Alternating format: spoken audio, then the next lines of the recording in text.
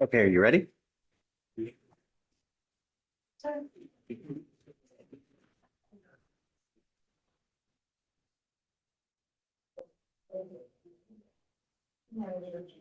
Hi, Ramon. Good morning.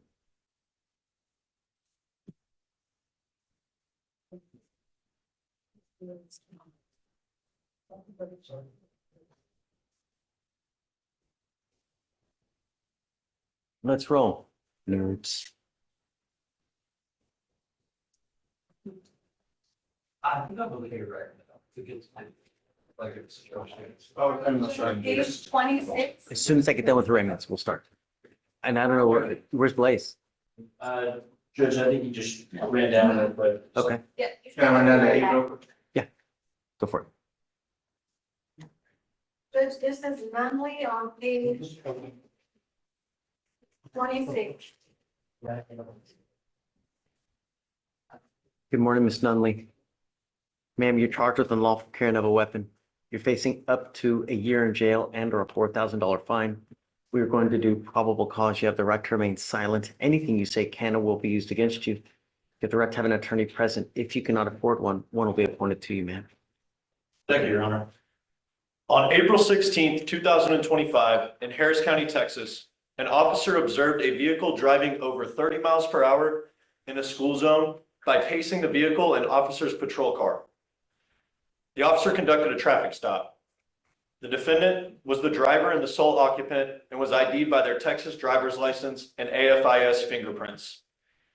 The officer approached the vehicle and observed an odor of marijuana emitting from the vehicle. The officer discovered a backpack on the floorboard. The defendant stated the backpack belonged to her.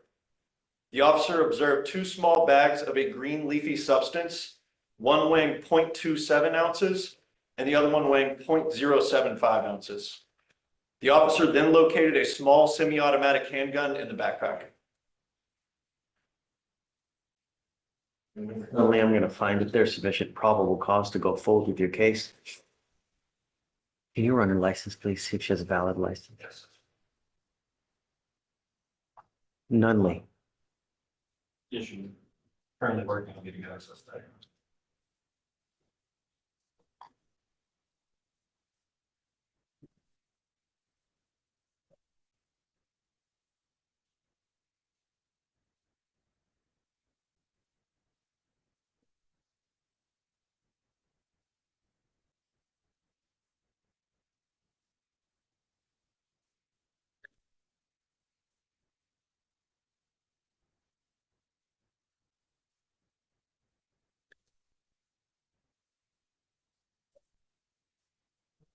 Her driver's license yourself. Miss Nunley, I'm going to find that there's sufficient probable cause to go forward with your case. While this case is open, I'm ordering you not to be in possession of a weapon.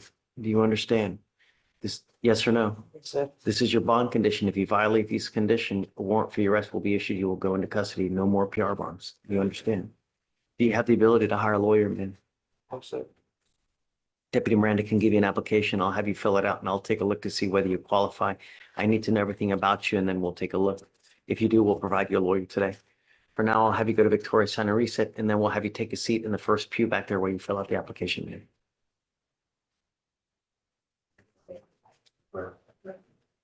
We file conditions, no weapons, please. Counsel Yes, Your Honor. isn't hearing it. You want to skip over that? Who is it? Is that the only other arraignment? Yes, the counsel is not. I get it. Who is it? Top of page 2. I'm gonna see if I can call. That's Eddie. Okay. Yeah, we'll wait. Hi, Joe. You know? Yeah, of course. It's the one from Monday that you emailed chief guys on Aiden Martinez. We're trying to get a response on the mitigation, so you emailed, whoever's on Guys, this. have you heard anything on Martinez? Aiden Martinez. We submitted a mitigation packet, waiting on a response from chief guys Okay. or PTI.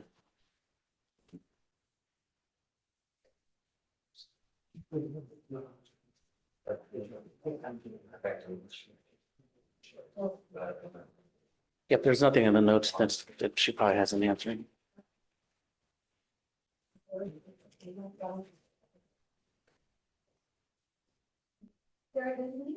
Yes. Do you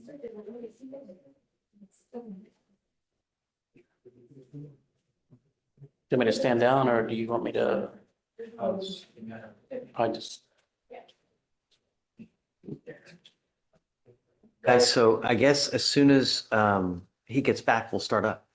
Judge, we have one that was set for arraignment yesterday, that was with the, so we issued a warrant, he's here. Okay, we can do that now. Are you Alexis? I have it. Is this, Joe's? Yeah. I'm emailing Judge guys now, Your Honor. Do you have anywhere else to go? yes, I can come back, Judge. Please. Okay. Thanks. For the case number? Yeah. Yeah. The case number is 2560085. Pipkin, come on up. 2560085. Yes.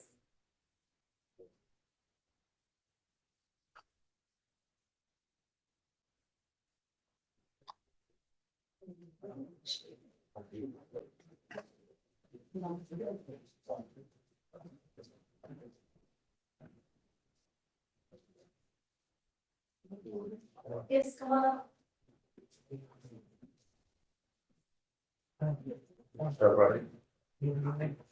Yeah, you had. All right, stand right here in front. Stand by the spot. Mr. Pipkin? I know, sir. So you're charged with theft. You're facing up to 6 months in jail and or a $2,000 fine. We are going to do probable cause. You have the right to remain silent. Anything you say can or will be used against you. You have the right to have an attorney present. If you cannot afford one, one will be appointed to you, sir. Thank you, Your Honor. On April 14th, 2025, in Harris County, Texas, an officer on viewed a theft in progress at a Walgreens store. The complaining witness advised the officer that the defendant was leaving in a motor vehicle and that he grabbed several items of merchandise and passed all points of sale without paying for them. The complaining witness showed the officer a photo of the defendant as he was walking out of the store with 2 boxes. The officer followed the motor vehicle and observed it stop at a gas station. The officer observed the defendant as the driver of the motor vehicle and recognized him from the photos shown by the complaining witness.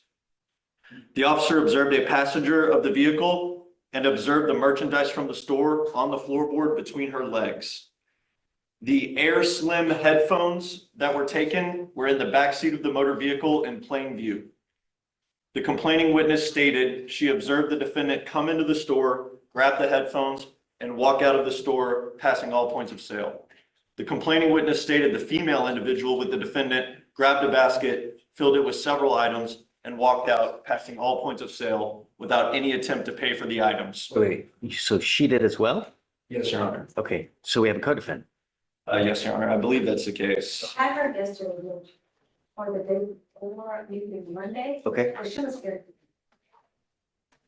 So the female individual with the defendant grabbed a basket, filled it with several items, and walked out, passing all points of sale without making any attempt to pay for the items. And the complaining witness stated that in total, the female defendant walked out with $388.78 worth of merchandise. And the defendant in this case walked out with $43.28 of merchandise for a total loss of $432.04.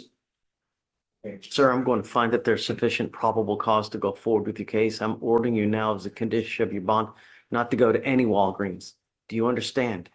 They have your picture there. So as soon as you walk in, you're going to have about 15 eyes looking all over you every single time you go back. Do you understand me? Do you get what I'm saying? Anytime you go there, you're going to have 15 cameras, eyes all over you. As it stands now, don't go back while this case is open. I don't want you to have contact with the complaining witness in this case. Do you understand? If I have to put you in jail, it's going to be at a high bond. No more PR bonds. You missed court yesterday. I will reinstate your bond today, but this is the last time. Yeah, I'm on side of it. I am on side of it. Keep taking it. Don't pick up any new cases. Do you understand? I'm not asking for much, Mr. Pipkin. I'll provide you a lawyer today. Then we'll have you talk to them here momentarily, okay? Do not leave until you sign our bond conditions. Otherwise, I will issue a warrant. You understand? Can you file those conditions, please? All right, I'm going to have you go, Deputy Miranda. We'll have you sign a receipt and then we'll have you take your seat there. Okay. Damn it, he took off. That's it. Where, is Ray back there? They just walked out. Oh. Receive in the hall. Happy to. Oh, thanks, Sean.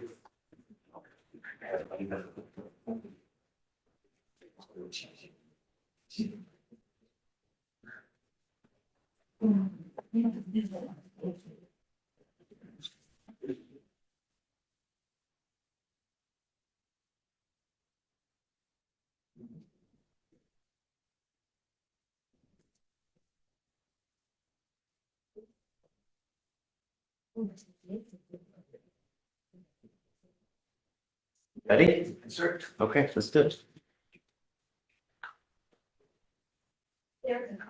You want us here or there or? Wherever you want. Up to you. Judge, I need a minute.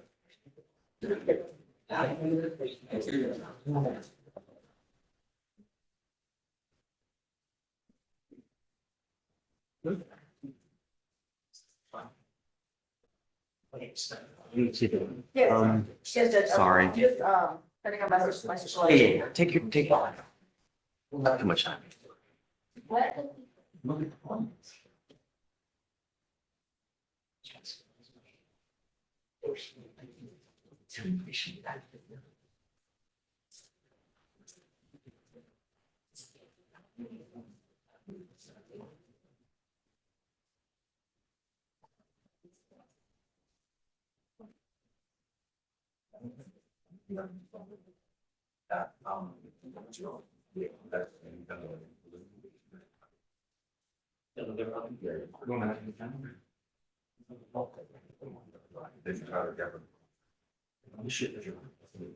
Yes.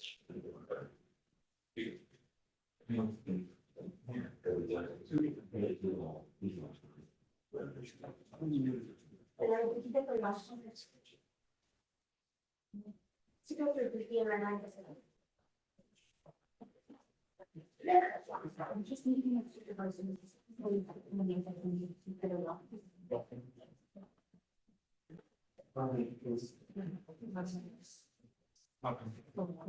Remember the outcome from yesterday?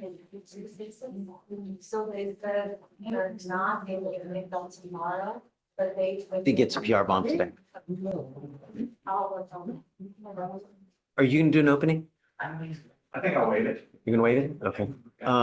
So we'll bring jury in now and let's just get started, huh? You ready? Everybody ready? Okay, guys, we're going to start trial. If you need to talk, please go outside. If you need to use your phone, please go outside. No talking while we're on the record. Judge, I'm gonna already in charge.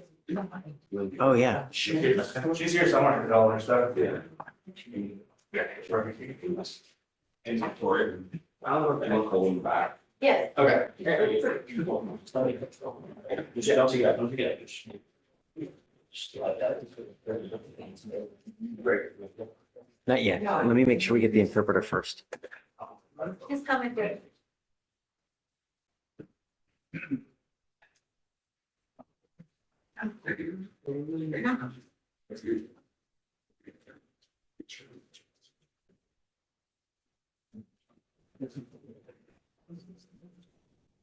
Everybody, make sure all cell phones are off silent, all cell phones off silent.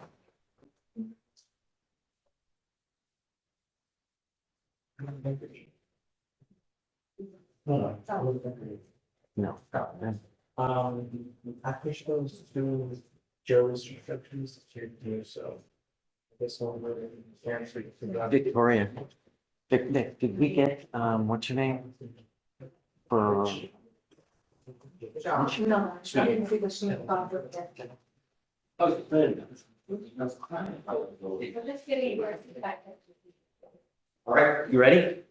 All right, bring the jury in, please. Thanks. You can bring your cell phone. We're taking no stuff.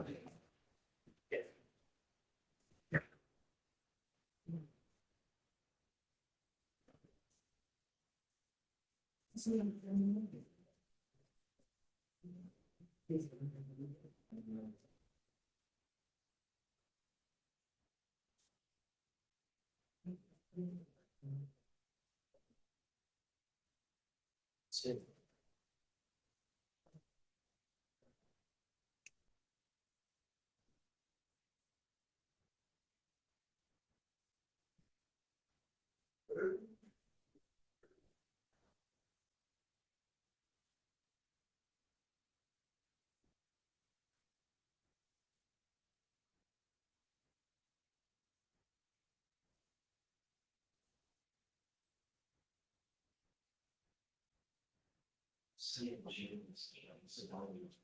our bond for this, right? Yeah, okay.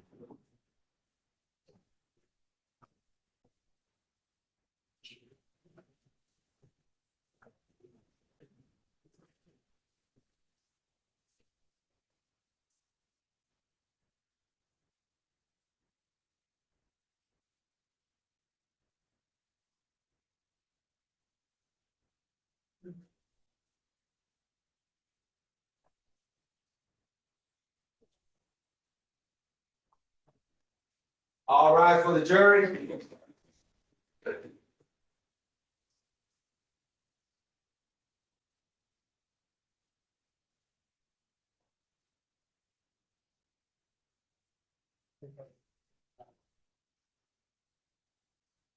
Okay. Everyone, please be seated. Ladies and gentlemen of the jury, thank you so much for coming back. We didn't scare you off or you run away. We will try to be as efficient as possible because I know that your time is valuable. So with that, both sides will be afforded the opportunity to provide an opening. State. Floor is yours.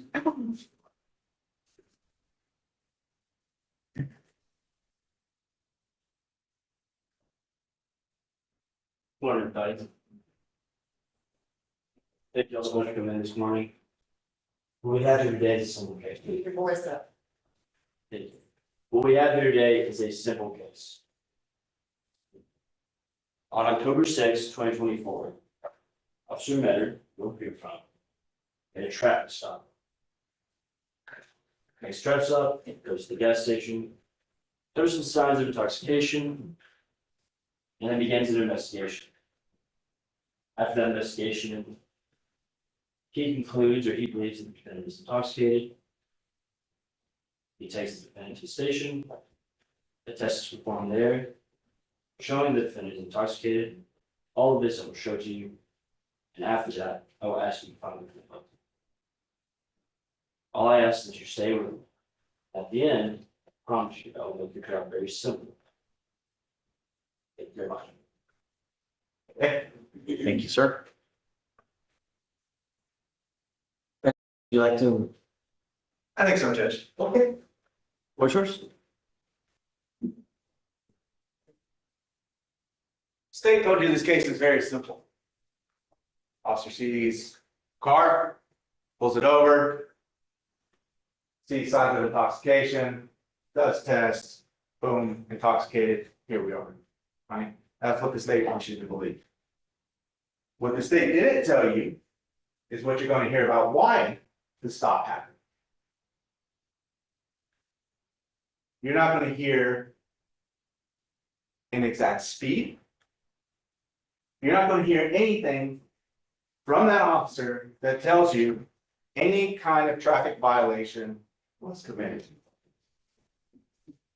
That's what you're not going to hear. You're also not going to hear what his blood alcohol was at the time he was driving. You're not going to hear that because they don't know that.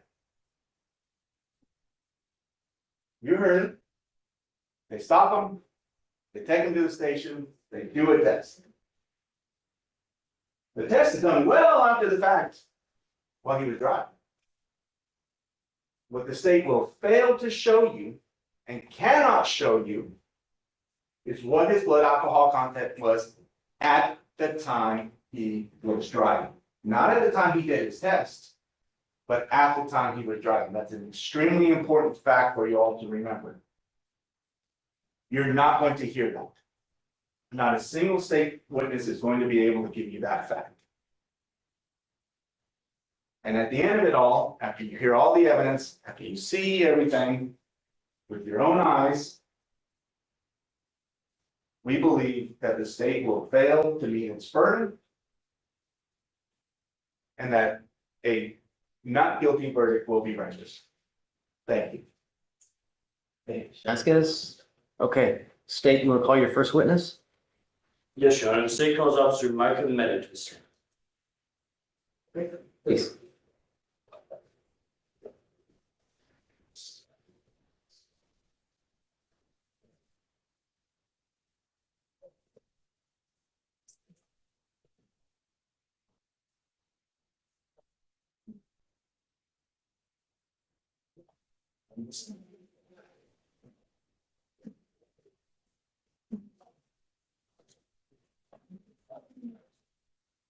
Your Honor, the witness has not been sworn. Okay, sir, if you mind coming on up and raising your right hand, please. You solemnly swear to tell the truth, the whole truth, and nothing but the truth to help you God. I did. Any testimony you give will be the truth. Yes, sir. Please take a seat. I'm going to ask you to please speak loudly, clearly. If you hear the word objection, to stop until we've addressed it, and then you may continue this, okay? Apologize for my voice. That's fine. You've got a microphone there, so if you want to bring it up close, be loud. Thank you, Judge. Thank you. Judge, the mic is not on. I'm scared to turn it on because it always goes wacko. You want to, let's see if we can go without it at first, and then if not, then I'll fidget with it. Okay, please. Thank you, Judge. Can you please say your full name for the record? Like already done. And what do you do for work? Houston police officer, How long have you been doing that? 7 years. Can you briefly describe training that you had for that? It was a 6-month academy course, and an additional 6-month field training. And then after that, you have yearly training, no more mandatory. Right. Do you have any specialized training? Yes, outside of the academy's SST or standardized field sobriety test training, I also took the ARIDE course, which is the advanced roadside and area driving enforcement. What did you do in that course? That is an additional refresh course for the field sobriety tests. It also teaches a few other tests like the Romberg balance, figured in O's, and lack of conversions. It also gives a little bit of baseline knowledge for what else can cause things such as HDN or where baseline stagners to be elementary. And you mentioned field sobriety tests. What are field sobriety tests? Field sobriety tests are a set of tests by NHTSA, the National Highway Traffic Safety Administration, to establish whether or not someone is impaired while in. What are those tests? The horizontal gaze nystagmus is also known as HDN, walk and turn up, or you'll often see it produced at WAT, and one leg stand or OLS. What is the HDN issue? So horizontal gaze nystagmus is a test of a person's eyes. Gaze nystagmus is an involuntary jerk of the eye caused by presence, inhalants, or such demands that. What are the parts of that test? It's a series of passes for the eye. First couple of passes are testing. You're looking to see whether or not the eyes track at the same pace or if they have equal size. It's not a clue, but it's a good baseline. The next ones are lack of smooth pursuit. This is your first actual clue. Beyond that, the next one goes to onset, or I'm sorry, distinct and sustained nystagmus, maximum deviation, meaning you're holding the stimulus all the way out to the side, and having them focus on the stimulus for no less than 4 seconds to greater than 30. And then the last clue is onset prior to 45 degrees. It's a way of seeing how much alcohol is in somebody's system based on how early the nystagmus sets in. There's one last set of passes for vertical. Vertical is not a clue, but it's an indicator of how much alcohol that person's had for themselves. And you mentioned the walk and turn test. Yes. What is that test? Walk and turn, most people have seen it performed online or on TV. It's the heel to toe test, where you have somebody stand in a given position, arms to the side, right foot in front of the left touch heel to toe. You give them a series of instructions to take 9 steps down the line, use a series of small steps to turn around and turn the same line 9 goes. And then you mentioned one last test, the one leg stand test. What is that test? one leg stand test is often looks like just a balance test. You have your arms down to your side, your foot up off the ground with a straight leg, you're looking at your foot and counting. Both of those tests are considered divided attention tests, so you're required to think and do at the same time, which for a non-impaired person should be normal.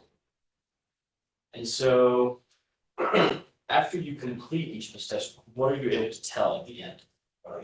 The tests aren't pass or fail, they're a collection of clues based off the clues that you get for each test. You can judge someone's impairment. Most officers are looking for alcohol. It can also be other drugs. You know, generally you have other factors for those.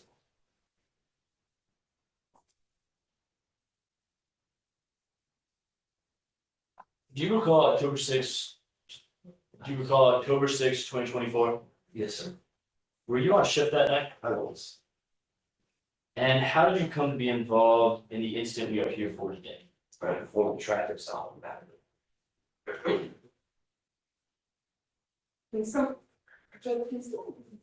Yeah. Ron, we're getting you water now. Down first. It's okay. We got water.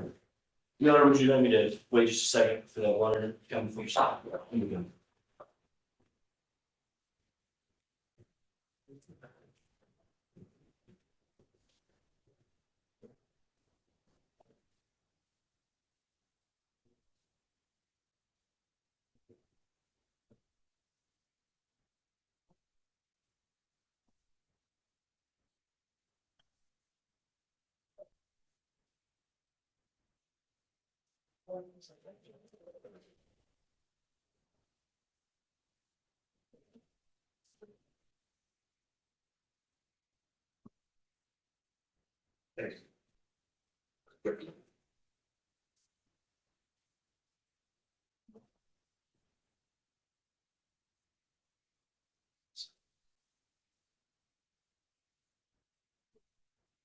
Your Honor, may I approach?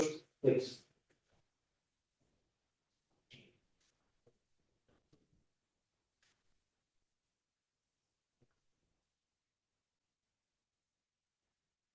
I'm showing you what's been marked as State's Exhibit 1. Do you recognize this? I do. What is this? This is the dash cam footage from my vehicle. How do you know it's that? I reviewed it earlier today, signed for it. And is it a true and accurate depiction of the events of death? Yes. Your Honor, the state would request that State's Exhibit 1 be admitted to evidence. Just tender, please, to defense so they can take a look at it for any Tendering state. victims. I'm tendering State's Exhibit 1 to defense. I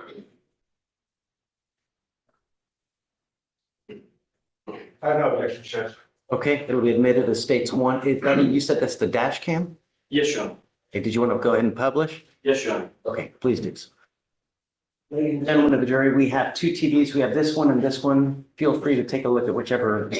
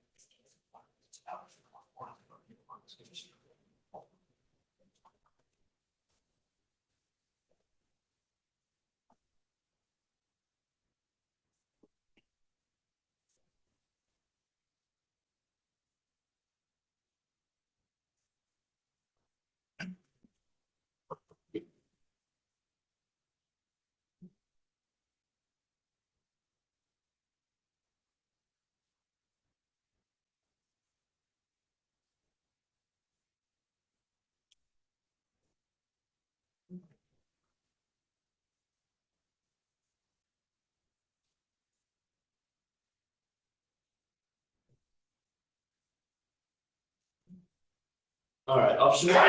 Yes. What are we seeing here? This is the dash cam view from I'm sorry, what was that? the dash cam view from my police. Purchase. And what is the dash cam? It's a camera mounted inside the vehicle, tracks audio, carries to your body cam, and tracks speed. I'm playing video.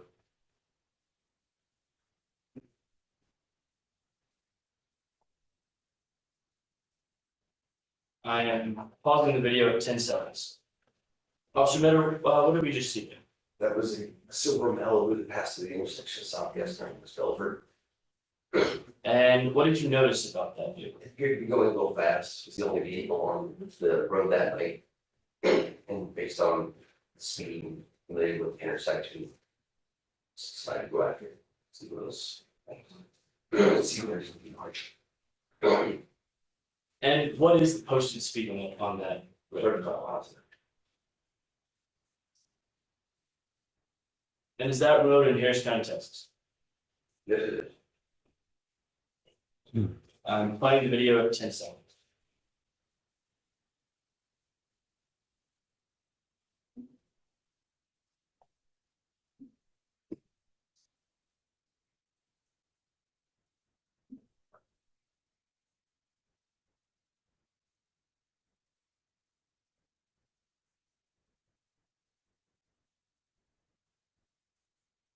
I'm pausing the video at 35 seconds.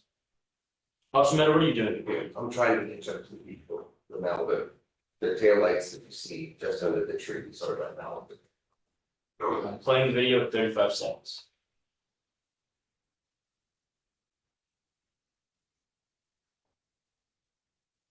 Oh.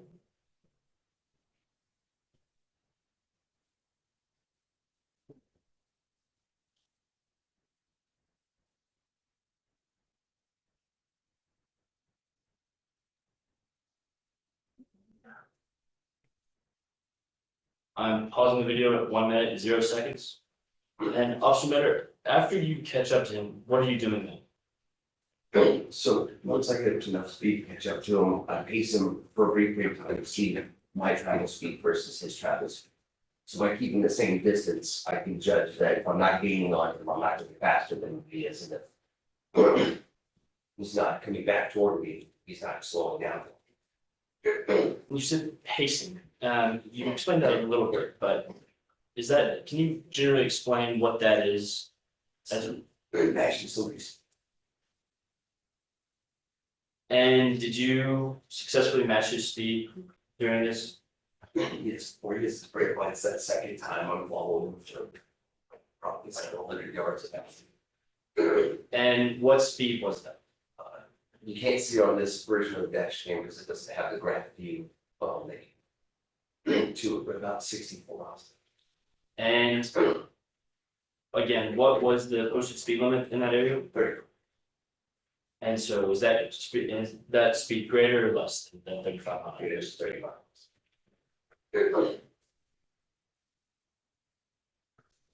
And then we mentioned pacing. Was your speedometer calibrated that day correctly? Yes, sir. How do you know that? The vehicle is calibrated by our fleet coordinator, and it's also calibrated with the dash cams.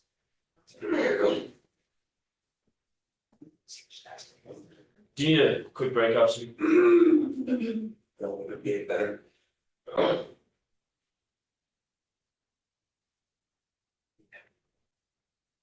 I'm playing the video at 1 minute and 0 seconds.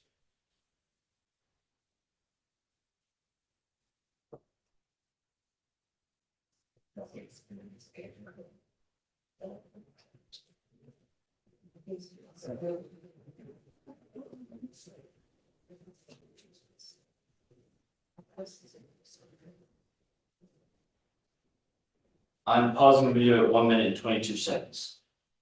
And officer, before I say anything about this part, just want to go back briefly. You said calibrated. What does calibrated mean? It's measured and considered accurate for the vehicle travel. So this part of the video, officer, what are you doing here specifically? Reading his license plate, running it on it. Check the registration. And what did that check change? This was done in October of 2024, the registration expired in November of 2020. And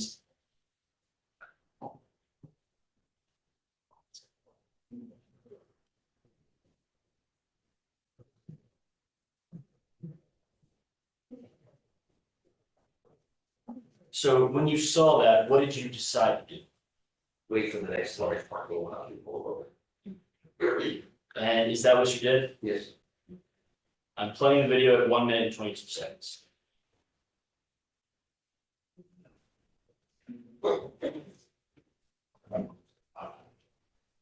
I think so, Judge. Okay. What's yours?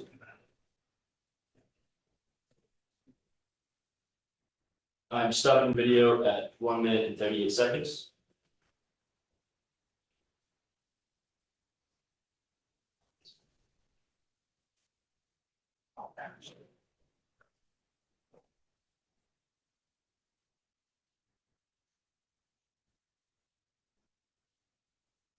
All right, so officer, you, at this point, you made the traffic stop, correct? Yes. And where was that traffic stop made at? Circle K over here. Is that also in Harris County, Texas? Yes. And before you make that traffic stop, will we see that street? Is that a public roadway? Yes.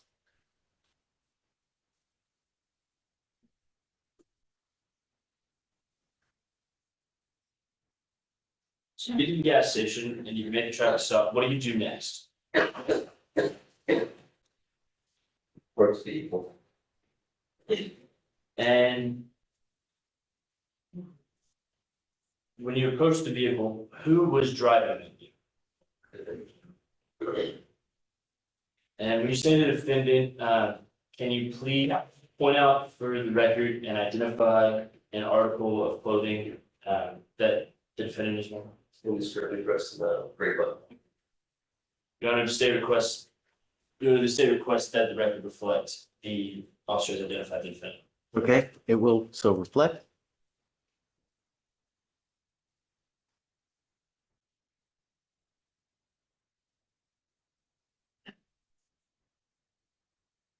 So you approach the defendant's vehicle, what do you do after that?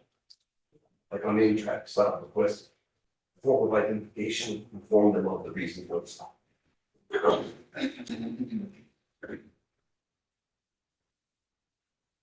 Without getting into the details of the identification, were you able to determine his name? Yes. And what was his name? Of the year ago, let's say. Pardon my pronunciation.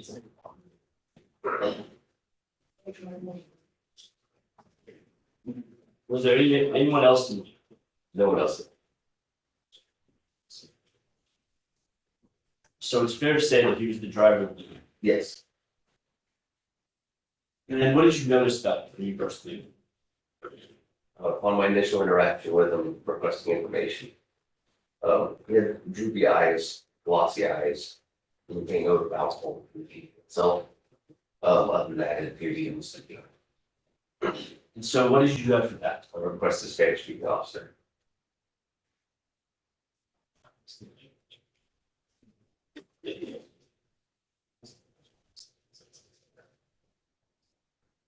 And those things that you noticed, you said about the defendant, what were those indicative of? Generally indicate someone's been drinking, doesn't necessarily mean intoxicated at that point, but they at least had some form of alcohol. And so what did you decide to do after that? Wait for the Spanish speaking officer, conduct our criminal history checks, waiting to see if there's any warrant return or anything like that. When the Spanish speaking officer gets there, proceed with the legal guidance. You want to remain on approach? Please.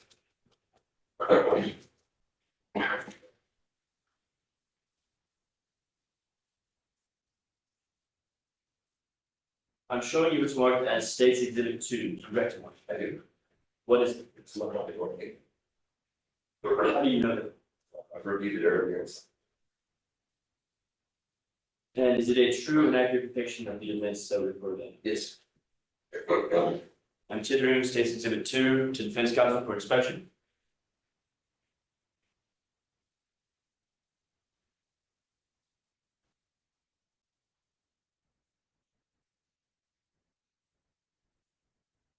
May we approach, Your Honor?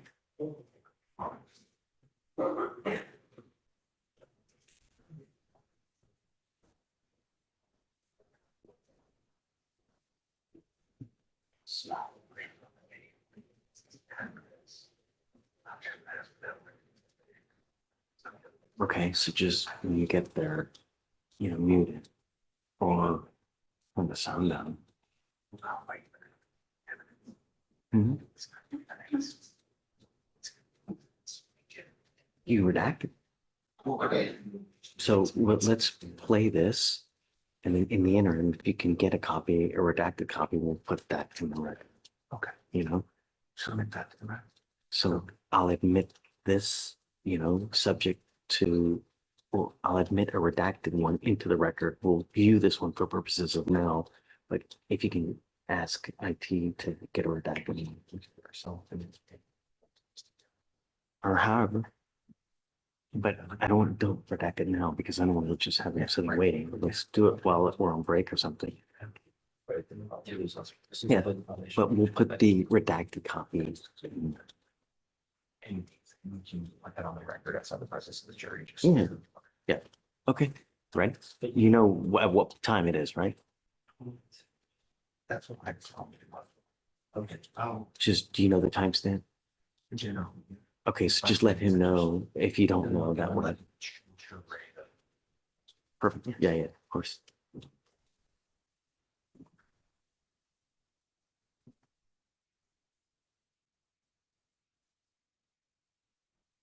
There's many published cases in between. Please. And no objection, subject to. Right, okay. So as far as my notes, I'm putting redacting.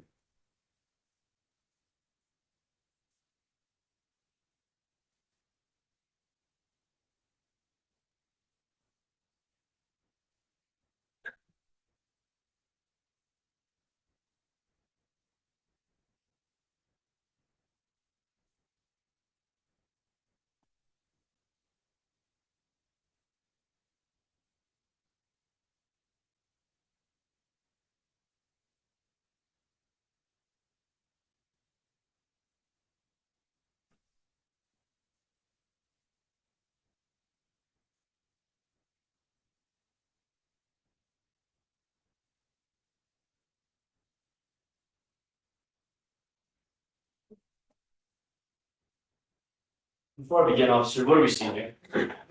The perspective of my wife here, And what are you and the other officers doing at this point? rest, and it's,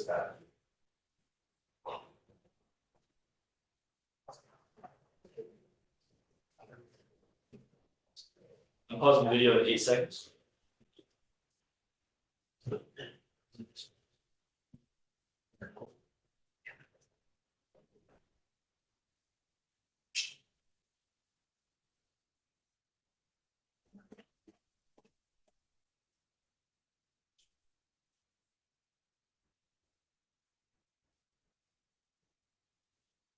I'm pausing the video at 13 seconds.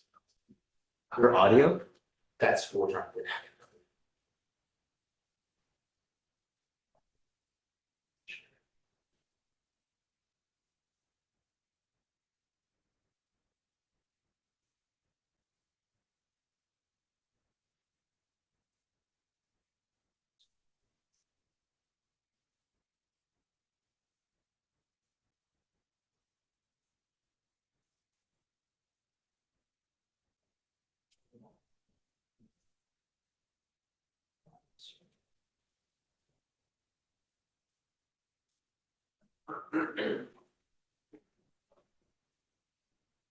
Minute and 38 seconds.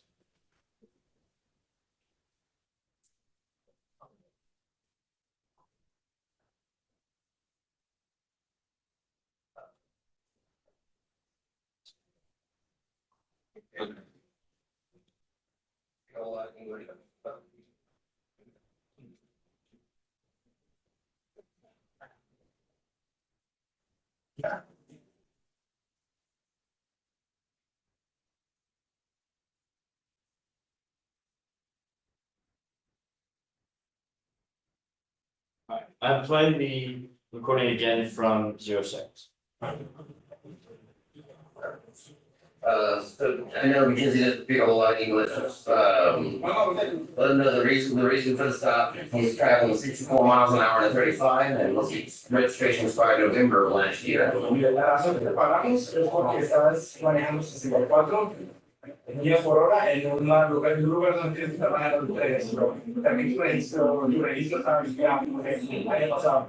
Sí, sí. Where's he coming from? ¿Dónde es? No, de la casa. Vivo aquí sobre ¿De la casa? sí, ¿Dónde vives? ¿Cómo? this foot going straight. He says he's coming from home. 10-4.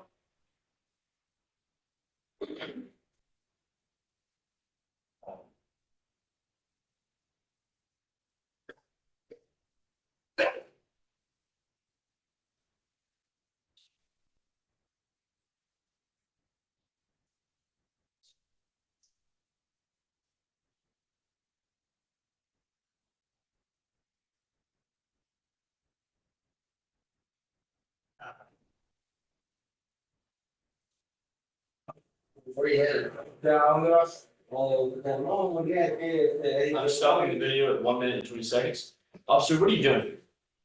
We're establishing some of the basic information, address and phone number, and now we're asking kind of the preliminary question, where are you coming from, where are you going, what did you do when you were there, that kind of thing. Are you noticing anything at this time?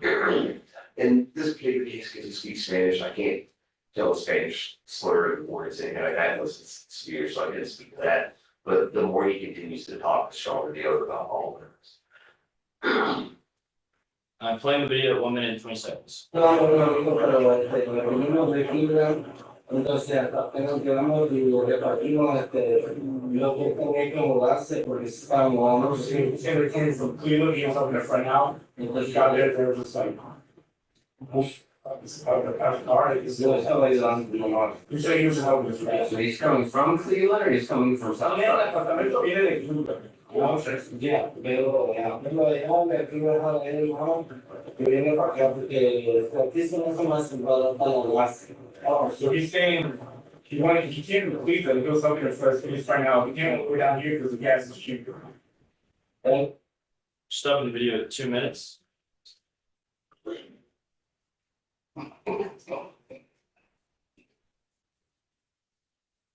And I'm muting the video for purposes previously discussed with council.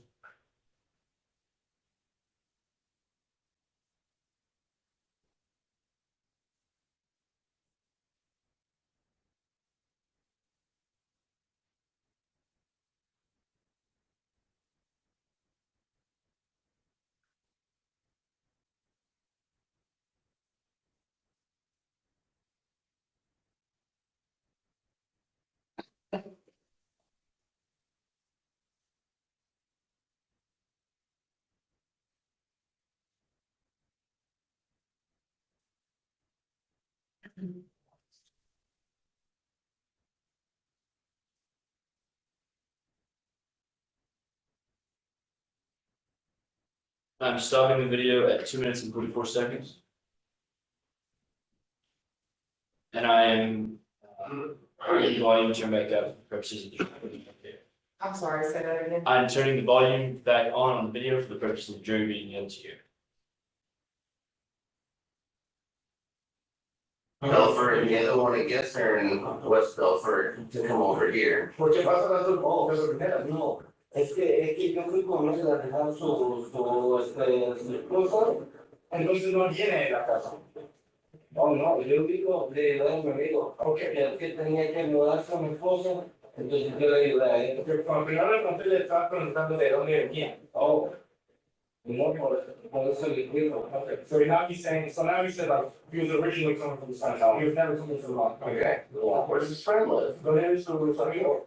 oh, mi amigo, But no, the reason for the stop, he's traveling 64. Yeah, where? So he's saying his friend is where else?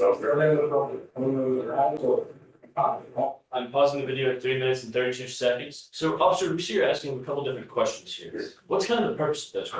I'm comparing his initial statement coming from Cleveland, to his now statement, I just left my friend's house, establishing direction of travel lines on that side of town. Because originally he stated he was on our side of town for gas from Cleveland, is quite a distance. So what does that tell you? Inconsistencies usually mean somebody's trying to not necessarily conceal something. Sometimes it's malicious and they wish to conceal. Sometimes they're just confused or they have inaccuracies because they're not, I mean, they're not cognitively fair enough to keep a consistent statement or to verify what they're doing to and from.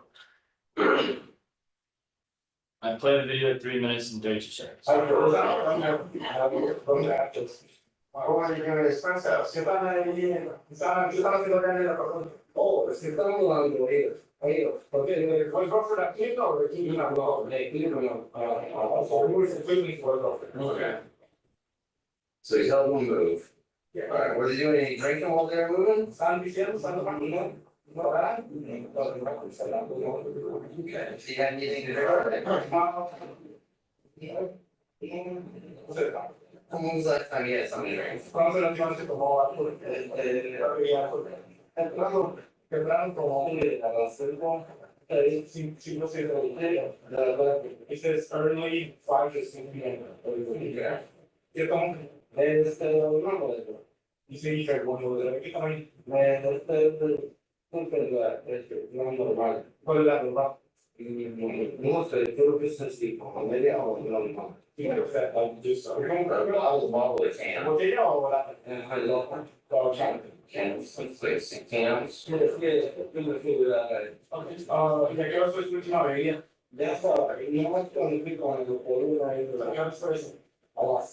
I'm pausing the video at 4 minutes and 49 seconds. So officer, the last couple of questions we saw that you just asked there. Did you notice anything about those statements? Or They're a little inconsistent. I didn't have anything to drink, and then I had something to drink at 5 or 6 p.m. The time to stop was about 2 o'clock at that point. does that tell you anything? In most indication, trying to conceal, if not that they had anything, just the level of which they consumed that day. I'm playing the video at 4 minutes and 49 seconds. Well, dice la haciendo like 5, ¿qué comió? Como salchicha, como tacos, free tacos.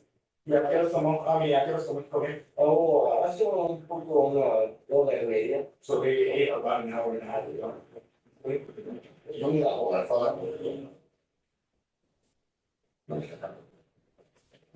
Has he had any surgery recently on his hands, legs, or feet? Cirugías piernas, caídas, no. Tacos. Pausing the video at 5 minutes and 26 seconds. Officer, that last question we heard that you asked, what was the purpose of that question? It's to get an understanding whether or not somebody would have issues walking, standing, performing sort of any of the motions required for the 2 SOCs that require balance. And what was his answer to He that? said no. I'm playing the video at 5 minutes and 26 seconds. Tiene problemas en la casa, como se ha lastimado la casa. So he hasn't had any surgeries yet. He doesn't wear glasses or contacts. Medication? ¿Toma medicamento? No medication. Hasn't had any head injuries at all. Okay. Why did he have his driver's license yet? ¿Por qué no tiene licencia de manejo? Oh, porque You remember your approach? Sure.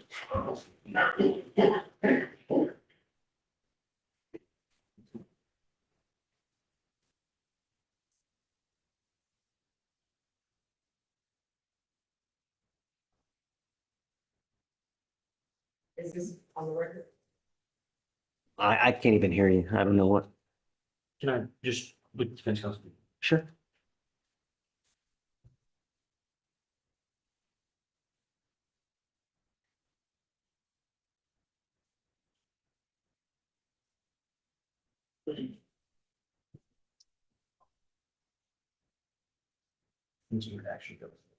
Another redaction? Yeah. Okay.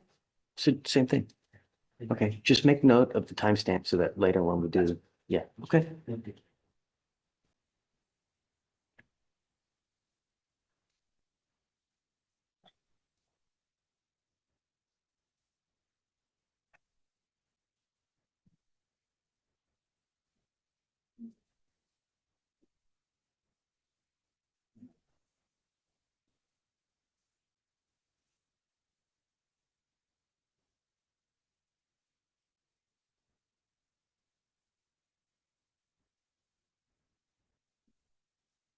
I am resuming the video without audio for the jury at 5 minutes and 46 seconds.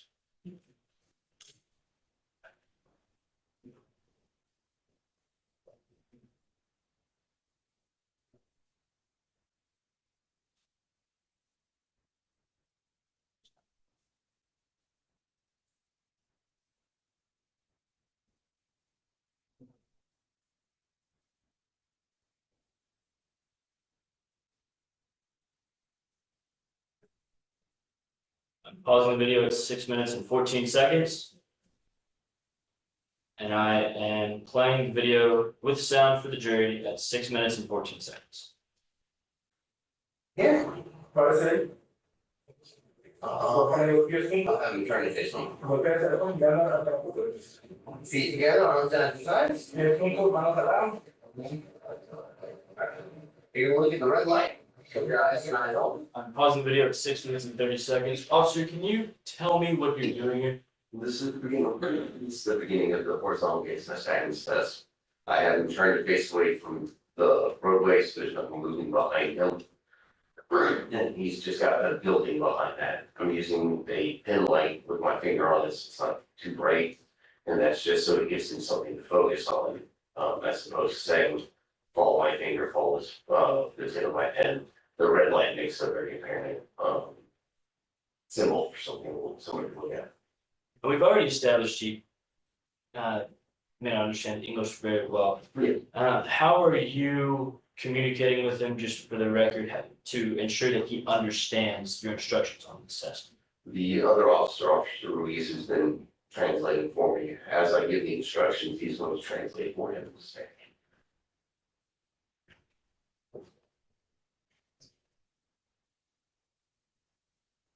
And you just said, you kind of explained how you had him turn, why you had him turn that direction, but why is that important? Things like strobing lights or vehicles passing by can kind of trick the eye into giving a false positive for the anti-stagnants. If you're told to follow something with your eyes should be smooth, but if somebody then moves behind it, the natural reaction for a person is to look at that moving item and go back to the thing they're focusing on. So it'll give you a false positive, and we're looking to eliminate false positives. I'm playing the video at 6 minutes and 30 seconds. You're gonna fall without front of your head. With me? Sí.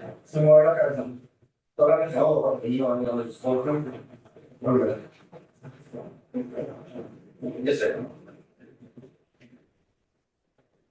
Yeah. What I'm gonna do is just, thank you.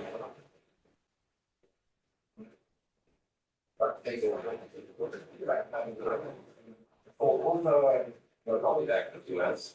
Right.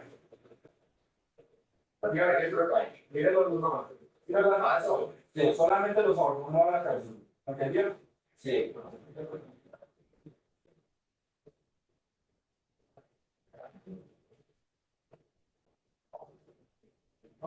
Ocho.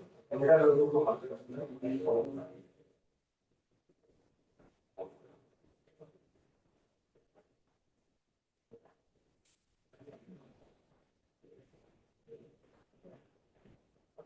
I'm pausing the video at 7 minutes and 40 seconds. Officer, you explained the HGN test in depth earlier, but just kind of refresh your memory, what are you looking for? So the first two passes, again, they're just making sure as I move on the same pace with each other, they just have different side peoples that indicate head trauma, that kind of thing. The next two passes are done the same way, from the nose out, probably the 2 seconds, and back to the other side. It's done twice per eye. You're seeing, now you're looking for whether or not the eyes are jerking while they move, or whether it's symmetry, so that includes called lack of symmetry. And are you seeing that clue here? Yes, sir. And again, are we able to see that on the video, or? Yes. I'm playing the video at 7 minutes and 40 seconds.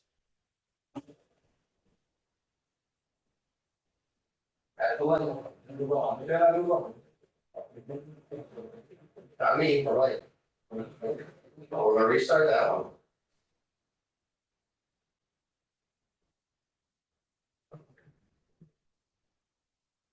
I'm pausing the video at 8 minutes. Officer, why did you ask him to restart that? He continued to look down away and then back at me instead of at the stick.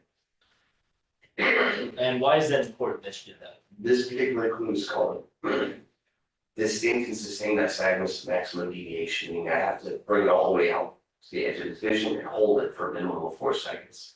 If he doesn't continue to look at it, I can't count that clue because he's not looking at the stimulus term.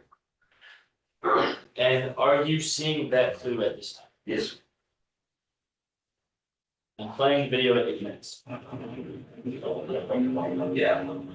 Look at that.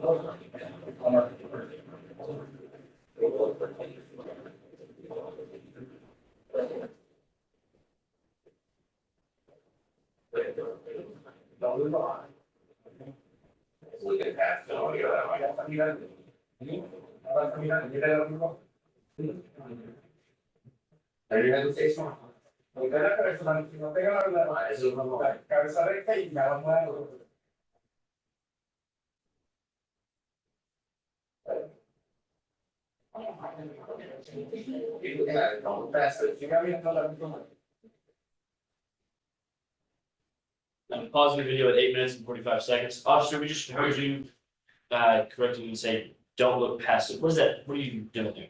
When you're doing field sobriety tests, you're asking somebody to look at something that's approximately 15 inches from their face.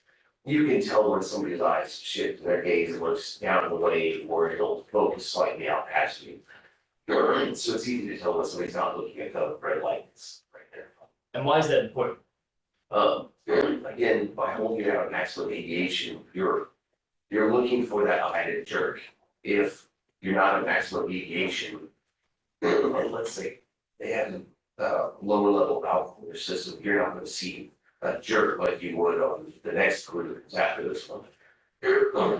But that would cause them to look at it and have it, but if they look down the way, it's going to stop because it's not pulling the muscle range. I'm playing the video at 8 minutes and 45 seconds.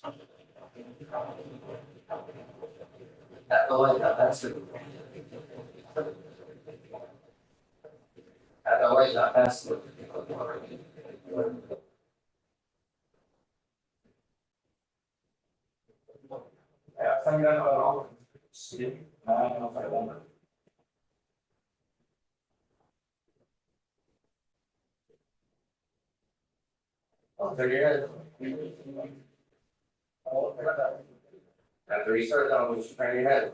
Okay, get one of those. I think one of it, yeah. But hang on.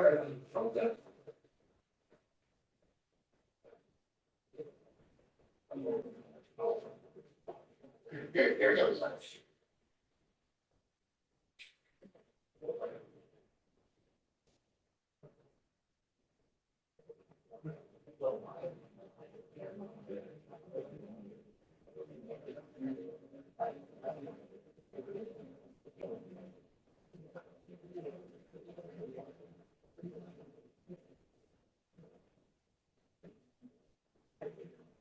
All right, 2 more for you. How's it going? I'm pausing the video at 2 minutes and 1 second. And so, officer, we just saw you finish that test up. What was the last part of that test? There are two separate passes there. The first 2 provide from center to about 45-degree angles, about 4 seconds. So this clue is called onset prior to 45. By moving approximately 15 inches one way or the other and counting the seconds that you go, 1 without, 2 without, 3 without, 4 without, it gives you an approximate angle of onset. And what you're doing is you're moving slow enough to see when that stagnant starts. And based on how close to the nose that is, the higher level of.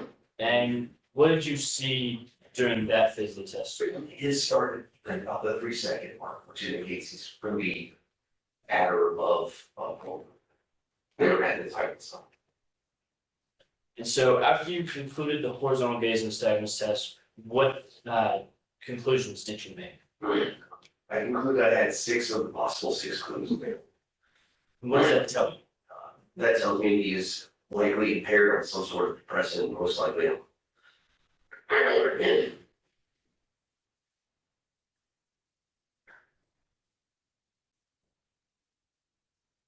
Your Honor, may I publish State's Exhibit 1 for the jury?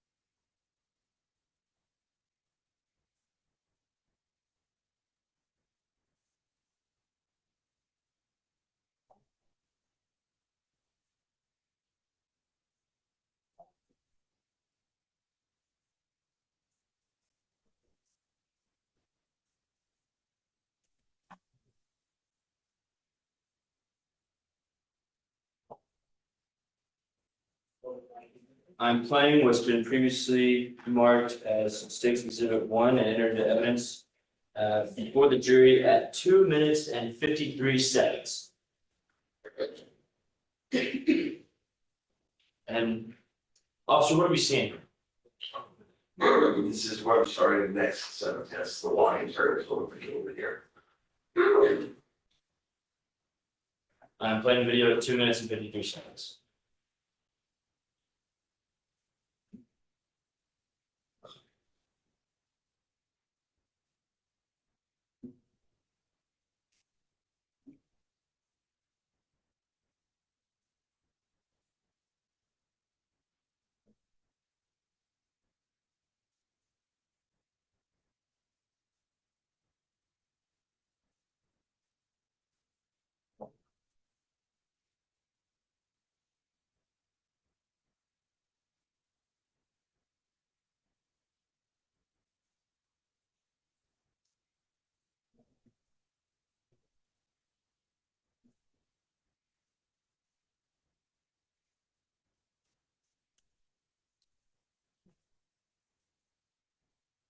I'm pausing the video at 3 minutes and 45 seconds.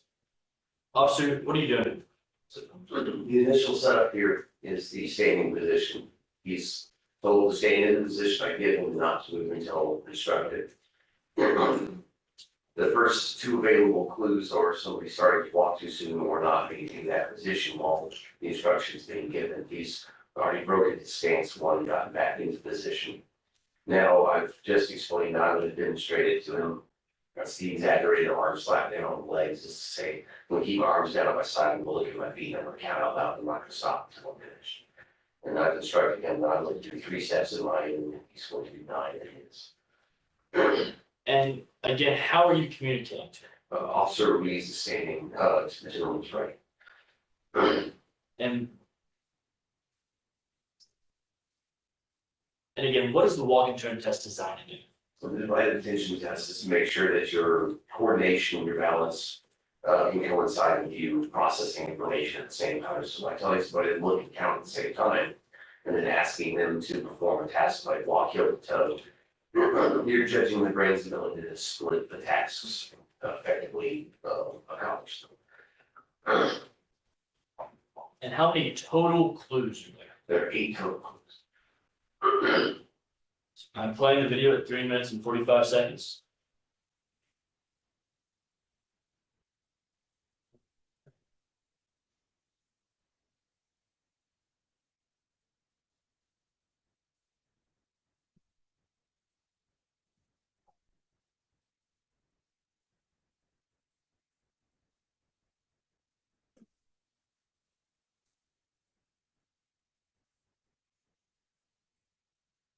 I'm pausing the video at 4 minutes and 13 seconds.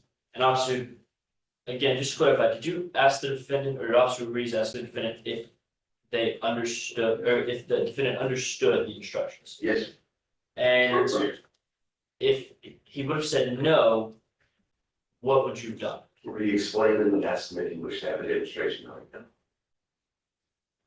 And is it a clue if they ask to re-explain the instructions?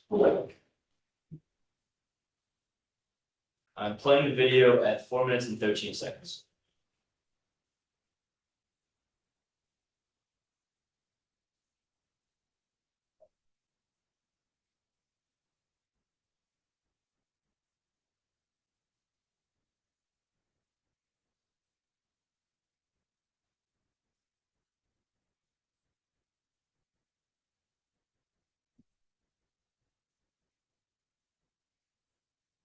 I'm pausing the video at 4 minutes and 40 seconds. Officer, what clues, if any, are you seeing here? He started before I instructed him to, that's where you see him telling him how to get back into that position before I indicated the he misses all of the steps he'll go, and he doesn't take the correct number of steps. He lands on his right foot if you're taking an odd number of steps, nodding. Your left foot should be the one that's planted as you turn around.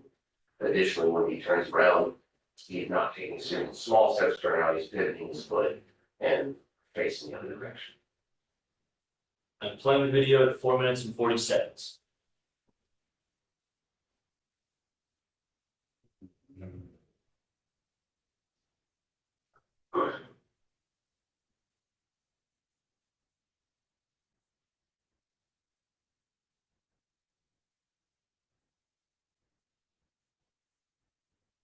I'm pausing the video at 5 minutes and 0 seconds. So, officer, again, what clues, if any, are you seeing from that portion of the video? In this portion, you'd have to go back and let him perform that turn again, so the jury can see it, but he turns and then stops prior to beginning his walking. You're not allowed to stop during the test. We're also working with relatively thin line, so I'll give some leeway in terms of stepping off the line, but as he walks back toward the vehicle, he walks at an angle and not along the same line. And so, previously mentioned there are 8 total possible clues. Yes. How many clues did you see on that test? 7. The only one he didn't do is pull his hands away from him. And what does that indicate to you? They're relatively high level of intoxication.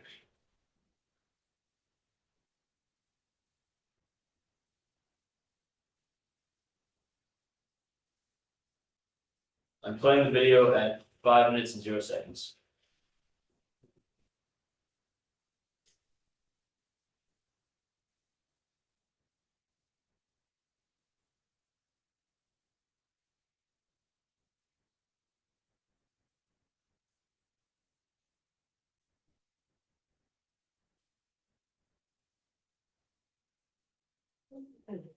I'm stopping the video at 5 minutes and 25 seconds. Officer, what are you doing here? In this particular instance, I'm explaining and demonstrating the test.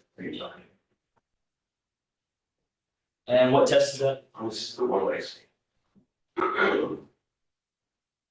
And what kind of test is that again? It's another divided attention test.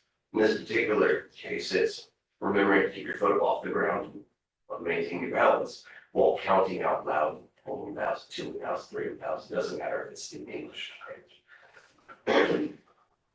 I'm playing the video at 5 minutes and 25 seconds.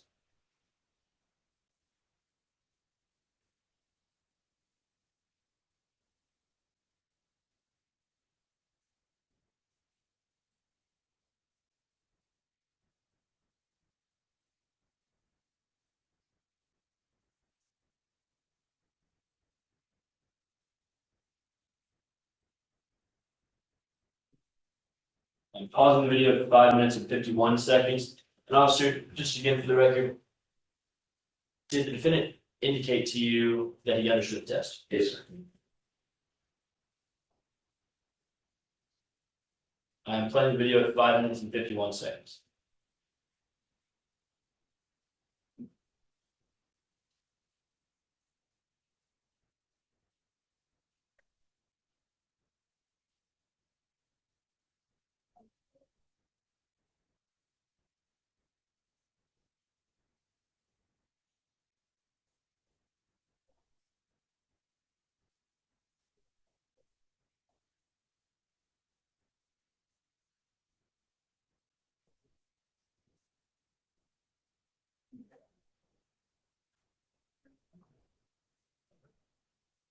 Pausing the video at 6 minutes and 29 seconds.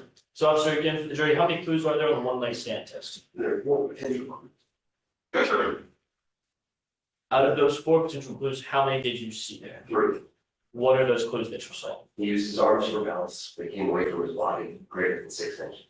He put his foot down, and he also swayed and leaned one way or the other. And in this case, he kind of combined them all into one hit and said he raised his arms, leaned to the side, and put his foot down, brings his foot back up, brings his arms back out away from his body to try to balance again. And what does that tell you?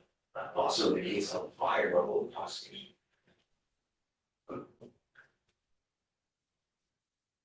And so after you completed all 3 of the standardized field sobriety test, what did you conclude? I conclude I had enough to effect arrest based on direct impulses. And what did you do after that? I had an officer read the DIC 24, which is statutory warning for DWI arrest.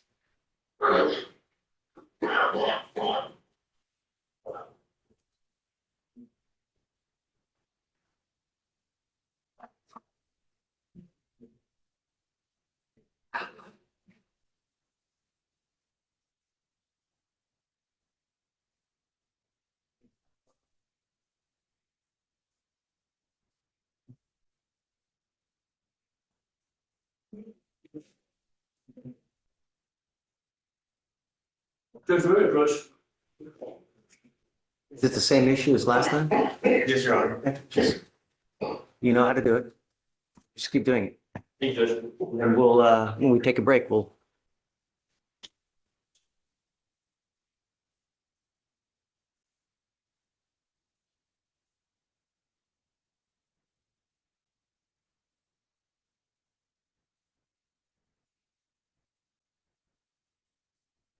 Your Honor, may I approach?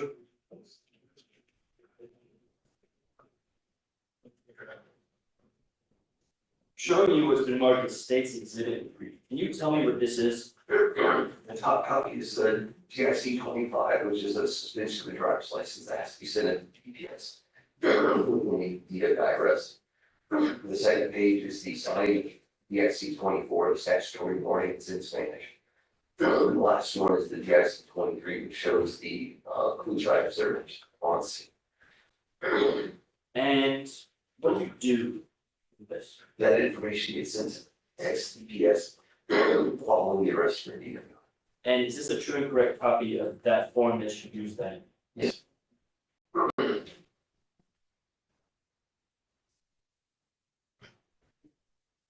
And officer, what exactly does this form tell you? What does it do? Kind of admit it?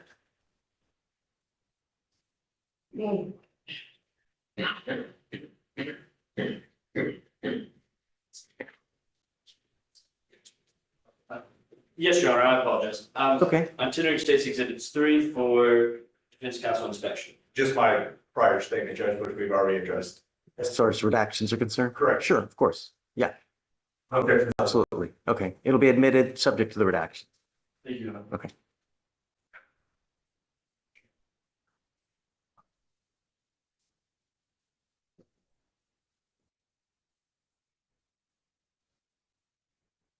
And also, what's the purpose of the DIC 24? The DIC 24 is a statutory warning. It tells the defendant I'm going to request a sample of verbal and in most cases. Then it also gives them the ability to accept or refuse and the consequences for doing so, i.e. if they refuse to provide the sample I've requested, I'll literally have to be a warrant signed for it. And that way it's said. And then how is this explained to the defendant that evening? It has to be read verbatim off that page. So Officer Ruiz read it to him in Spanish. I requested a sample of breath and had him accept or refuse and sign first. And what did he decide to do? He accepted to provide a sample of his breath and then signed voices. What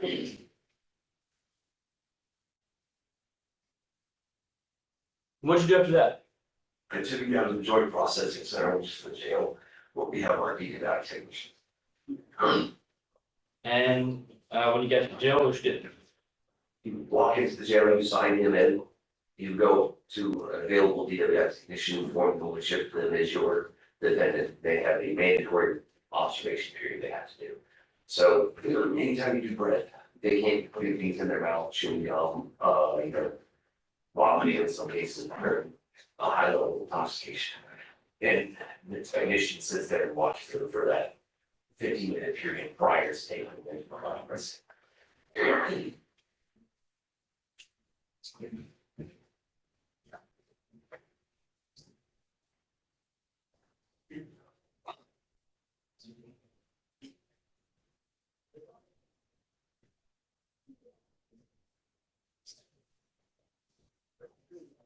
Based on everything that we've talked about today and your training and experience, were you able to come to a conclusion about whether or not the defendant was intoxicated? Yes, sir, based on the totality of circumstances. And what was that? That he was not only intoxicated, but also highly intoxicated while driving. State testimony, Sean. Okay. Please. Your Honor. Yes, floor is yours. All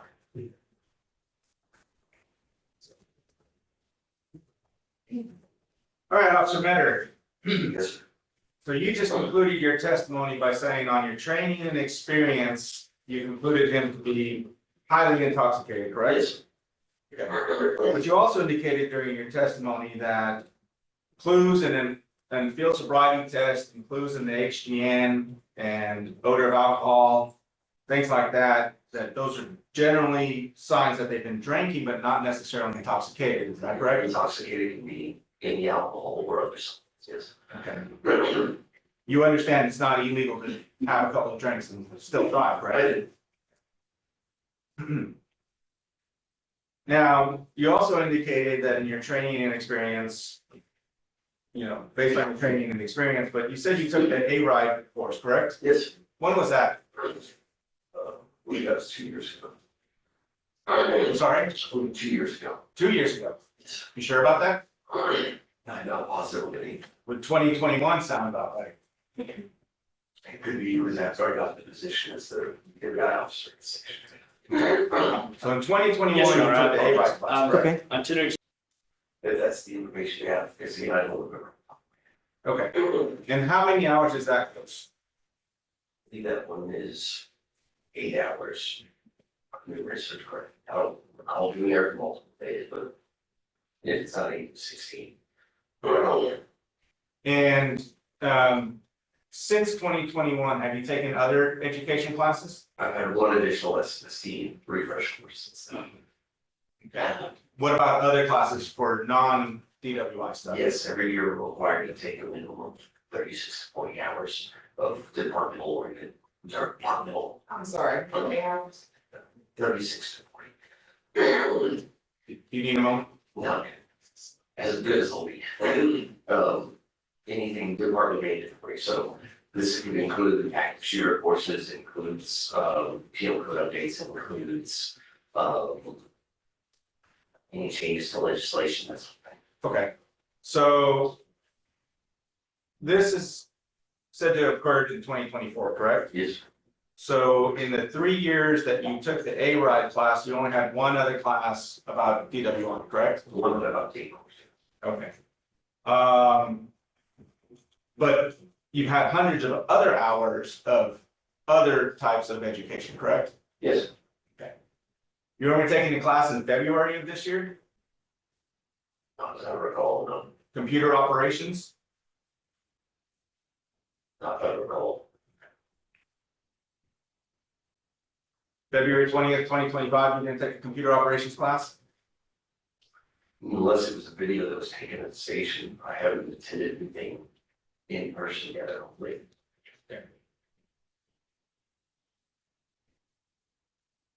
And you indicated that the field sobriety tests are designed to have divided attention, correct? The walk and turn, the one they say, yes. Okay. And then your testimony, you indicated, you said that is relatively easy for a non-impaired person, correct? Those were my words. Okay. So it's not necessarily to mean that even an unimpaired person will get it perfect, correct? Exactly. Okay, so even somebody who is not impaired or highly intoxicated, as you put it, could potentially have clues on a test, right? Yes. And you would agree with me, may I approach Your Honor? Please. You would agree with me that this is a natural standing position, correct? It is, yeah. Okay, this is not I can't even do it. This is not a natural standing position, is it correct? It is not a natural standing position. Okay, so this does require some level of balance, some level of muscle tone, things like that, correct? Okay. And you ask questions if he had any surgeries or anything like that, correct? But you don't know if he'd had, maybe weak muscle tone in his legs, correct? No way of telling that, correct? You have no way of telling whether he had an ear infection or maybe some kind of balance issue or anything like that, correct? Other than the screen question, no. Okay. And then you would also agree with me that from this position, walking heel to toe is not natural, right? I've had a cup of coffee this morning and my hands went out, right? Okay. That is not a natural walking position, is it? It's not. This is a natural walking position, right? Yeah. Even if you're walking on a line, it's still going like that, correct? Yes. So missing heel to toe is not necessarily a sign of intoxication, correct? But it is a clue for the test. It's a clue for the test, right? But those tests are designed by somebody who just felt like making that test, correct? They were designed by NISA. National Traffic Code.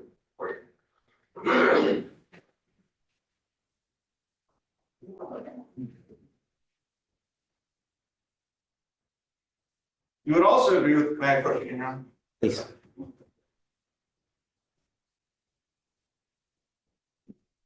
You would also agree with me that standing with 1 foot up also requires some kind of muscle tone, balance, things like that, correct? Okay. So again, you didn't know if he had any kind of weak muscle tone, any kind of balance issues or anything like that, correct? Not that he expressed to us. I'm sorry? Not that he expressed to us, no. Okay, but you didn't ask him either, correct? No, we asked him that. Okay. Those medical screens are surgery or head injury, correct? Yeah, anything that is likely to cause impairment. But you would agree with me that there are other things that could potentially affect the outcome of those field sobriety tests, correct? Some, yes. Same with the HDN, is that also correct? There are various forms of HDM, but most are reduced or eliminated entirely by the use of the stimulus. Now there's restricting on that. I'm sorry?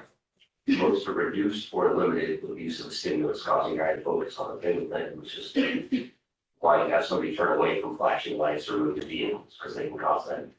Rotational, if you've been spinning in circles prior to the test, could also cause distractions. It would be reduced, but not eliminated with use of the stimulus. And there are medical conditions, but how sure you normally tell you if you have afterwards. Okay, so there are medical conditions, right? Yes. And you said an optometrist would usually tell you, correct? Yes. But that's not one of the questions you ask, is it? Yes, not. Wouldn't that be important to know? We asked whether or not he has glasses or contacts, which would indicate whether or not he's been to an optometrist. And he didn't tell you if he had glasses or contacts, correct? I didn't wear either. But you don't know if he'd ever been to an optometrist or had his eyes checked or anything, correct? Yes. And that's not a question you normally ask, correct? It's not. But it's important to know. It's important to know, yes. Okay, so on your dash cam, thing. So State's Exhibit 1.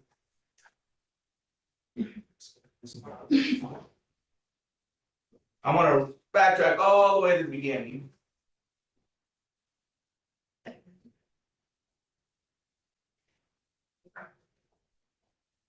Yeah, so. Oh, sorry, may I publish on? Kind of weak muscle tone, any kind of balance issues or anything like that, correct?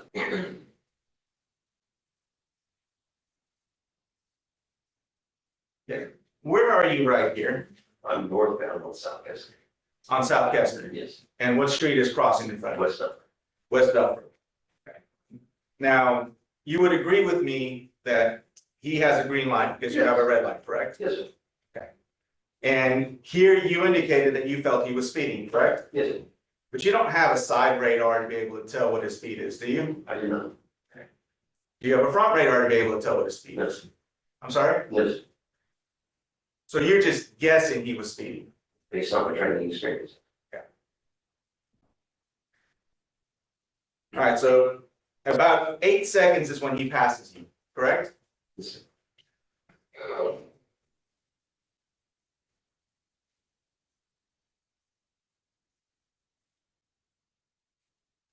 About 9 seconds later is when you decide to pull out after him, correct? I counted approximately 6.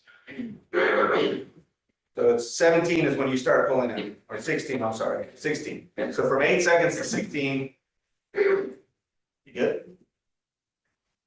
From 8 seconds to 16 seconds, it's about 8 seconds, right? So he's got a little bit of a head start on you already. Yes. Now, we can see here that you have to make the turn, and you start accelerating, correct? Yes, sir. So now we're at about 30 seconds, give or take, Yes, and about 22 seconds after he already passed you, correct? yes, And you're still not up to speed, right right? on.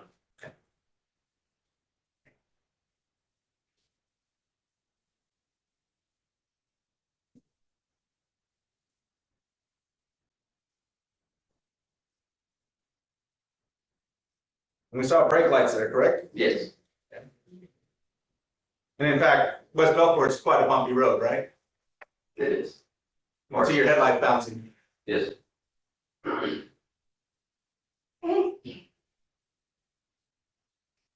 Okay, what intersection is this that you come up to here? Well, that's playing field. Move it there.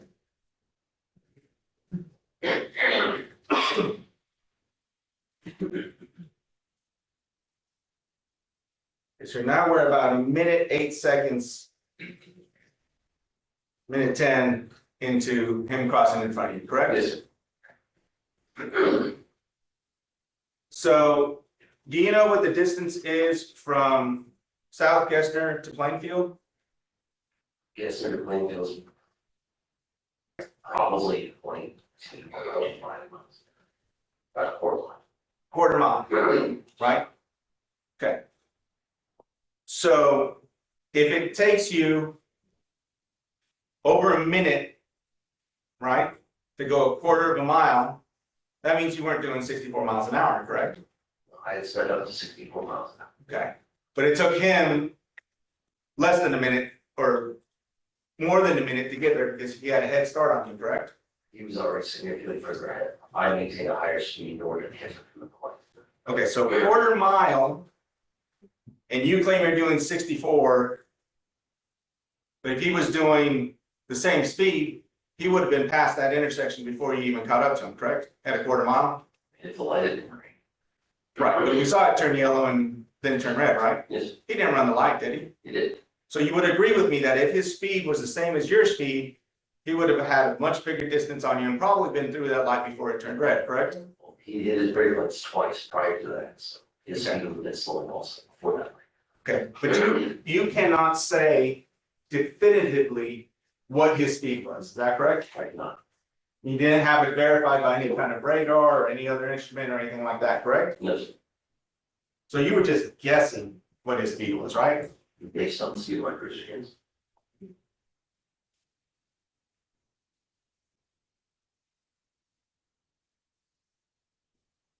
Now, you don't speak Spanish, do you? I do not. So you were relying on Officer Ruiz to help you with the translation, is that correct? Yes, sir. And you indicated during your direct testimony that he gave inconsistencies about where he was coming from.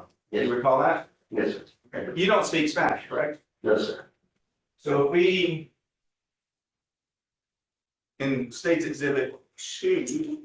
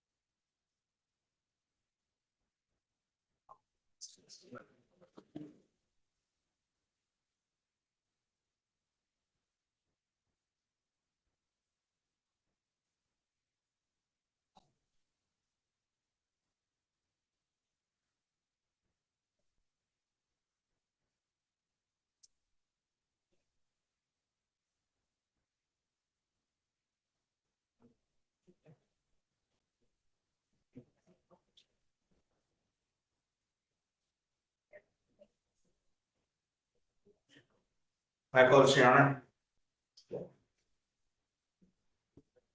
So this is State's Exhibit 2. Verified and registration expired November of last year. La razón que te paramos es porque estabas manejando 64 millas por hora en un lugar donde tienes que estar manejando también tu registro está ya por eso. Did you notice right there when you indicated the reason for the stop, how he kind of shook his head? No, sir. We're back home.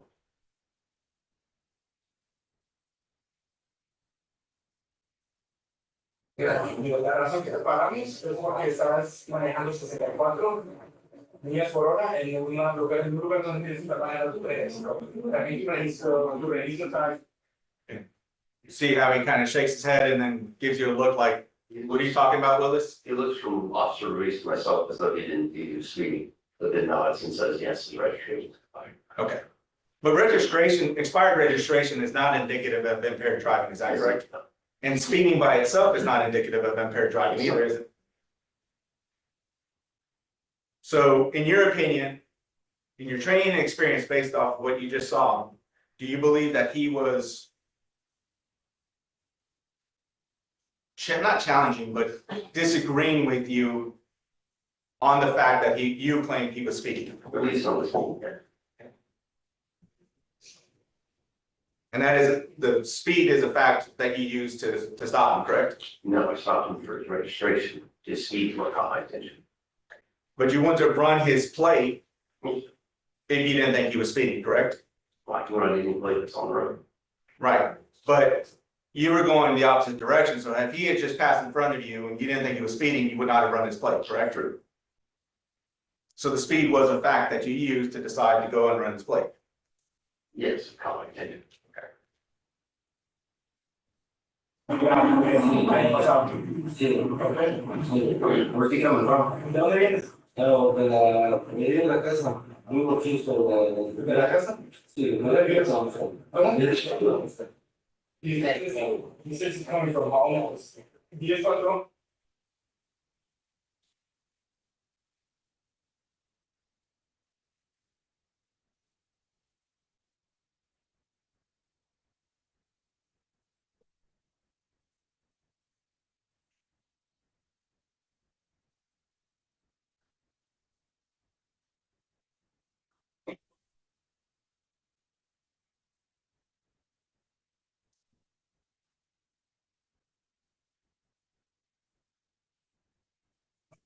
¿De a dónde vas? No, muy bien, aquí, yo estaba mirando a un amigo, pero venimos de Cleveland, entonces hasta apenas llegamos y repartimos lo que estamos viendo mudarse, porque Okay, so there at 129, he's talking about where he was coming from, correct? Yes, sir.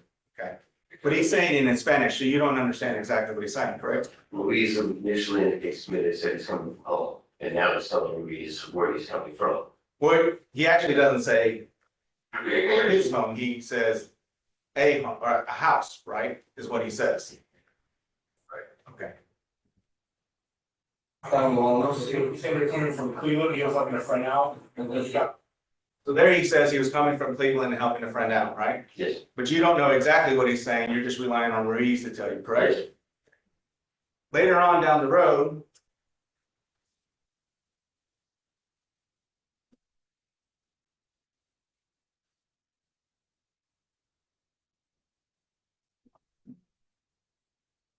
want to fast forward, so I stopped at about 1:33. Fast forward, that's too far.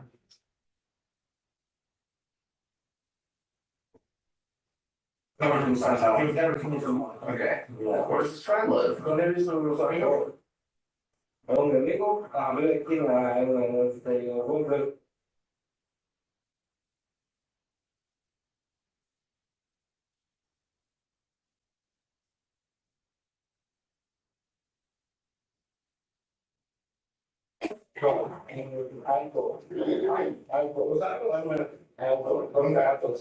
What were they doing at his friend's house? Estaban ahí, yo estaba haciendo acá en la perdón. Oh, estamos hablando de ellos, okay. Okay, again, because you don't speak Spanish, you don't know what he's saying there, correct? Yes, not so the root text. Okay. So here Ruiz tells you he was hoping to front move, right? I'm sorry, what are you saying? Sorry. Wow. That wasn't bad. That was bad. I apologize. Here he's talking about Ruiz tells you he helped a friend move, is that correct? When Ruiz, yes. Okay. But you don't know if that's what he said earlier in his statements, correct? No, I have to rely on Ruiz first. Okay, so if Ruiz didn't tell you the proper thing, you wouldn't know that, correct? Now, start speaking up front, see this one, very different stuff. Okay. And so with the fact that Ruiz was translating for you, you're relying on Ruiz to give you all that information. Yes. And then if Ruiz doesn't properly translate for you, then to you that would indicate inconsistencies, correct? They could, but that's not the inconsistency, I'm afraid. What was the inconsistency you were He referring said to? he was driving to that side of town, so he gasped me 2 miles from Cleveland. Okay, again, you were relying on Ruiz to tell you that, correct? Yes. Okay, so I'll reserve my questions on that for Ruiz. But again, you would rely on somebody else to tell you what he was saying and hope that they're properly translated, correct? Yes.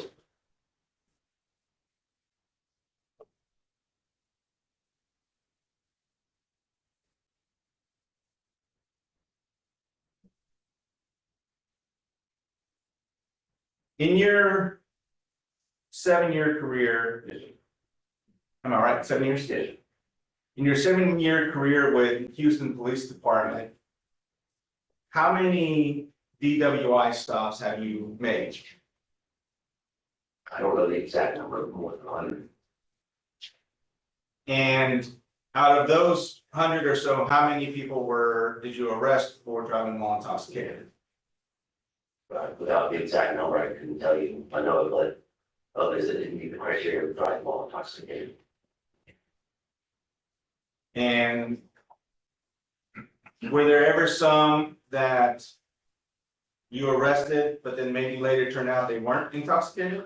I've had a few that blew under the legal limit .08, and we have jail orders that prescribe what's in those situations. Okay. So again, the clues that you observe aren't necessarily indicative of the level of intoxication. It's just based on what you think. Is that correct? No. The number of clues specifically in HGN can indicate a higher level of intoxication based on what's there. HGN is always done in the same order because you can't have onset prior to 45 without maximum deviation. You can't have maximum deviation without maximum pursuit. They don't go out for it. Okay, and so you previously testified, while I was asking you questions, that there are other factors that can cause nystagmus, correct? Yeah, rotational, strobing lights, moving vehicles, that kind of thing. Medical conditions, eyes, things like that. So the 6 of 6 is not indicative of high level of intoxication if there are other factors present, correct? Without other clues.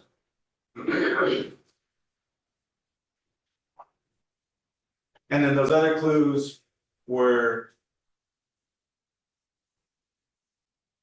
The totality of circumstances. the walk and turn, correct? Well, other clues in the sense that there are other tests, yes, but other clues in the sense that what you smell on scene, what you see in the eyes, response, movements, that kind of stuff. Okay, but you would agree with me that alcohol actually does not have a smell, correct? Different types of alcohol have different smells. You can tell the difference between a spirit and a beer. Most people know the difference between say, whiskey and Bud Light. But you couldn't tell what, if anything, he had drank, correct? It smelled like beer. I couldn't tell you what brand of beer. And again, not illegal to have some fajitas, as he indicated, and drink a beer with that, correct? It's not. And even if one, maybe two beers, though maybe not intoxicated, it would still have that odor, correct? Yes. And that's what the tests are designed to screen. Within the tests, which are fundamentally flawed, correct? No, sir. It's done quite a bit of research around cicadas.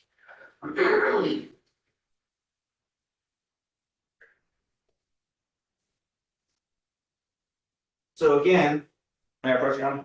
Please.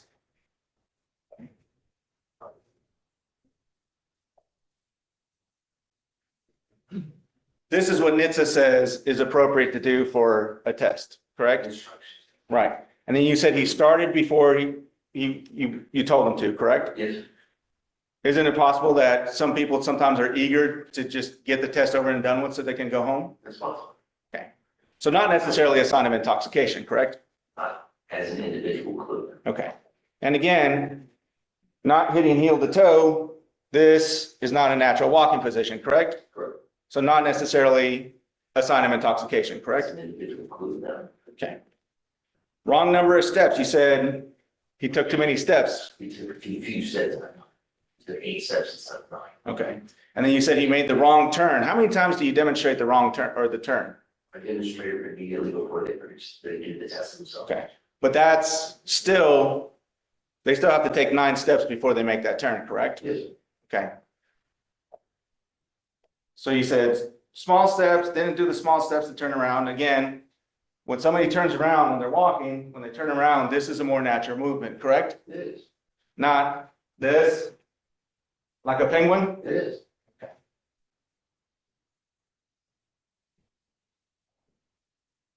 Now, he didn't fall over, correct? He didn't use his arms for balance, correct? Not on that test though. He wasn't stumbling, he wasn't tripping over anything, nothing like that, correct? Not on that test. The only clues that you saw were clues that are just unnatural human movements, correct? But no, sir, I saw the clues that I described in the test for him. Right, which is He was not heel to toe. He was instructed to take 9 heel to steps. He did not. He was to turn around in a specific way. He did not. Okay. But again, those are not natural movements, correct? But they are the instructions. I get that they're in the instructions. I'm asking if they're natural movements. How many times have you done the field sobriety tests? Every time I've done any sort of arrest. Okay, so every time you've done an arrest for a DWI, you've done hundreds of DWI arrests. You've done this test 100 and something times, correct? Plus the times that you did it when you were there, Yes. correct? So you don't know, I mean, it's not like a person sits at home and says, I'm gonna practice the field sobriety test and learn how to do it and make sure I have it memorized, correct? Correct. They hear it one time from you and you didn't even relay the instructions in Spanish, correct? I did not. And you hope that the instructions were relayed appropriately, correct? Yes. And then that one time, that 5-10 seconds that you show it to them, you expect them to remember it while they're in the presence of police officers with flashing lights behind them in a stressful situation and do unnatural movements. That's what you're saying you expect them to do? I expect him to perform the test yet. Okay.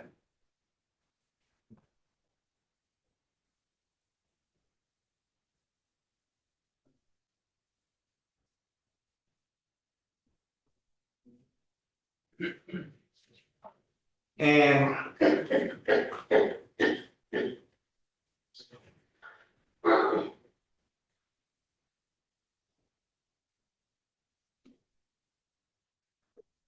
I'll pass the list.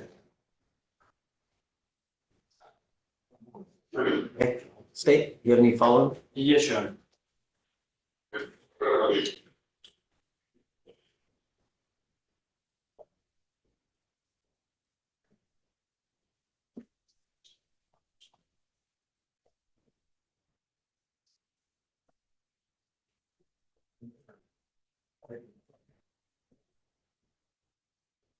Officer, how many people have you pulled over for speeding in your career?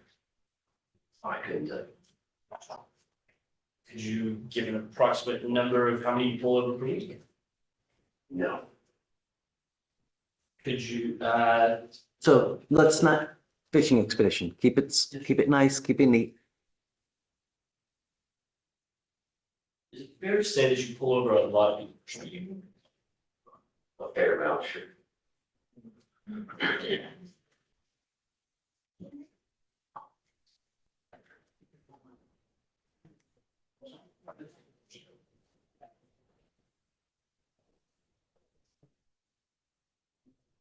So again, what initially drew your attention to the defendant's vehicle? I'm familiar with that intersection. Our station is less than a mile south of that. So you get a general sense of low traffic. And when somebody passes in front of you, that's that expectation generally is indications. Now, at that point, did you make the decision to effect a traffic stop? No, sir. So what did you do after that? I caught up to the vehicle, and when he stopped at the light, I ran his plate to see if there was anything else I could work. And when did you decide to effect the traffic stop? After finding his registration expired.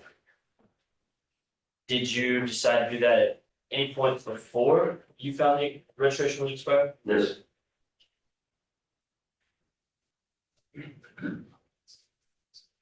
Now, let's go back to the standardized field sobriety test we talked about.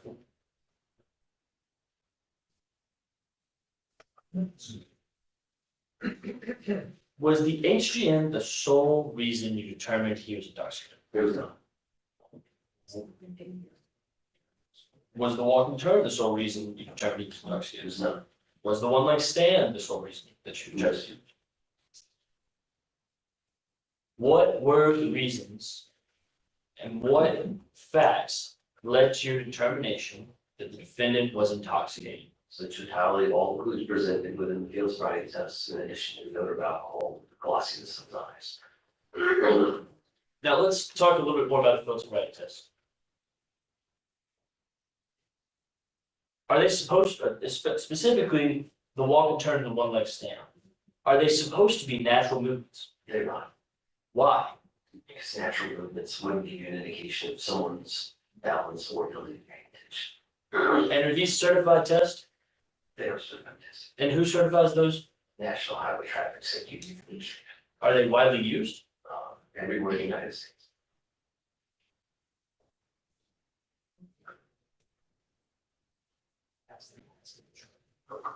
And per the translation from Officer Ruiz, did you have any indication whatsoever from the defendant that he could not complete the test as instructed? Yes, And you said it before, but what happens if the defendant indicates to you that he doesn't understand the test? I'll re-explain everything. Do you hold it against him? Does it count as a clue? No, Was he free to ask for a re-demonstration of the test? absolutely, Did he ask for that? he did not.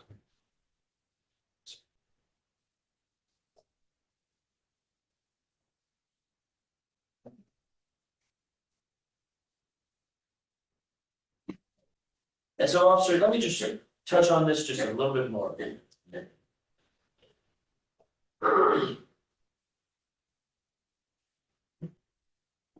If you didn't have the inconsistent statements from the defendant, per the translation from Officer Ruiz, would you still have continued your investigation?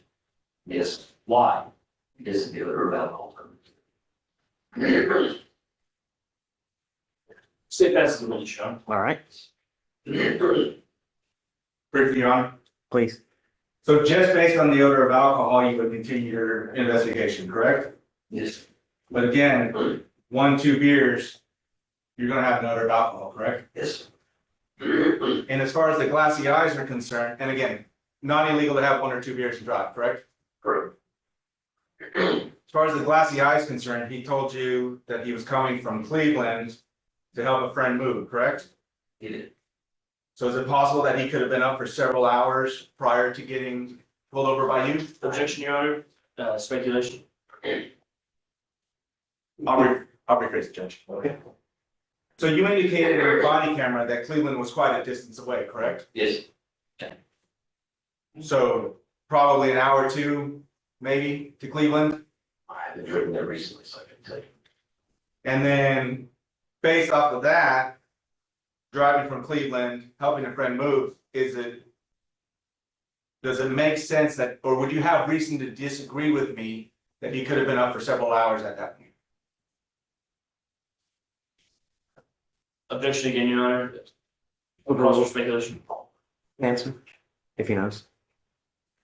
Without him specifying how long you've been waiting, I have no idea. But you didn't ask that question, did you? Yes. So if somebody had been away for several hours, they could have glossy eyes, correct? They could.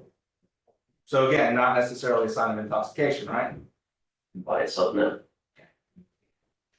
And then the state followed up by asking you about the speeding.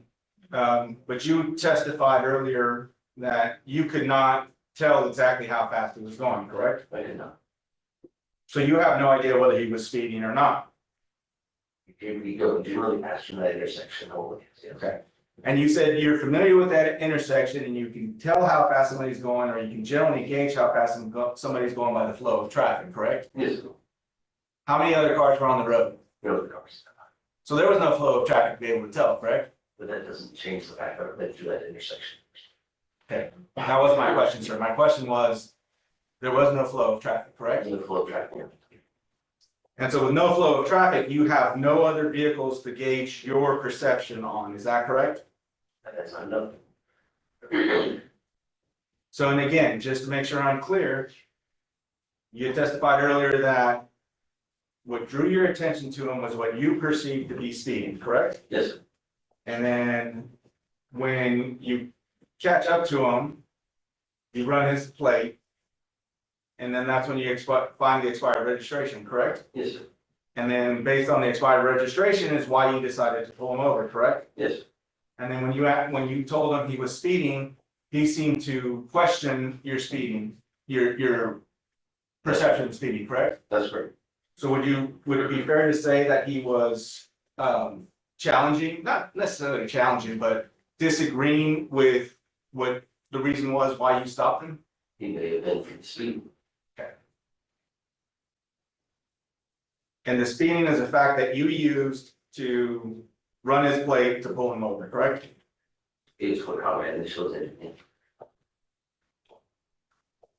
Nothing further, Judge. Okay. All right.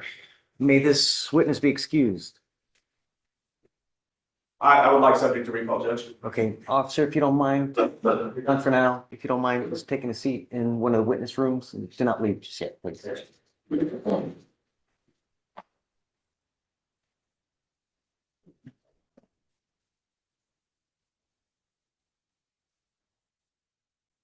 Going. Let's take a break. Okay. All right, ladies and gentlemen of the jury, we're going to take a brief recess, give you time to handle any matters you may need to handle. We need to handle little business matters as well. I'll try to bring you back as quick as possible so we can continue, okay? Please, if you go with Deputy Miranda.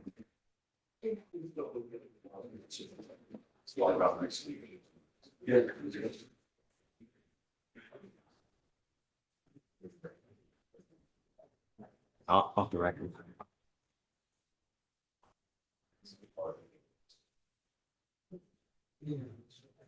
Okay, everybody, thank you for patiently waiting. I know you guys want to go. Let's go. Come on.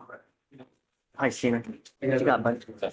Hello, how's the meeting in your case? It's a reckless driving case. Okay. Discussing it, she's been in trial, so Have we done PC yet? no, it's very new case. Okay. Let me, wait. Yeah.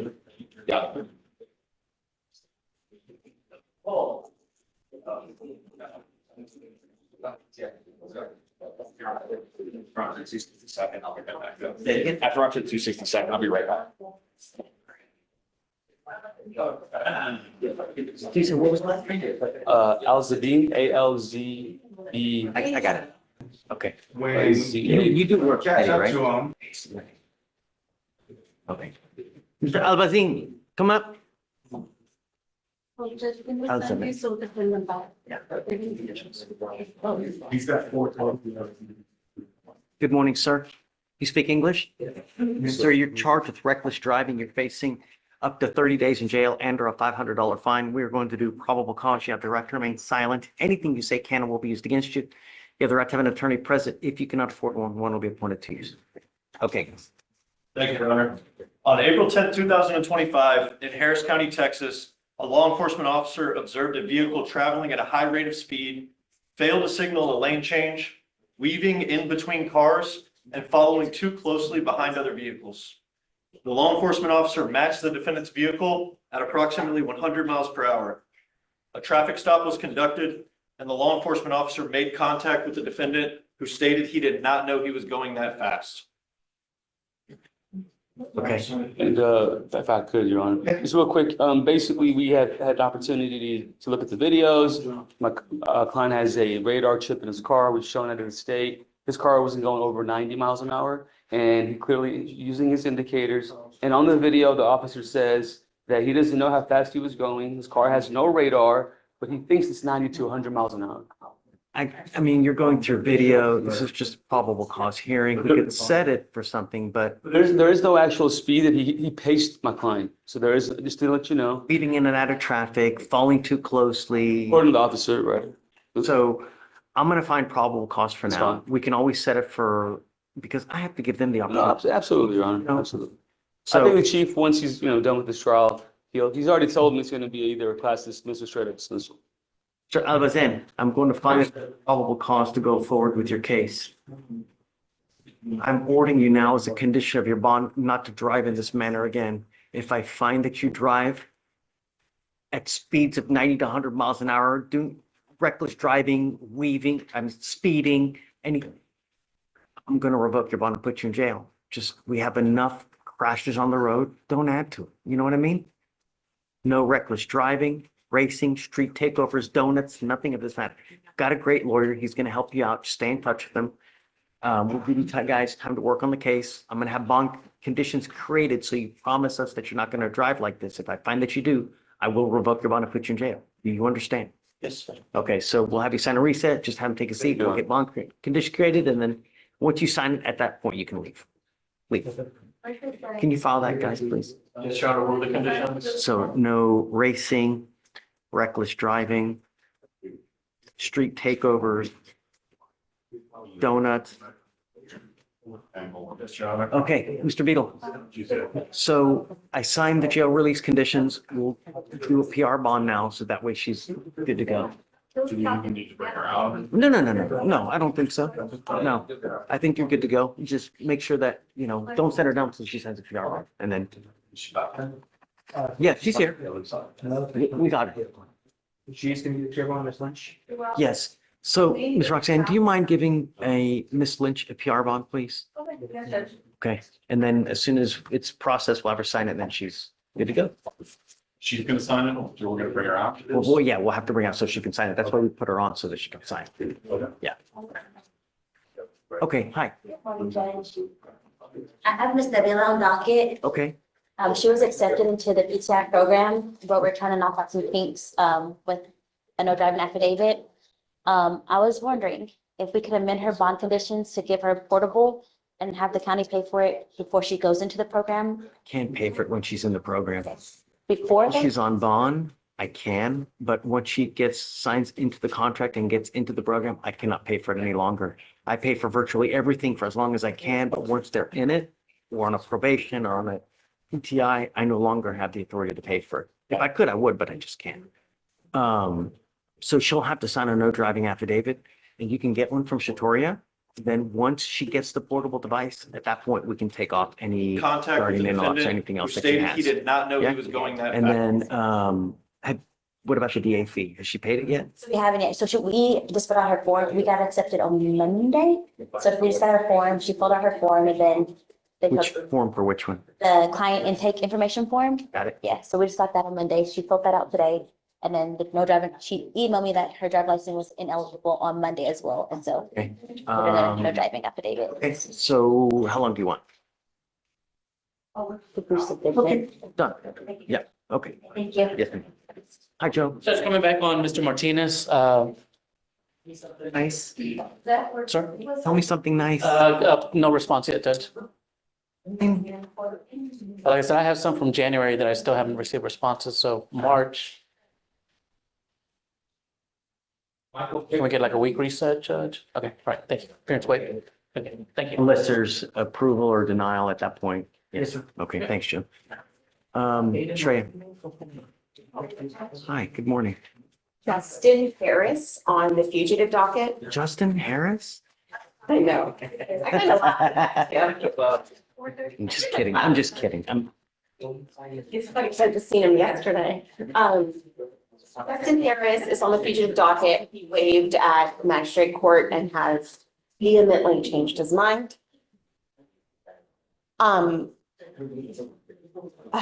Should we? You're laughing?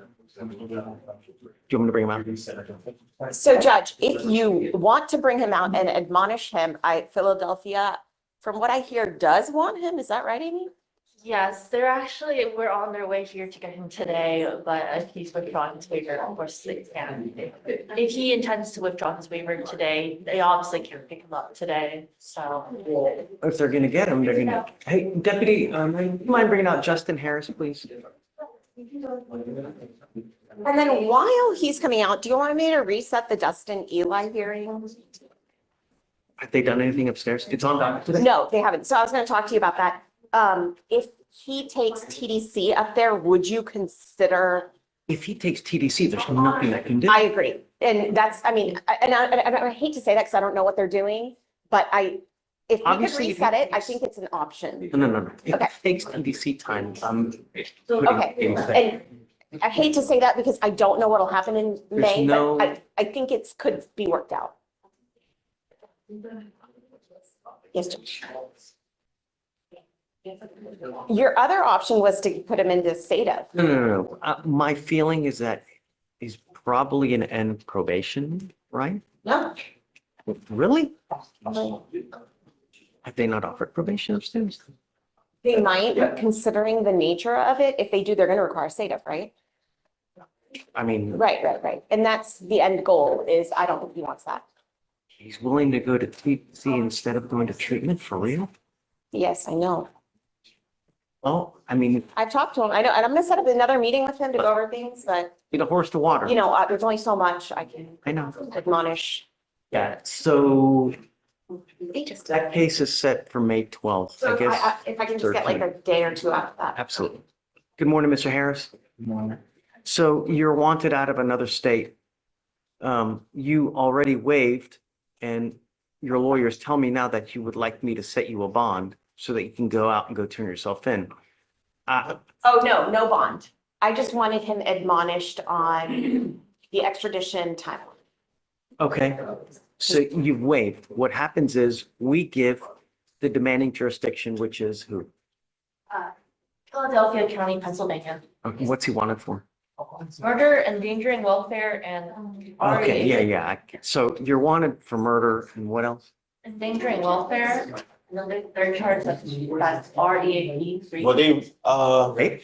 It's they spelled it REAP. ain't no damn rape. I ain't raped nobody. I don't know exactly what that one is, but for sure. So understand that we just get the teletype that tells us what it is. I have no idea.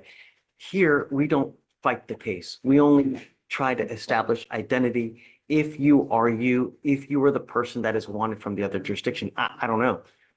The good news is though, is that you've waived and they're coming to get you today. So we could really get you on the way back to Philadelphia today. No, I said I'd rather put the 30 days in. Didn't I tell you that? You did, but I'm just admonishing you. It's not just 30 days. So 30 what days. happens now is, Yeah, 30 I just want to make sure you understand that. so what happens now is if you refuse, which is your right, they'll get a governor's warrant, but that'll take up to 90 days to get, I you found know? that. And then the pickup is 30 days after that, just to make Okay, sure we're good I'm with fine with timelines. that. I'm fine with that, because I'm Right, trying so- to get everything in order back to there. I'm not about to ride rush, be blind, go back to Philadelphia, and then I don't know what's going on inside my county, like, as far as being held inside, like, it just. You want it from other counties as well? I have no knowledge of that at this time, Your Honor. I would have to run a criminal history check if I could get one of the processes. So I guess you just want them to get a governor's warrant, then I'm assuming Yeah. then. Okay, so if you just want to go ahead and, I've got it by then. And then Judge, the waiver withdrawal should be in your queue. Yes, it's right. okay, I'll sign it and then, all right. So I guess let's set it for 45 days. What do you think? I had him set out for 30 days. Okay, not a problem. So it's gonna be May 23rd. Okay, so the problem is you have to understand also is that when someone is charged with a crime that has a potential life sentence, I can't give you a bond even if I wanted to. Just that's the way the statute reads. So, okay. All right. Good luck to you, Ms. Harris. Thank you. Thanks, Judge. Thanks. Hi.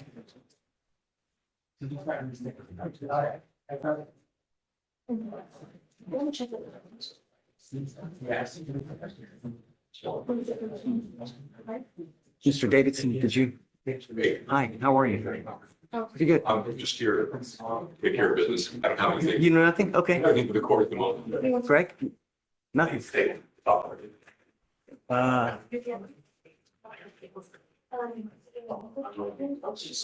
Hey, don't go far. We're gonna start up soon. We need to approach before we do. Okay. Before we bring the jury back out, let's have a few matters I want to bring up. Okay. I think that Blaze went up to the felony court regardless, so All right. Blaze went up to one of the felony courts, so I don't know when he's gonna come back.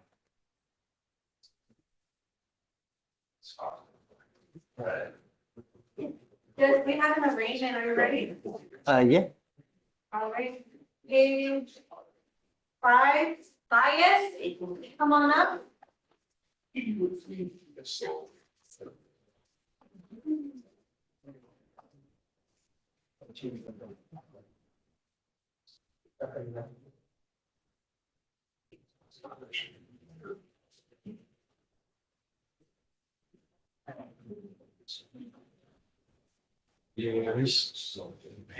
where's the other prosecutor? Where's John? Pipkin?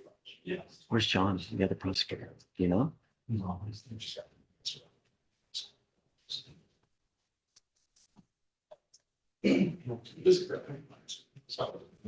Hey, Cole, can I borrow you real quick so we can do PC real quick? Yes, Your Honor, of course. My apologies. This is Mr. Bias. B-A. Can we get like a week reset, Judge? Okay. All right, thank you. Mr. Thanks, Bias, you're wait. charged with reckless Thank you. driving. You're Listeners. facing up to 30 days in jail and or a $500 fine. We are going to do probable cause. You have the right to remain silent. Anything you say can or will be used against you. You have the right to have an attorney present. If you cannot afford one, one will be appointed to you, sir. Can you, I get the name one more time, please? Let me give you a cause number. Tell me when you're ready. 256 256 0257. 2257.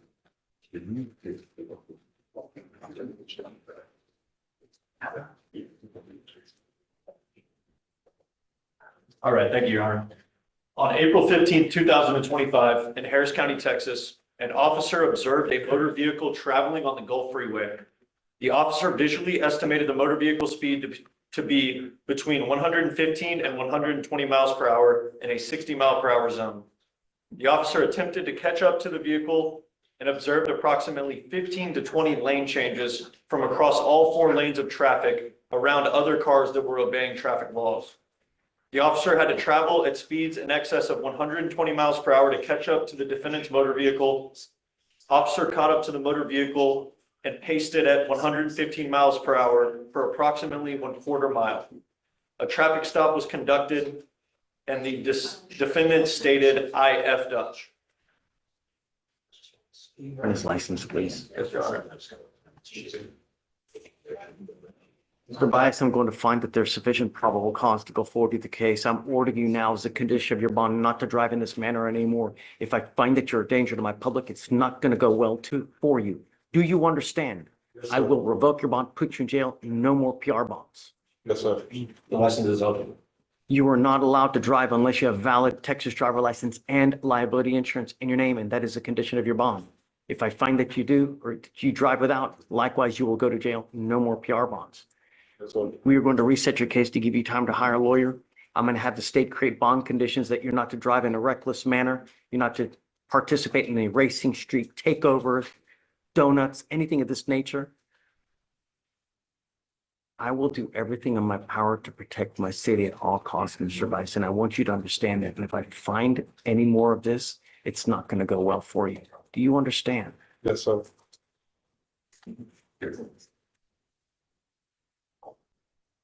Do you mind filing those conditions, Cole? Yes, sir. For now, I'm going to have you sign a reset with Victoria. We will have you take a seat while we get your bond conditions. Once you have signed them, then you'll be free to go. Please.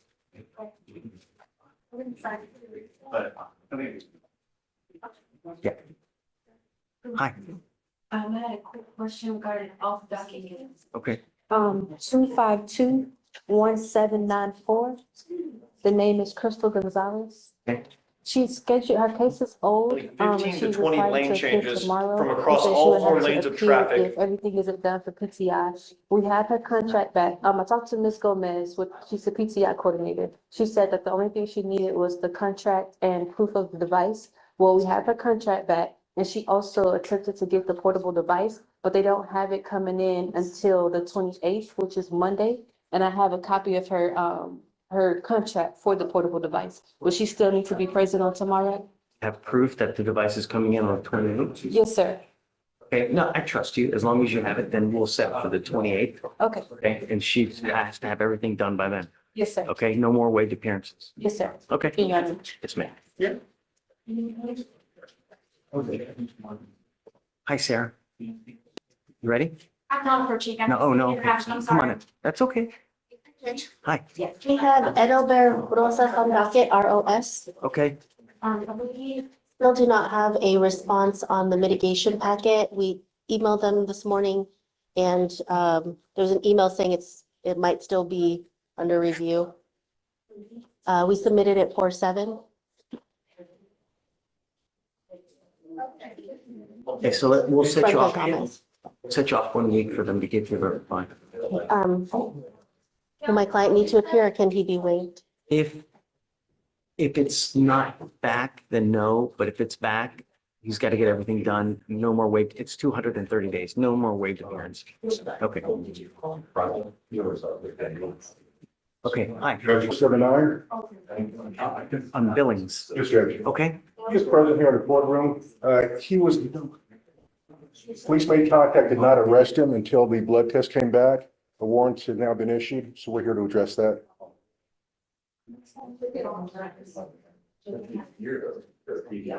I'm bringing him on. Yes. You get the cost number? Yes, sir.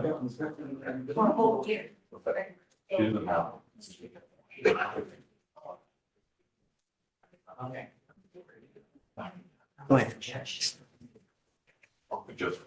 Hey, this is a new case. Sorry. 4/17/26.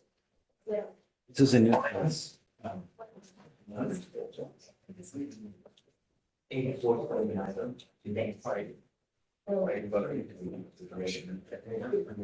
You are Mr. Billings? Yes, Your Honor. Mr. Billings, you're charged with driving while intoxicated. You're facing up to a year in jail and or a $4,000 fine because of the high level of alcohol. We are going to do probable cause. You have the right to remain silent. Anything you say can or will be used against you. You have the right to have an attorney present. If you cannot afford one, one will be appointed to you, sir. Okay, cool. Thank you very much.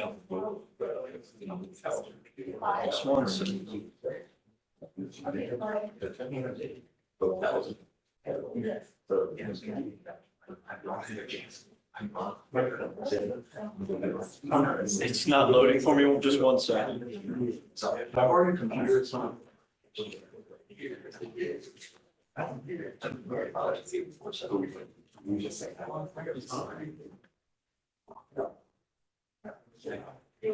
Roxanne, did you get this cost number? I need to give it to you. It's a new case. 255-8479.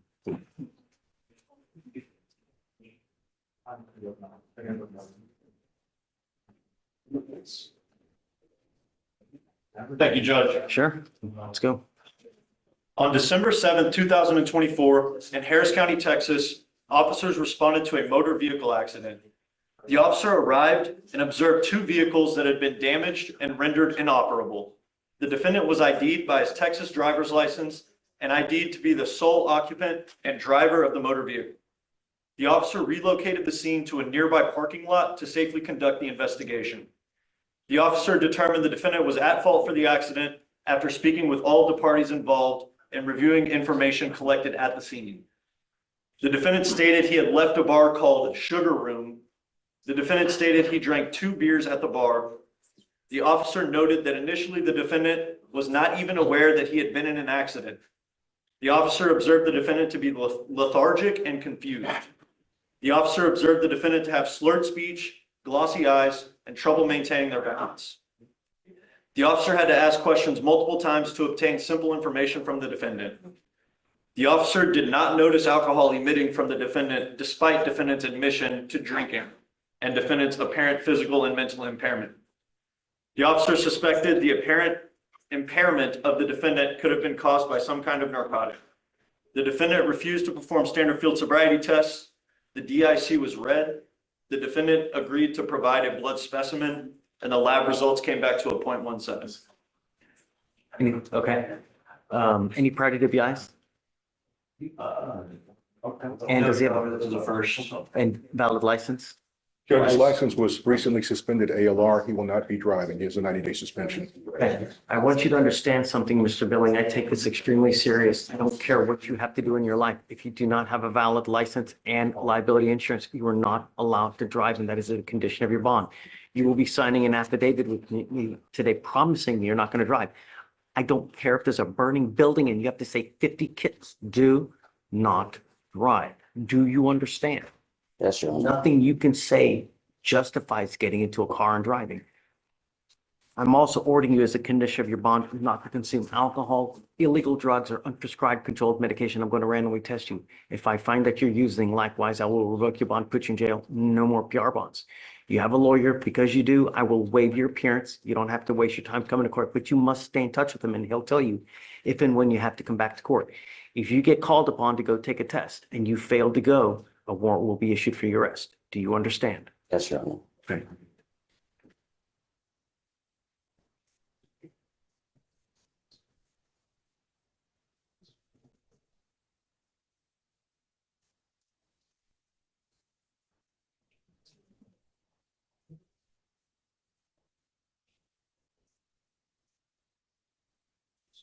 But now I'm going to have you come up here, swear to us that you're not going to drive. I will get you to Victoria where you'll sign a reset. After that, you'll get to Roxanne where you will get your bond conditions and then you're free to go. Thank you, Judge. Yes, Your Honor. Please. Okay, counsel. Morning, Judge. How are you, sir? Howdy. Been a while. Yes, sir. I'm doing well. I'm here on Matthew Owen this morning. I'm here for Mr. Pulowski. He's across the hall doing a plea. It's been my understanding that he has been accepted into PTI. He's done his TRAS. We've gotten the TRAS back. We're just waiting on the contract from the DA's office. Cole, what say you on Mr. Owen? I do have a note here. We have the TRAS saved, and I have a note from today at 9:02 a.m. that it says DWI PTI insurance expires 9/18/25. I'm not sure if that's the valid insurance that he had to submit or something. Believe it would be. Okay, and then that's the latest I have on that, so I guess we haven't gotten a contract. You're not going to get it, I guess, until they give you get insurance. That's what it's sounding like. So we'll set you off for a week. Okay? Yes, sir. It's getting old. It's 190, so no more waived appearances. If you get everything done, then I'll waive it, but if not, he's got to be here. Absolutely. Yes, sir. Thank you. Thanks, man. Isn't John here or is it? Oh, I don't know. Wait a second. Bond? Is he on bond? Did he make a bond? No, Judge, we're asking for PR bond. I thought you said you granted the PR bond. No, we haven't. I assumed that, no, I haven't given PR bond. Yes, we're asking for the PR bond. He was not arrested. It's a two. Okay, come up, Mr. Billing. I didn't realize that. Thank you for saying something. All right, Mr. Billings, I'm going to give you a PR bond today. there's a warrant for your arrest. So I'll give you a PR bond today, but I want you to understand, I don't continue to give PR bonds after PR bonds, especially if you're a danger to my city. I'm going to give you one now, but there won't be multiple ones. You understand? Okay, all right. Thank you, Judge. done. Thanks. All right, so just have a seat and please follow the motion. Thank you. Hey, Judge. Jay, what's up, man? I wanted to reapproach on Justin Harris. I know I just missed it by a hair. I was upstairs in another hearing and I wish I knew about No, it. I've never refused or denied a waiver withdrawal. Because it's in your power to do so, and obviously you haven't seen. And are they still coming here today? They're here right now. But then I'm not gonna grant this waiver withdrawal. Let them know. They're here I from, can't let him know. Well, okay, I'd love to let him know. they send them down already? Is there any reversal? Yeah, we're probably always gonna pop away. Is there a way to communicate to where he's going? We're going back to jail, so we don't need time to head to jail, so that they know to get back. Okay, so let's do this. I'll reach out to my court manager to try to tell admin to let them know. It's like something, and I'll let his family members know, but I don't mind even going to the jail, but I think that I won't do it. No, I'll call my admin right now. Sylvia? She can get it. Yeah, she's She's an magic. adult. She's So- magic. Do you want me to wait, see if he gets brought up, or y'all can No, just? no, pass no, along? we're not gonna get him back up. Just pass the They're message. saying he's in transit back and then which is good because that way they can get him to Right, and Pennsylvania. Right, Let and me I just just step want to out. make sure, it's e-filed, so I don't know what you do electronically, but, I can unsign it. okay. That's not a problem. Okay, thanks. Reach out. Thank you, Judge. Wait a second. What was the name? Harris, Justin Harris, it's Justin's Forget. case. Justin's in jail. Yes. Damn. She really wanted to. Yeah. It's one of those things.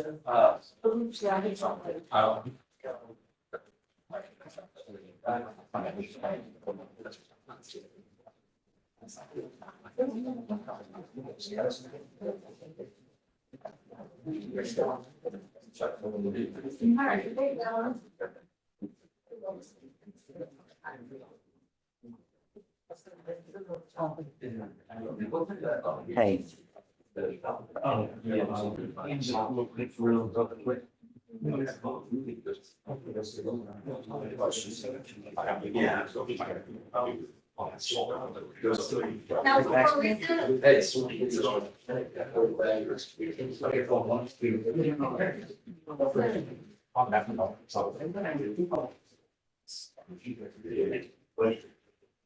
Would have never even come back on that song.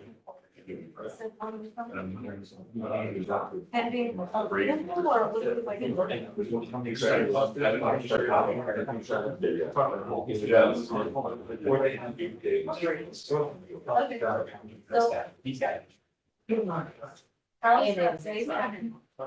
out.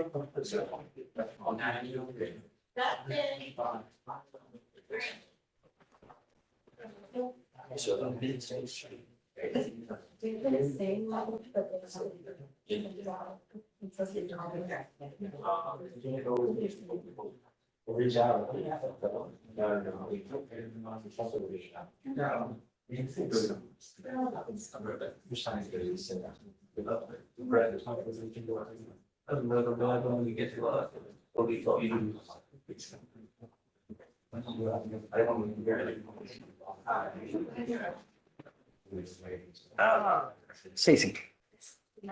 Hi. I have Mr. Demikia, the custody case. Okay. And Your Honor, he has two DWIs. I was speaking to the state regarding an offer for a time served on one and dismissal on the other. Okay. We were just wondering if you would accept that offer. Yeah, I mean, I'd be hard pressed to have time served, but He's been in yes. custody for 21 days, has an ICE full previous deportation. No videos on one of the cases that I'm requesting get dismissed. They're not gonna get it. Okay, yeah. I just didn't see. We do like, I don't know. So he has how much? It's 25 days. So do 60 credit for 25 and on whichever one, and then, On the one with the Well, video. yeah, I think we were at 75, just. oh, yeah, whatever you want. Yeah, yeah, That works for yeah, me. yeah. Okay. I'll write it up, Judge. And then are you guys ready to? We're working on that redaction issue right now. So, He said he wanted to approach on something too. yeah, this was, yeah, completely. Yeah. I don't know if you want this on the record, but I've thought about it. I don't think I'll need Metter again. Because he didn't say the inconsistent statements were a major player, so.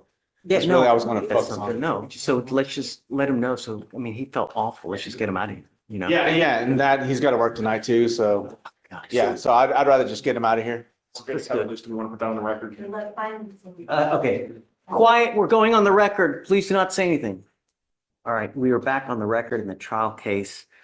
And after speaking to both state and defense, both of you guys have come to the agreement that you are ready to release Deputy Metter, not subject to recall anymore. Correct, Your Honor. That's correct, Your Honor. Okay, all right, so we'll let him go. Thank you, Your Honor. I guess we'll start here momentarily. Thank you, Your Honor. Thanks. Page 4. Hey, hi, Maverick, come on up. How are you? Good, you? Good job. Don't know what to do about Mr. Burnett, or Mr. Bennett.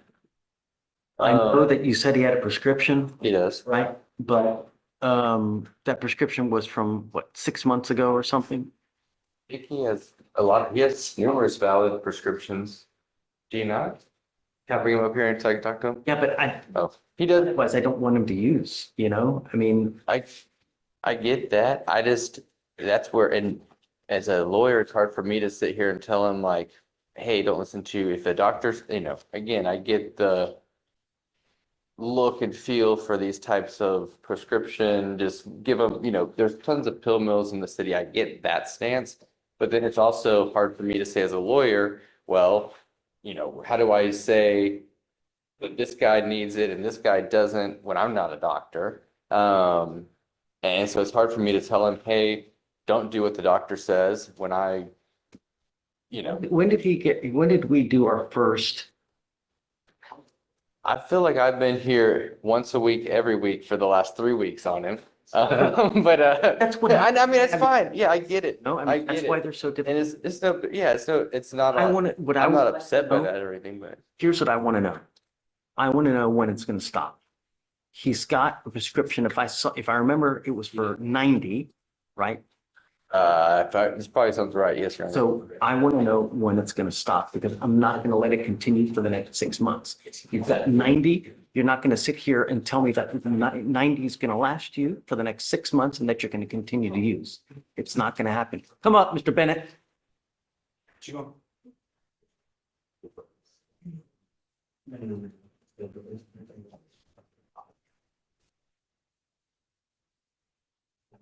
And what's the purpose for? Is it for an injury? Is it for? I think it's I could have sworn he was in a motor vehicle accident, but what, are you on pain medicine for injury or what? I was in a wreck, but I haven't been used. You're still testing positive for it? When the last time I tested positive? Last week. I wasn't positive for it. No. Or Tested positive? we were here on, was it Thursday or Wednesday of last week? Last week, I did not test positive. This is Mr. Bennett. When was his last UA? Please. If you're clean, I'm jumping up and down. Really? Of the 17th, you told me the same thing, and I went and did my drug test, and I ain't have it in my system. Let's see. I don't know. The last one I I got showed. an email that he did, so that's why I assumed that he did. But I don't know. That's what I got too.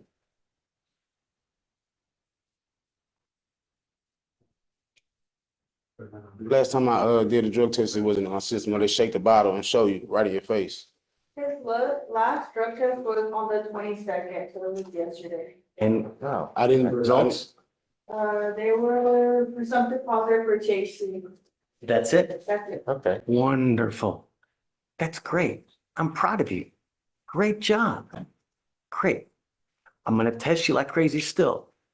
Don't use, please. I'm gonna let you go for the time being for the weed. But, you know, after about 50 days, if you're still testing positive, that means you're continuing to use. Just don't. All right? So, Okay, we're good. I'll Okay. continue supervision. Thank you, Okay, Judge. great. All right.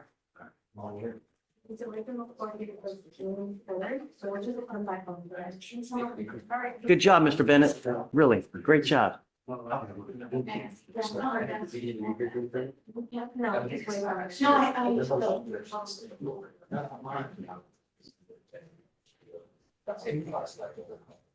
yeah. Yes.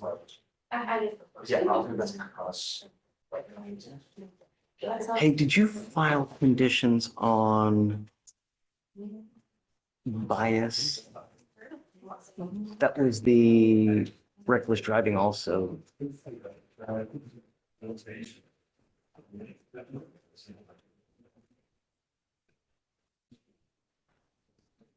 Can you sign bond conditions? Yeah, I'm doing it right now. Right. Bilal Alzaban, come on up. Hey, Roxanne, Come on. I always waive all fees. Unless I tell you otherwise, assume that the fee's waived. So like in Emma Lynch's PR bond, I'm gonna check the waive fee so that she doesn't have to worry about it, okay?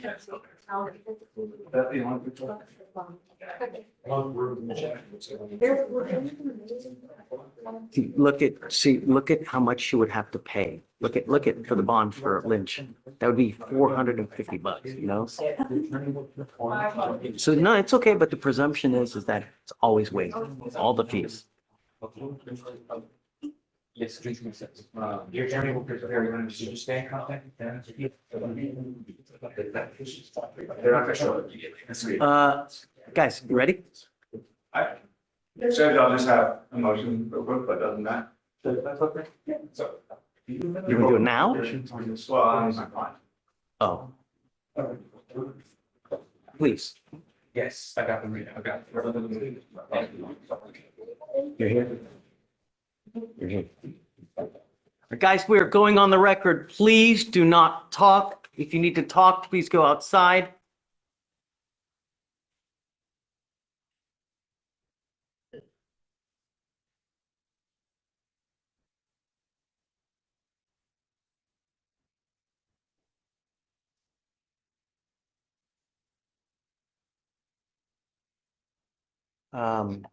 Okay, so we're back on the record in the trial case, and before I ask the state to call its next witness, Ray, did you have something that you wanted to do? I do, Your Honor, and just wanted to ask the court, I would file an oral motion to suppress any evidence obtained from the traffic stop. I don't believe there was probable cause for the traffic stop.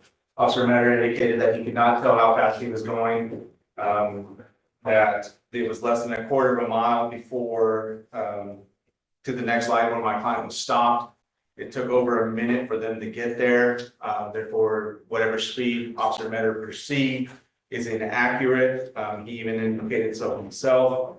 Also, Judge, at the same time, Officer Metter said that if not for his perceived speeding, he would never run by the client's license plate. And I don't believe with him not running the license plate, he even indicated that had he not perceived him to be speeding, he would have never ran his plate and therefore would have never found out about the expired registration. And on top of that, the officer also testified that the expired registration in and of itself is not indicative of driving while intoxicated. I don't believe there was probable cause to pull him over based on the inability of the officer to say how fast he was going. And I don't believe that without that reasoning, he would never run his plate. If he would never run his plate and found out the expired registration, he would never got into the field sobriety test and we would not be here. So I'd ask for all evidence to be suppressed based on the fact that the officer did not have probable cause to even run his plate or stop him to begin with. Okay, response? Your Honor, the state would offer that there are several arguments to be made here. The first of which is that the officer's suspicion was initially triggered based off of what he believed to be speed. He then follows that up with pacing, a method that is commonly used and applied by law enforcement and he also verified that his speedometer was sort of calibrated that day. Because of that, he was able to pace the defendant at a speed that, even if it was not the speed of 64 miles an hour that the officer testified to, he knew that it was at least above the posted speed limit, which on its face is enough for the officer to initiate a traffic stop. However, the officer did not stop there, he went further. And even if that part of pacing is not accepted by Your Honor, the next part that the state would argue would be that the officer's initial suspicion was triggered. He continued to have suspicion of the vehicle. And then once he got up to the vehicle, he ran the registration. As he testified, he can do on any vehicle, as is commonly accepted. That once he found that the registration was expired, he then initiated a traffic stop at the next possible moment to do so, which, because of that expired registration, on his face is sufficient sufficient for the officer to initiate the traffic stop. Okay, I get it. I'm going to deny your motion. I mean, I think that there's enough to go on. You know, officers, the training and experience, it's a 30-mile-an-hour road. They know when it's faster than that, and then they can run the license plate for, I'm going to deny the motion. Sorry, Your Honor. Okay. State, are you ready to call your next witness? Yes, Your Honor. Okay. Guys, we have a jury coming in. Or hold on a second. Hold on. Mr. Bias, come up. We'll have you sign so we can get you out of here. Is there anyone else that we need to get out? Okay. Lawyers, anything else that anyone wants to talk about real quick? No? Bueller? Okay, let's go. I just think at lunch, Your Honor, we're gonna make sure all our redactions were good, and we're gonna go over that at lunch break. Yeah, we'll do that at lunch. And at least get through one more witness before lunch. Yes, Your Honor. Can you do the jury first? You ready? All right. Let's go. Come on, get them. Bring it.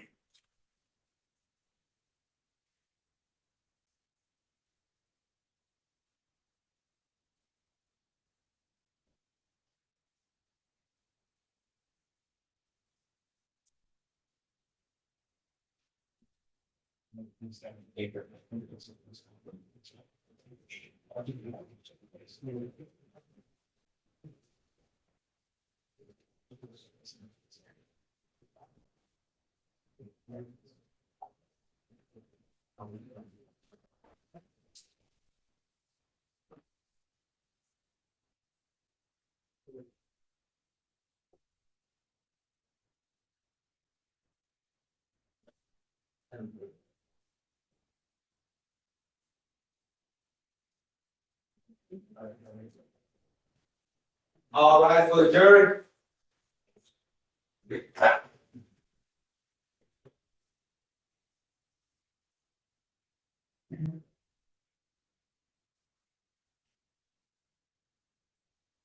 Okay, ladies and gentlemen of the jury, we're going to continue now with the state's next witness. Everybody please be seated.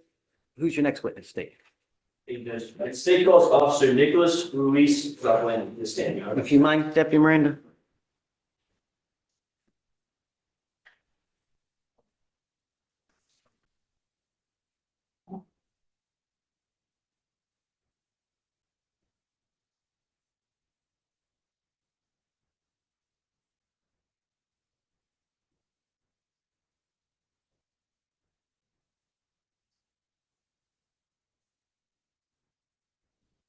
Your Honor, this witness has not been sworn in. Okay, Deputy Ruiz, come on up. Raise your right hand. You solemnly swear to tell the truth, the whole truth, and nothing but the truth, so help you God? I swear. Any testimony you give will be the truth. I swear. Please take a seat. And I ask you to speak loudly, clearly. If you hear the word objection, just stop until we address it, and then you may continue. Okay?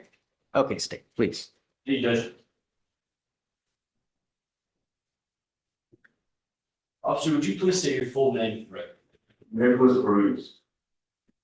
And what do you do for work? I'm a police officer with the Eastern Police Department. How long have you been doing that for? Approximately 2 years. And what kind of training do you have to be an officer? You have to go to the Eastern Police Department's Academy for approximately 8 months. And what does that involve? involves training, case law, the criminal code of procedure, things like that. And officer, in your experience, have you ever been involved in a DWI investigation? Yes, sir. Can you approximate how many DWI investigations you've been involved in? Numerous amounts. And officer, how many languages do you speak? I speak 2 languages, What languages are those? Spanish and English. Which language was your first? Spanish.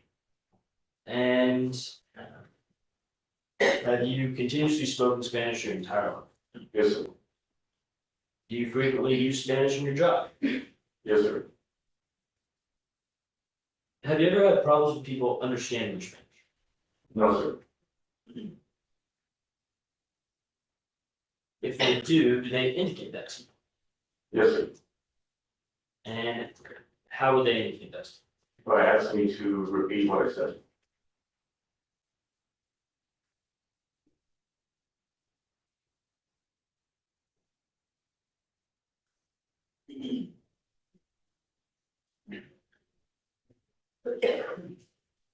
Do you recall October 6th, 2024? Yes, sir. And were you on shift that night? Yes, sir. How did you come to be involved in the incident we are here for today? Officer Matter requested for Spanish speaking officer, and I checked on it. And when you got there, what'd you see? I observed the defendant to be in a vehicle, and then Officer Matter asked me to step out and stand. And when you say the defendant, who do you mean? Then I said it was a Christian.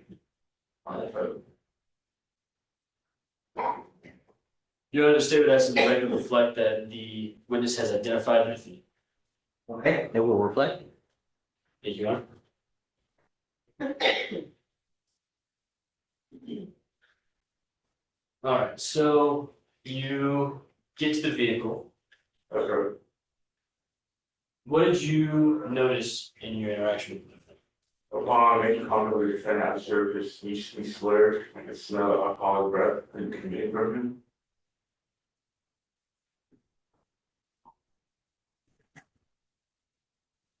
And you said his speech was slurred.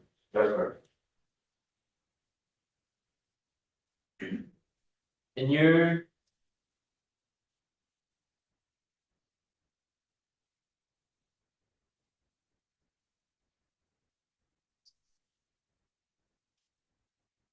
all right, and what did you do after that? At that point, Officer Matter advised me to translate what his instruction for the SFPs for English Spanish. Before that, did Officer Metter have you translate anything else? That's right. He asked me to translate the probable cause for the stop. And after you translated the probable cause, what did you do? I advised him, Officer Matter asked me to translate the SFPs. And when you were translating the SFSTs, did you encounter any problems in translating those for the defendant? No, sir. How do you know that? I repeatedly spoke to this, saying to the defendant he understood, and he shook his head, saying yes. At any point, was there any indication to you that he did not understand what you were saying? No, sir.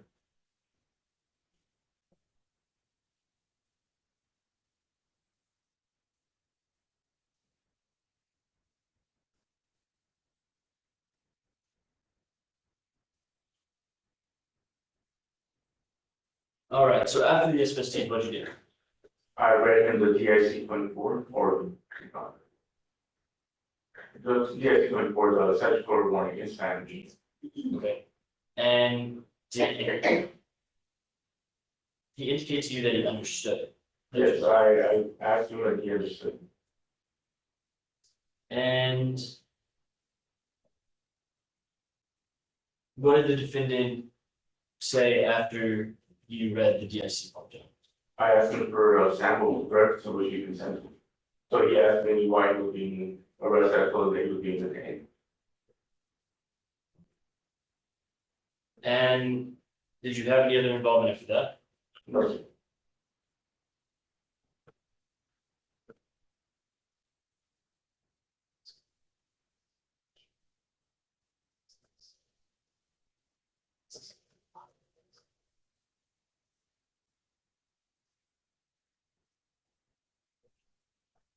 Senator, may I approach? Yes.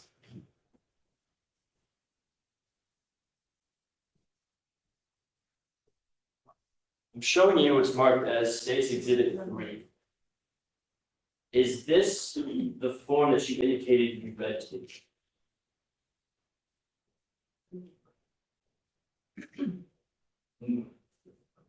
Was any of the Yes, you can. yes. Yes. To clarify for the record, what form is this? Because the duration of creates suspension. Yes, it was. And you confirm that you read these to him? And he understood it when you read it to him?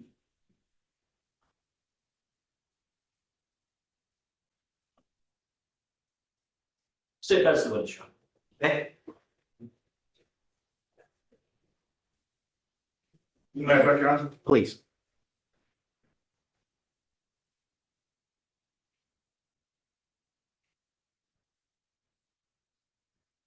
So you're saying this is the form that you presented to him, read to him, correct? Yes, sir. That one only? I publish, Your Honor. Yes.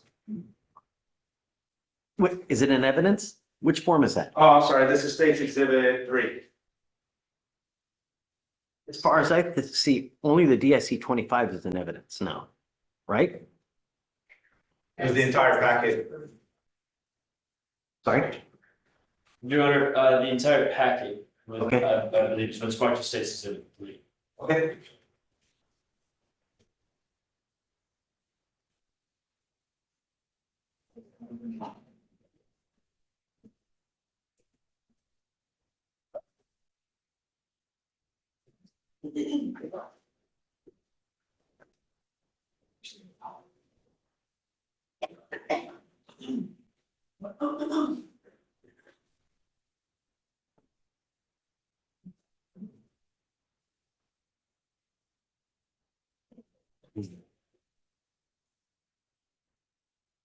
Okay, so this is the form you read to him, correct? Yes, sir. What does that form explain?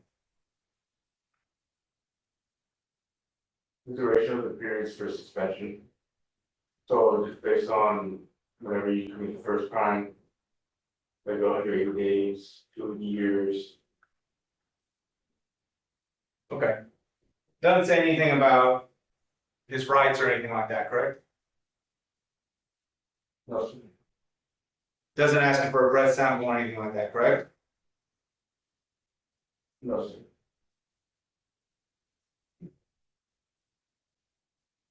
All it talks about is his license suspension, correct? Yes, sir.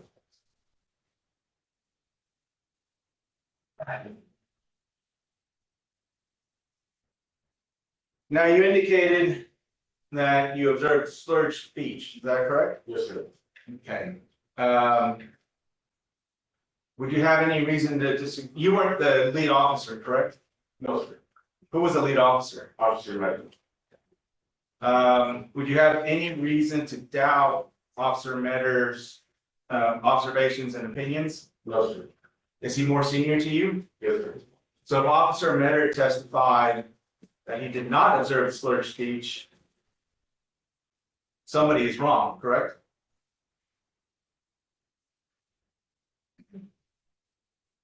Not exactly, sir. Okay, well, if Officer Medder testified that he did not observe slurred speech, would Officer Medder be wrong, or would you be wrong in observing slurred speech? I observed slurred speech. I'm not going to testify to what he observed, but I observed slurred speech. But you have no reason to doubt what he saw and what he testified to, correct? That's correct. Now, as far as you know, you've never spoken to my client before, right? No, sir. So you don't know what his normal speech patterns are, correct? No, sir. So you don't know if that's just his normal speech? No. You don't know if he has a speech impediment, correct? No, sir.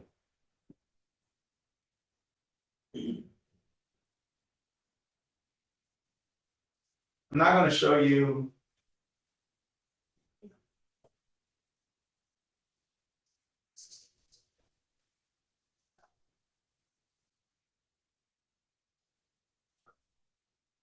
Maybe a breakdown.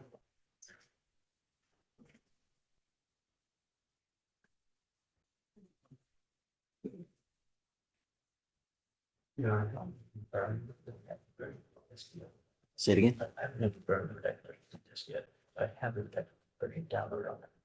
Okay, Can we play the declaration on the computer? sure.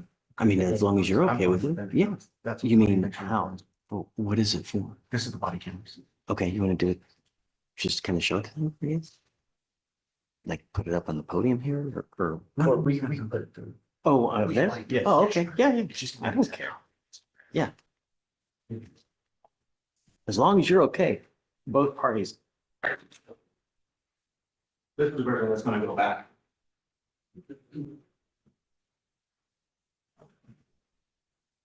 All right, so this is State's Exhibit 2. Yeah, State's Exhibit 2.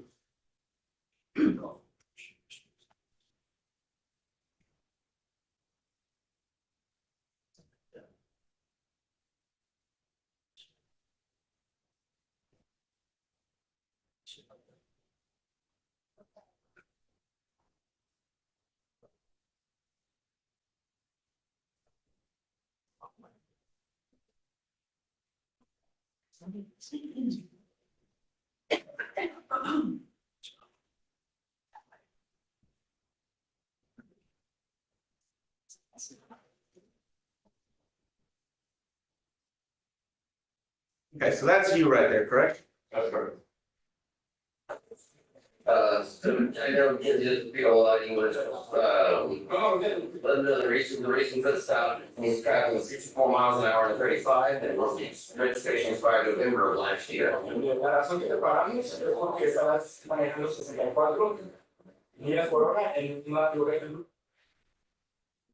Okay, right there, what did you just tell him? I told the probable cause for stopping. And what exactly did you say was the probable cause for the stop? That he was driving 64 miles an hour to 35. Did you see his reaction when you told him that? No.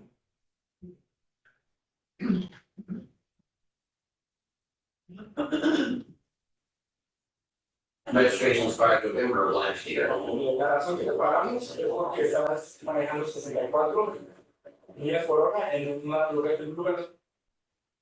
not correct. Okay, what was his reaction there? Surprise. Okay, would it be fair to say that it seemed that he was disagreeing with what Officer Med was saying or what you were translating? That's right.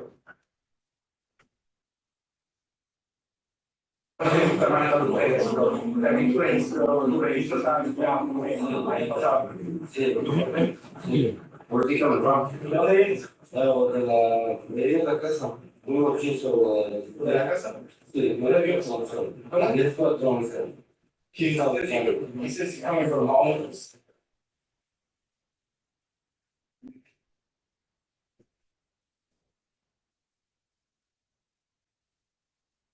Yes, patrón.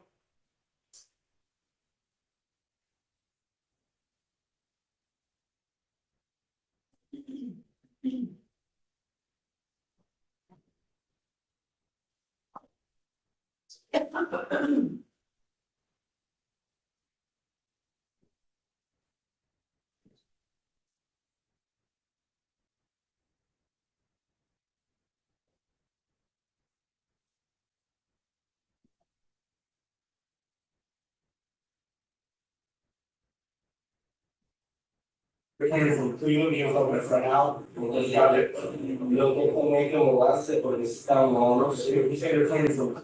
What was he saying there? That he was helping someone to move. Helping somebody to move, correct? Okay, but you didn't tell Officer Metter those words, did you? That's a friend move. Sorry? I said that he was helping a friend move. At this point, you said that?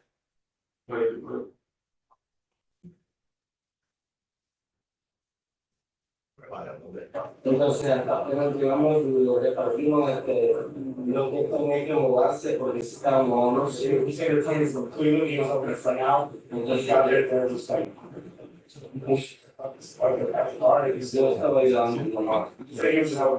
He's coming from City Line or he's coming from South Line?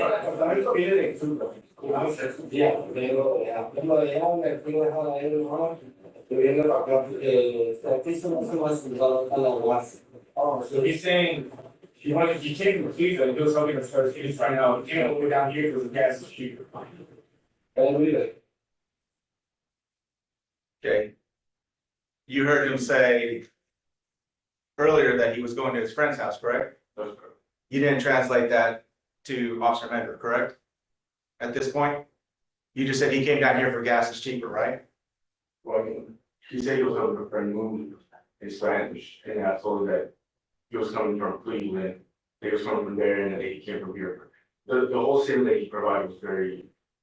I'm not, the state can ask questions if they need to. What I'm asking you is, your translation was not entirely accurate as to what he was saying, correct? Are you referring to, was it verbatim? Yes. It wasn't.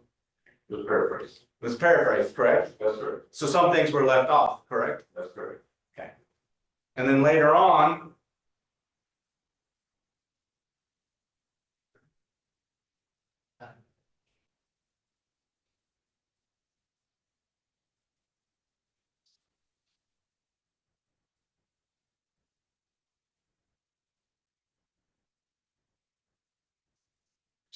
okay, so just to make sure I'm clear, you didn't translate verbatim, you just gave summaries of what he was saying to you, correct? I paraphrased what he was saying. Paraphrased. Do you feel that it would be important, especially for Officer Metter, who's the investigating officer, to have exact translations so that nothing is missed? That's correct. And do you feel it should have been, if things were missed, and Officer Metter does, as far as you know, Officer Metter doesn't speak Spanish, correct? That's correct. Yeah. So if you didn't say certain things at all times, is it possible that you may have relayed inaccurate information to Officer Metter? That's not correct. I just paraphrased the translation. Okay. I didn't say anything that was incorrect, just basically what he was saying. But you didn't say all of the facts, correct? That's correct. Okay, so if some facts were missing, it's possible that Officer Metter may have thought that there were inconsistencies in his statement, correct? That's correct. Nothing further, Your Honor. Okay. Anything further? Yes, Your Honor. Be brief. Yes, Your Honor. Does Officer Metter know Spanish? No. Can you tell if somebody has slurred speech, generally speaking, if you don't know the language? That's correct. Sorry, let me clarify. Is it hard to tell if someone has slurred speech if you don't know the language? No, sir.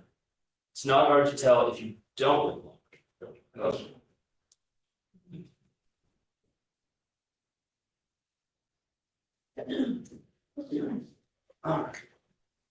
Your Honor, may I approach? Sure. Showing you what's been marked as State's Exhibit 3. I'm showing you the first page of what's been marked as State's Exhibit 3. Did you read this for the defendant? I'm going to object, Judge. I think this has been answered. Has he already answered that he has done this? Judge, defense counsel asked several questions that I believe need to be clarified for the jury on exactly what he read to the defendant. Especially. Has he already testified that he's read this? He testified that he read the periods of suspension. That's what he testified that he read, and I believe that that's his testimony. The state going back this question has already been asked and it's already been answered. No, because this is this is not the DIC 25, right? This is the Your Honor, DIC which one? Your Honor, I would like to go through There's 4 pages here. I just Right. like to go through and clarify exactly what pages and what you read to the defendant. Okay, overruled. And Judge, my objection to that is this is the same exhibit. He had an opportunity to view that exhibit when they were asked when he was presented with it. He went through and he indicated both on direct and cross-examination. I don't want to limit his direct though, you know, okay, overruled. You may continue. Did you read this page to the defendant?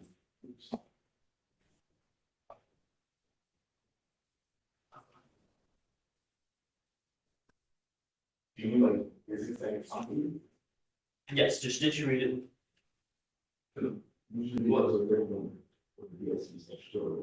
Okay. Okay, so you read what's marked as page 2 of State's Exhibit 3, correct?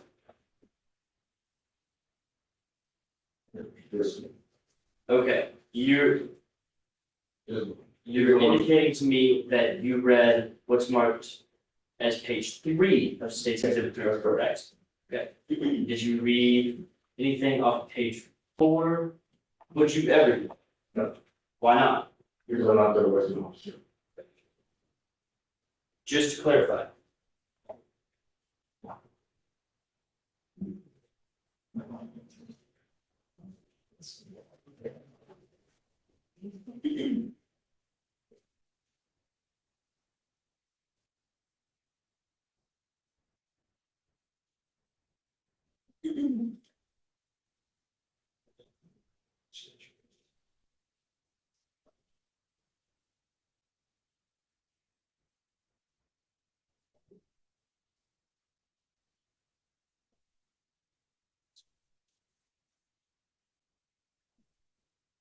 Okay, so I'm showing you what's marked as page 2 of State's Exhibit 3.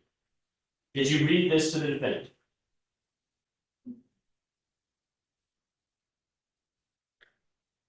No.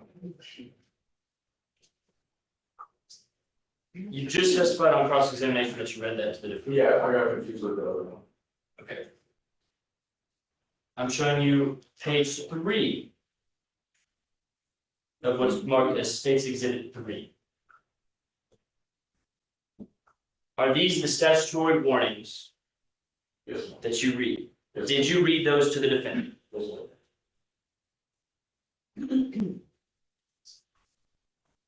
And what does this say? What is on here? Basically why he's being detained. And then me asking him for a sample of breath and what are the consequences of him saying no to a sample of breath and or blood. And what did he say when you asked him? I said, you said it's not very long. Is that visible on here on this form? Yes.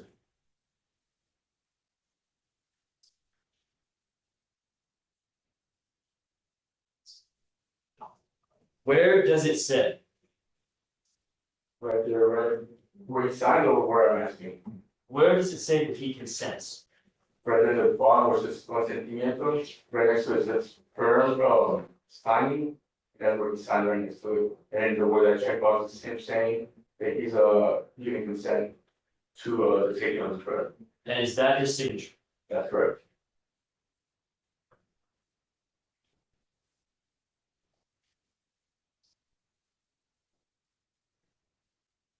Now, officer, you mentioned you were paraphrasing a little bit. When you how often do you use Spanish in your job to translate for investigations? All the time. When you're translating, do you translate what is being said verbatim? On some occasions I do, and some occasions I translate paraphrase. On the standardized field sobriety test, did you translate them verbatim? I don't know. Why, when you're translating something, would you not translate it word for word? Because the translation from English to Spanish is different. Some words wouldn't make sense.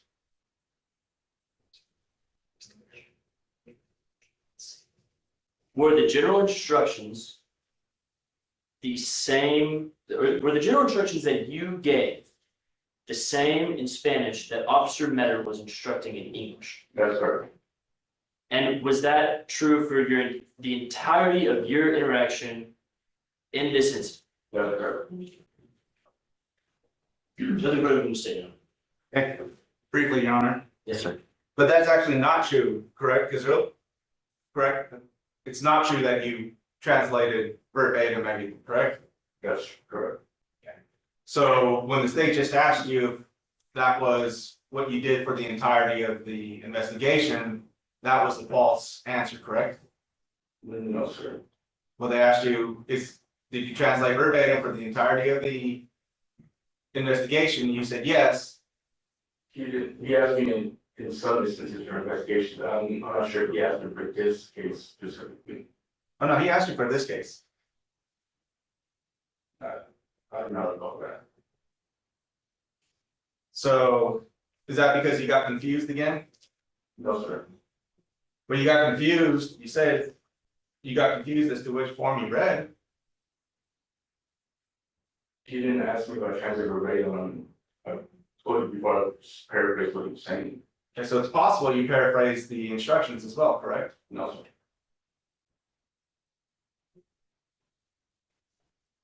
And what about the DSC form? You testified on direct and on cross-examination twice that you read him the suspension period page, correct? That's correct. I got confused.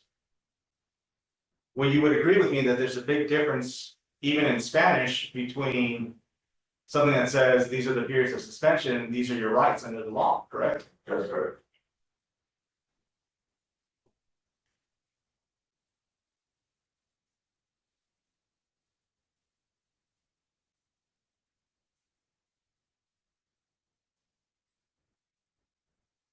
And as far as different languages in understanding slurred speech or noticing slurred speech, it's possible that even if you don't speak the language, you can still tell if somebody has slurred speech, correct? That's correct.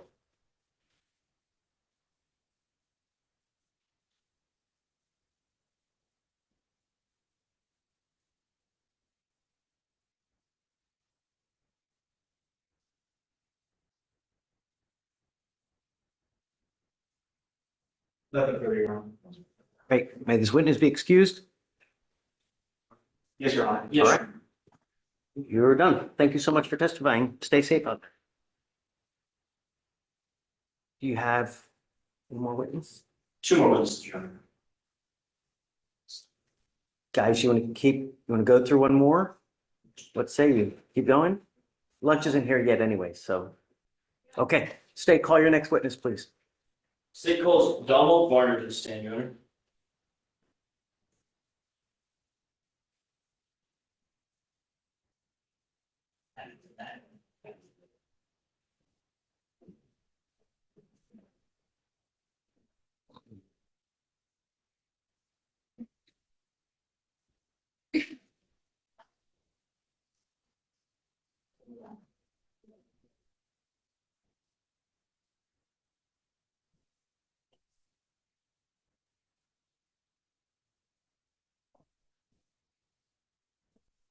Come up, sir. Your Honor, this witness has been sworn in. Okay. If you'd be so kind to raise your right hand, will you solemnly swear to tell the truth, the whole truth, and nothing but the truth, so help you God? Any testimony you give will be the truth. Yes, sir. Please take a seat. Thank you. Please speak loudly, clearly. If you hear the word objection, just stop. We've addressed it, then you may continue. Okay, Hey, Judge. you may You say continue. your full name for the record. Don Varner, B as in Victor, A-R-N-E-R. And what do you do for work? Work for the city of Houston as a DWI technician. And can you briefly describe your education and training you had to have to hold that role? Yes, I went to the HP Academy for standard field sobriety test for SFC. 40-hour class with continuous education with the state of Texas to become a Intoxilyzer and go to football school.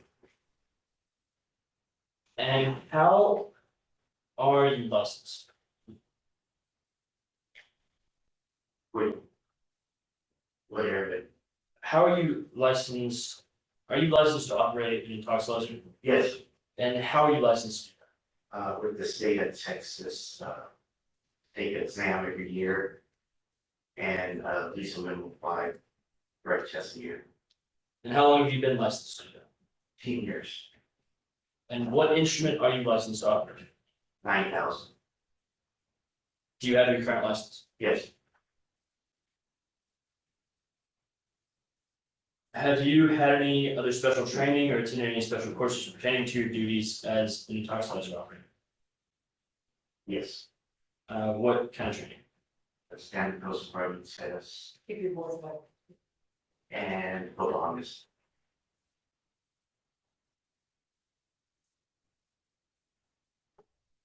And just to clarify, do you presently hold a license from the Texas Department of Public Safety as a qualified operator of the intoxilyzer industry?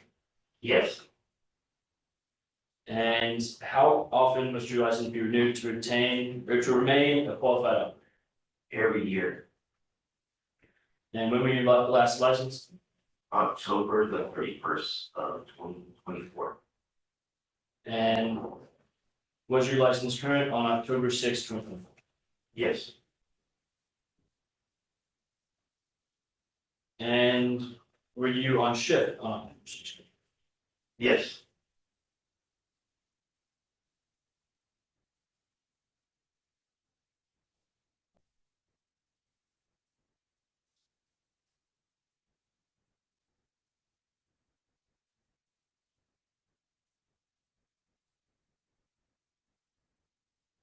On that date, did you administer an intoxilyzer test to the defendant?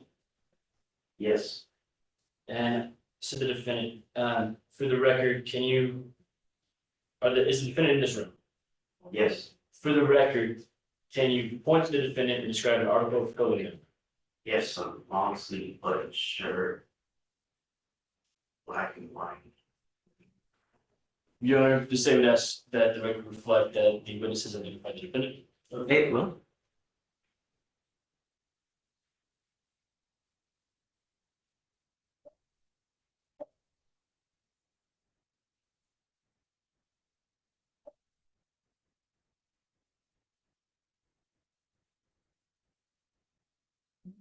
Prior to administering that test, was the defendant continuously in your presence for at least 15 minutes? Yes, Why do we do that?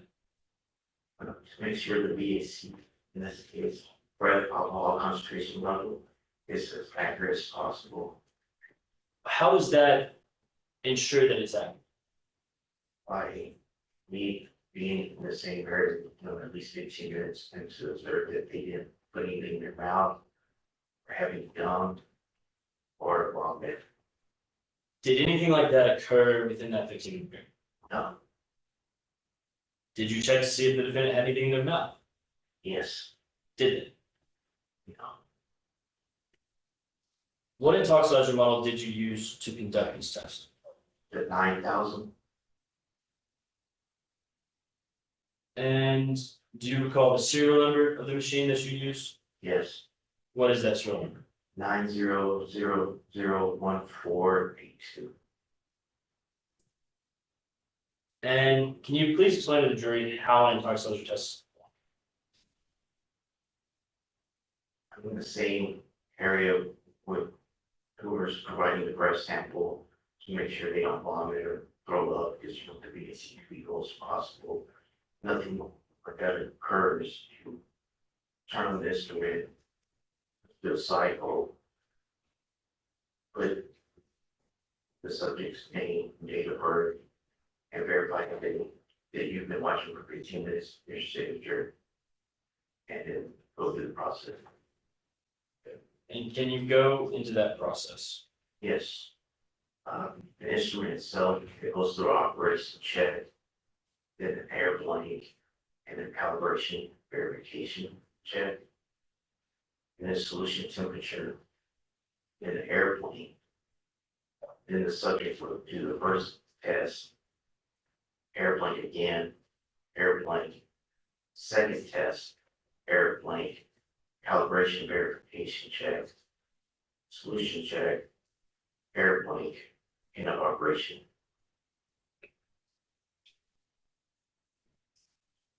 Can you explain when you're saying airplane? What does that mean? The last result is the solution is trying to make the first results to be triple zeros. So when you get the second results, there's no BAC, in this case, breath alcohol concentration in the last results.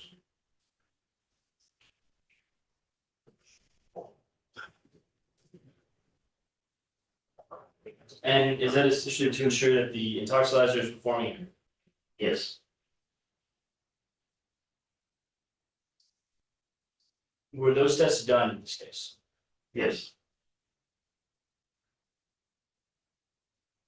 Did everybody approach? Yes.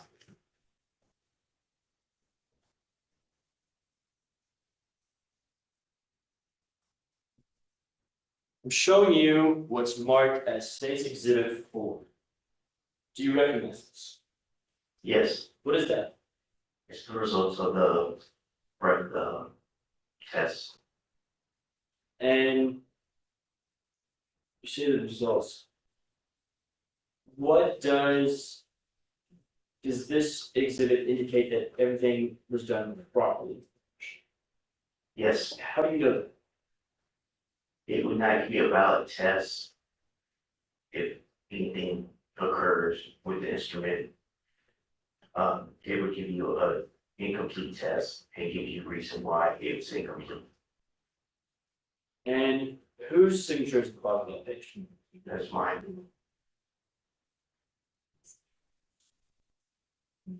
And what were the results of this test? That's a question a technical supervisor with the state of Texas would have to answer.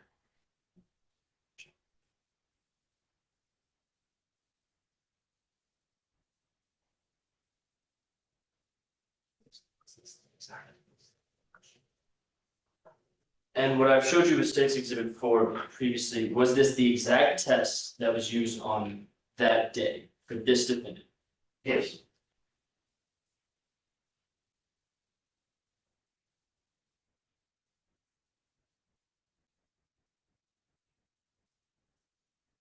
And as we've gone over this a little bit, but as part of the automatic operation of the Intoxilyzer, does the instrument perform an operating system check before each test? Yes. And are the results of that certain exam entered on the analytical report? Yes. And what were the results of that? I'm gonna object, Your Honor. Sustained.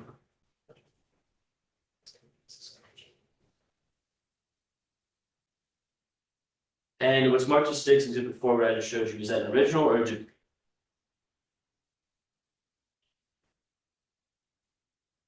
I'm sorry, can you repeat? What I previously showed you has been marked as State's Exhibit 4. Is that an original or a duplicate? To the original copy, I'm not too sure it's the original form itself.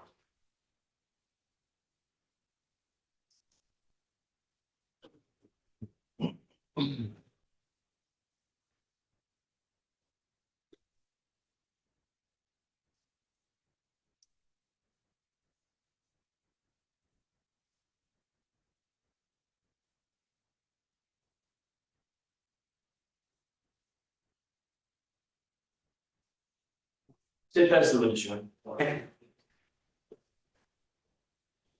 I proceed, Your Honor? Please. And Mr. Varner. You indicated that part of your process is to make sure that the defendant is in your view for at least 15 minutes before administering the test. Is that correct? Yes. And it has to be 15 minutes, right? Yes. And what is the reasoning behind that? To make sure the BAC level is accurate at that time. And that you're supposed to do that on every single breath test, correct? Yes. You didn't do that on this case, correct? No. I'm sorry, repeat the question again. I said you didn't do the 15-minute observation period on this case, correct? No, that's not correct. So you did do 15 minutes. Yes. And you're absolutely positive about that. Yes. Just as positive as you are about the breath test and that intoxilyzer working accurately, correct? Yes. No doubt in your mind whatsoever. No doubt. May I approach, Your Honor?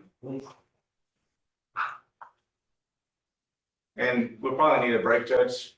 I've got some videos I need to show him. Okay, can you take the jury out, please? Jurors, we'll take a 5-minute break. I'll bring you back in and we'll continue. Okay. All right, for the jury.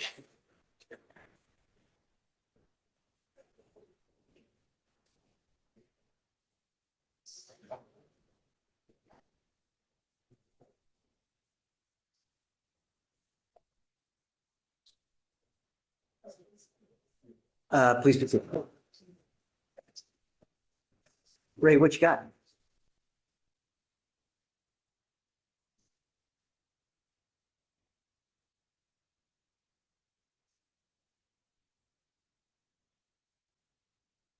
Have you seen this place? Do you know? That's not, no, it's not evidence, but it's an historical case. Okay, got it. Sorry.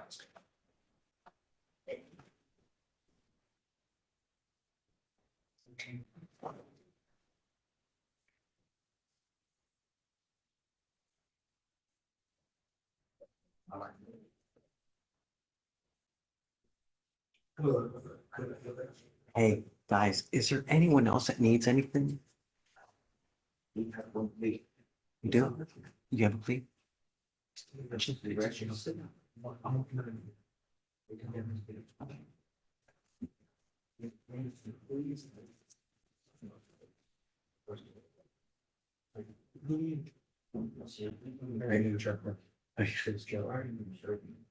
Tony's here. Kill two birds with one stone. Hey, while you're discussing, can we do a plea? Yeah, I'll take your option. Okay, bring him on. Tony, do you mind helping us out with this plea real quick? Let me get. You have the paperwork? Or you want to sign? Yeah, I think I signed. Sure. Yeah. Yeah. I saw Sarah's been sitting here too. Does she need something? Do you know?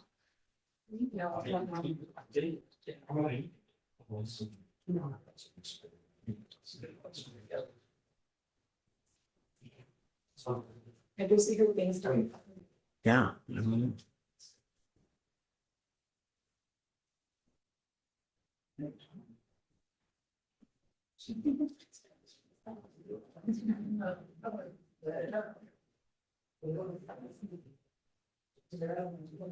Ray, do you want this on the record or no? Okay. Off the record. No, we're good. Oh, it doesn't work. No. They were talking.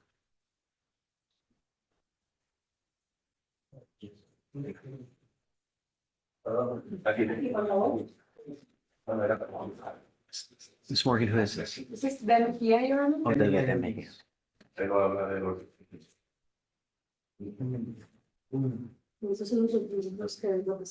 Okay.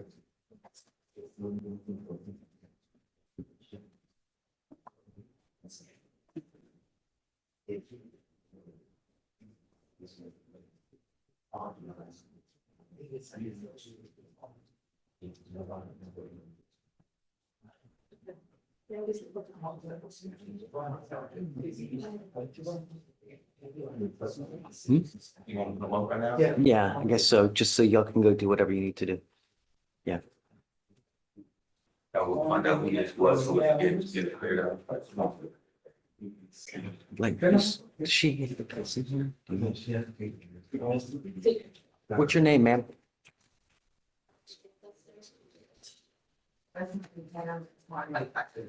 It was my proposal victim yesterday, we wrote this today, they were trying to not discuss it, but only review if they're gonna.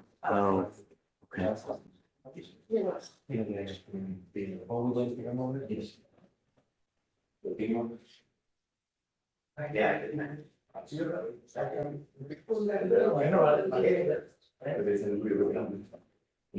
Moreno. Moreno? Yeah, Valerio. What is he? Moreno, Valerio, Moreno. It's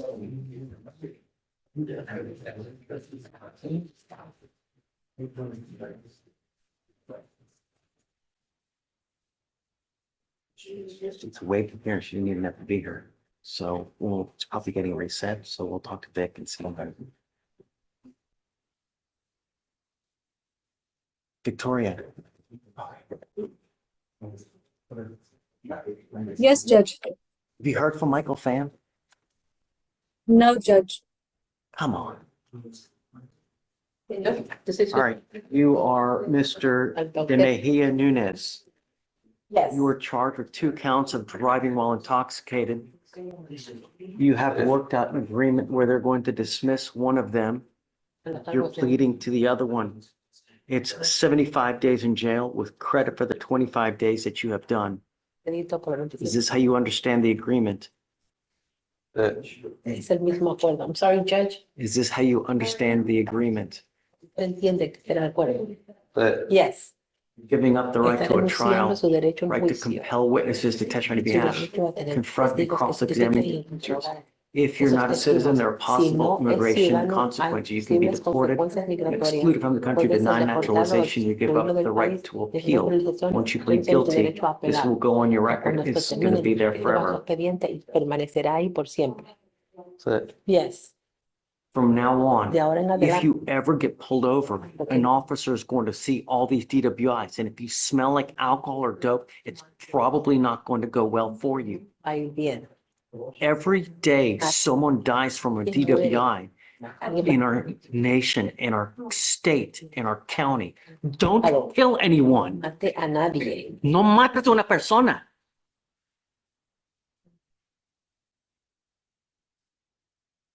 Because of these DWIs that are with you now, I'm telling you, anytime you get pulled over, you have a funky smell. It's probably not going to go well.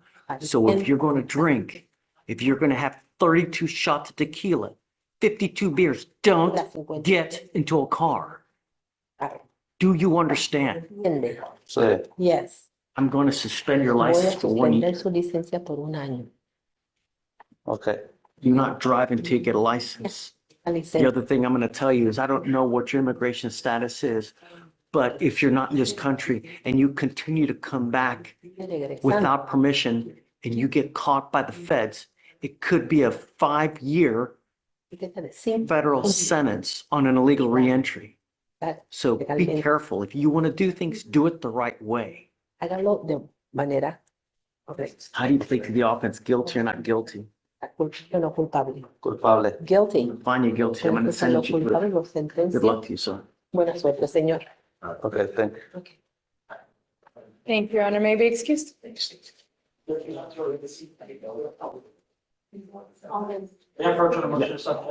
I'll sign it. I just haven't put it in, I'll sign it. Vic, I don't know what to do about Miss Davis, but it's 12:30 and I mean, you haven't heard from Michael, so, No, he did swing by earlier, okay. but I think we had started already, so he left. I'll reach out to him guess- and see if he can come back. Well, I'm, it's already 12:30. I'm willing to, set it for, next week if she wants. Okay, I'll let him know. Okay, thanks. We'll set you off to next week, man. We'll let you pick the day, whatever day you want. Yeah, we'll let him know, and then we'll get you out of here momentarily. Shouldn't have to sit here and wait. Okay. Family, you ready? Ready? I think the state wanted to address an issue with you regarding Okay. the videos, Judge. Come talk to me. I'll try. What's the word? So, you want to record? Yes. You want to just informal? Yeah, we could do informal first and then. Okay, we sure. can- So we're not on the record now? Not right now. Okay, talk to me. So what I was showing him is the video from the intox room in JPC, where it shows that he comes in and then 6 minutes later is when he actually does the test. What they're informing me is that the observation period began outside, but there's videos from the outside, which we don't have, so there's no way of us to confirm the 15-minute observation period. I'm asking for these to come in just so I can make that argument. I think the state's going to object to it as to the weight of the evidence. That's so I'm just You're objecting to him having admitting this evidence? I thought you said. No, no objection to the videos coming in. No. If you want to do that, that's fine. I'll just Yeah, I'll go back. and Yeah, check. I'm gonna let it in regardless. I Okay. was gonna let it in. I thought you said something about the weight of the evidence. No, I was It's saying like- if you are objecting to like something with a breath test, saying, well, the breath test isn't good because we don't have this video, I would just say it's not an Is there a admissibility time question, that it's a weight. delineates when he was actually arrived at the station? No, Come on, there has to be. it's not. There always is. They document damn near The everything. offense report. The offense report does, but he can't testify as to the offense report. No. God, that's. Sarah, do you need anything before we start up? No? Okay. So let's go. You ready? The food is here. No, I want to see how far we can get, you know. Do you have any witnesses? I don't have. Yeah, just literally, just have them eat, deliberate and eat. You ready? What's the food? Pizza. I'm sure that they would run a get it and.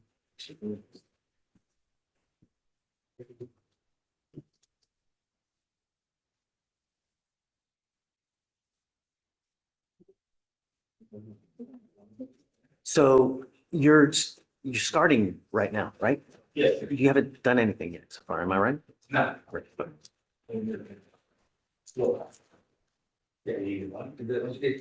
Josh. It's just a USB drive.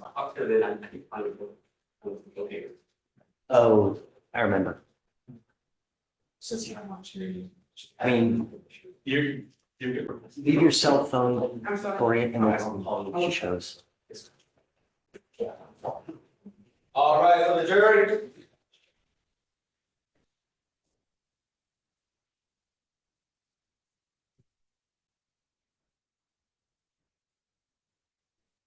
Okay, please be seated.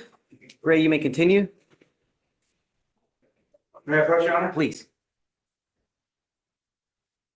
And I'm sorry, do you have an official like title or designation or? Is Mr. Klein? Yes. Okay, Mr. Varner. During the break, I showed you some videos, correct? Yes. And those videos were contained on this USB drive, correct? Yes. Okay, and as far as you know, the videos that you observed are a fair and accurate depiction of what happened at that time, is that correct? Yes. And to your knowledge, have they been altered or modified in any way? No. Generating to opposing counsel for objections? So this would be defense one. Defense one, yes, Your Honor. No objection, Mr. Your Honor. Okay, it'll be admitted, and that is a USB of the intox room? Yeah, that's correct, Your Honor. Two separate views from the intox room. May I publish, Your Honor? Please.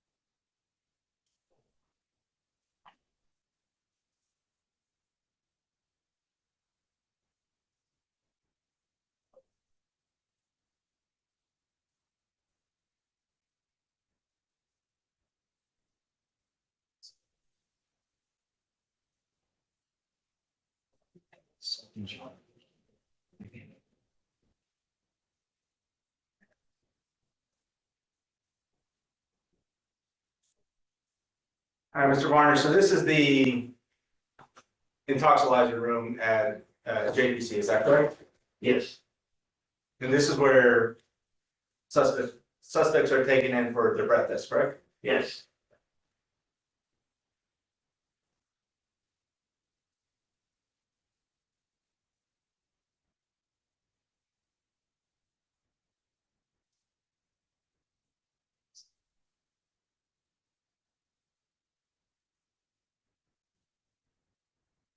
Okay, so who do we see here in this video?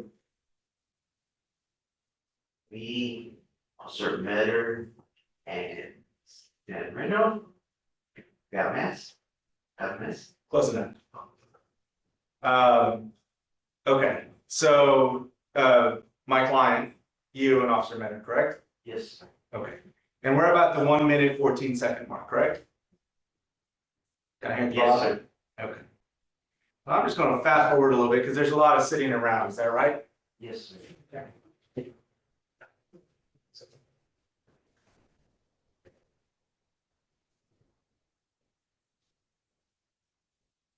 Okay, is this when you begin the breath test? Yes, Okay, and we're at the 6 minute and 45 second mark, is that correct? yes. Is that 15 minutes? 1:45 to 6:45 now.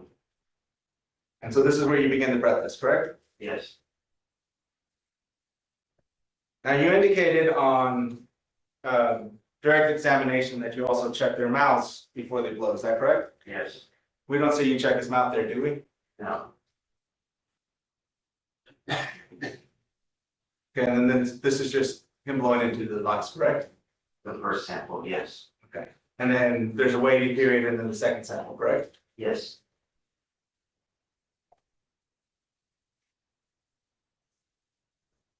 And as part of State's Exhibit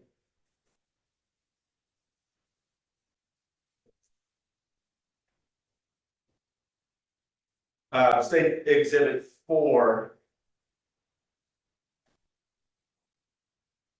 May I approach you? Please. Is this your writing on the second page here? yes. Okay. And without going into too much detail, what does it say next to breath? MOAB, And what does MOAB stand for? moderate odor alcohol beverage. Moderate odor of alcoholic beverage? Yes, And is that something that you observed, or is that what you were told by the officer? that's what I served. Okay. So not a strong odor of alcohol, correct? No, And in your experience, how many times have you administered a breath test? almost 3,000 a year. 3,000 a year? Okay, so in all of those times, if they had a strong odor of alcoholic beverage, you would indicate that, correct? Yes, They had a moderate odor of alcoholic beverage, you would indicate that, correct? yes, They had a mild odor of alcoholic beverage, you would indicate that as well, correct? that would be moderate, it would be mild, but distinct. Okay, so a difference between strong and moderate / mild, correct? Yes, And would you agree with me that just even a couple of beers could provide a moderate odor of alcohol, correct? yes,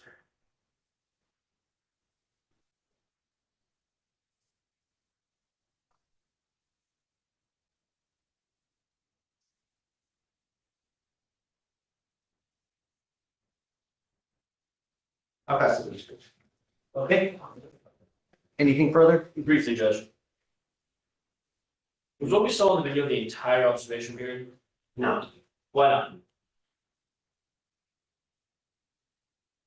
so the APC, we have limited space and we have divided to talk about the first people.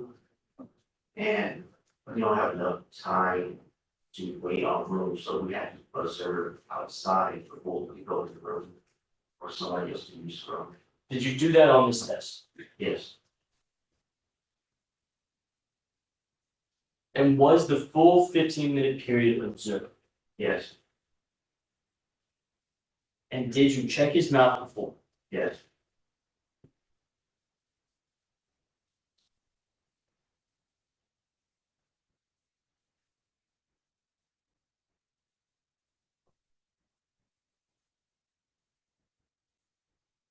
Was everything you did on this specific test done in accordance with your standard procedure?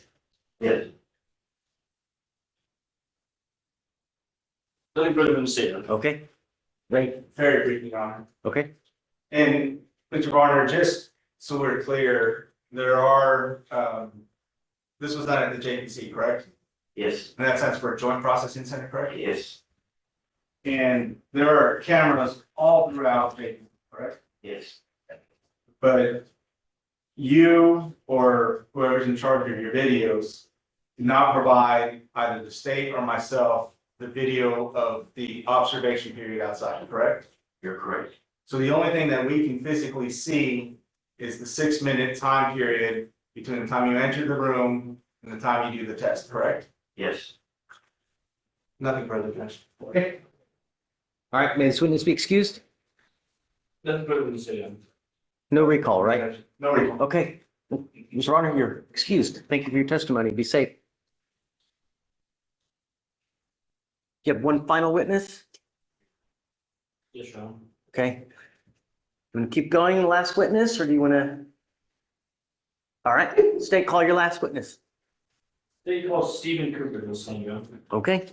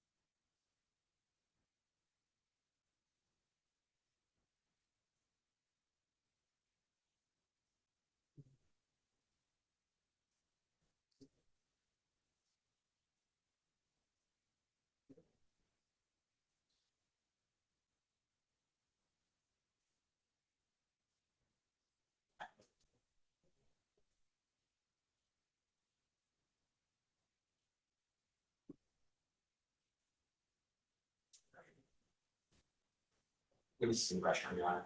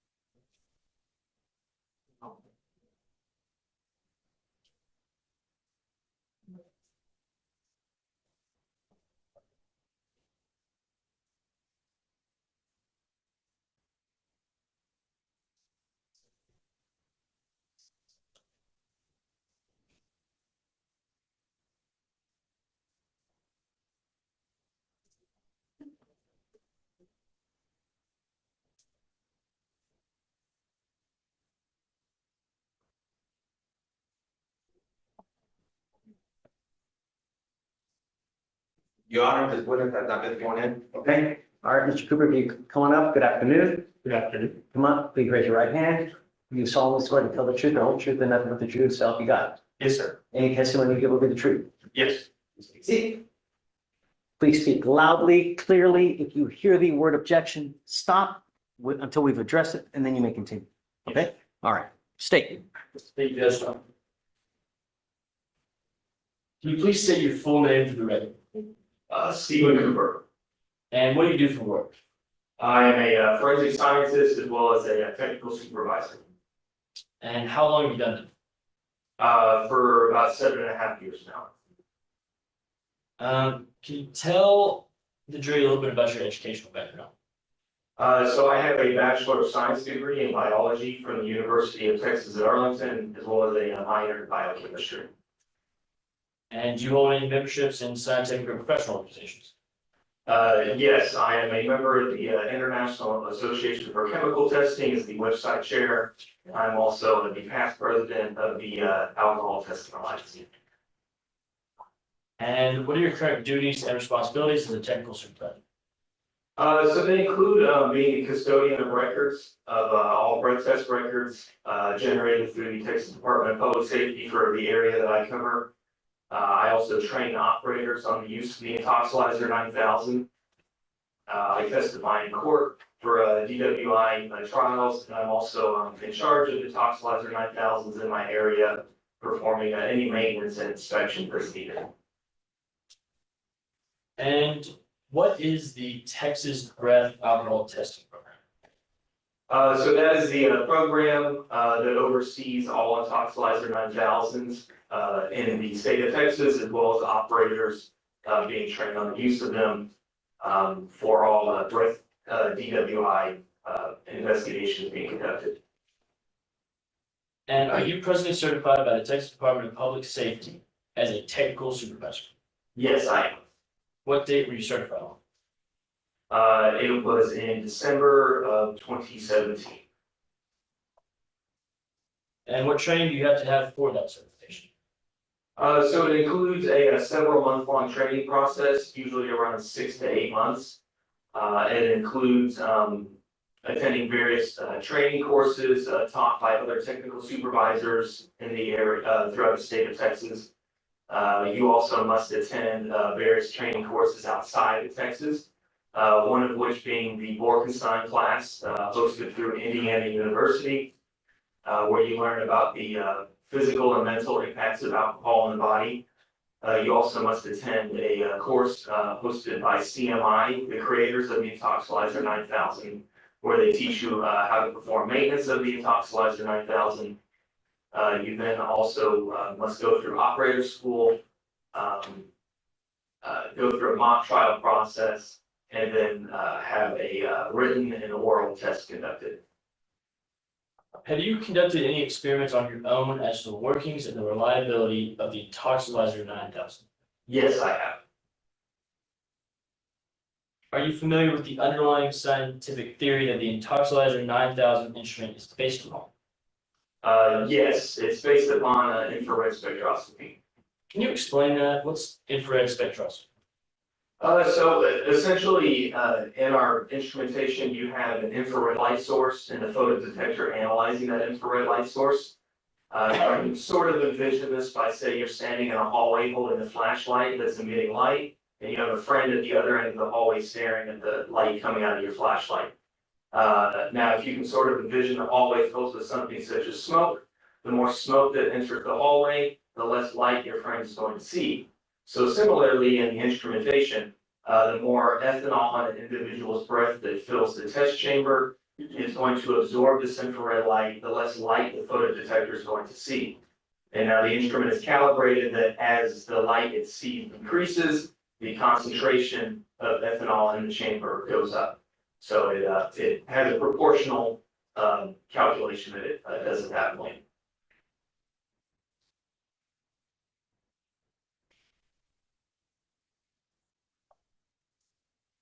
And is that theory considered valid by the scientific community? Yes, it is.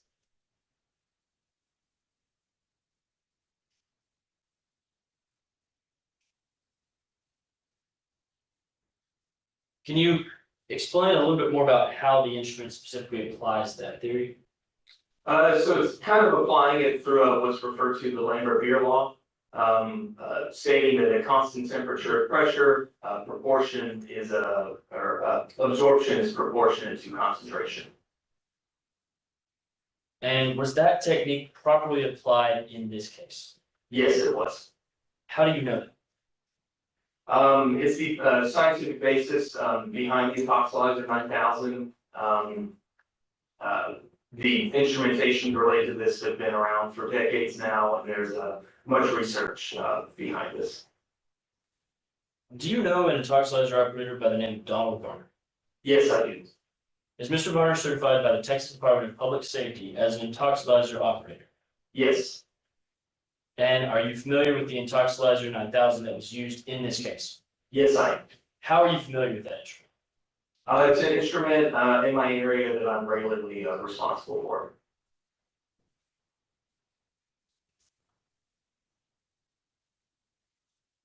And has the Intoxilyzer instrument model 9000 been approved and or certified by the Texas Department of Public Safety? Yes, it has. Was this particular instrument certified and operated as part of the breath alcohol testing? Yes, it was.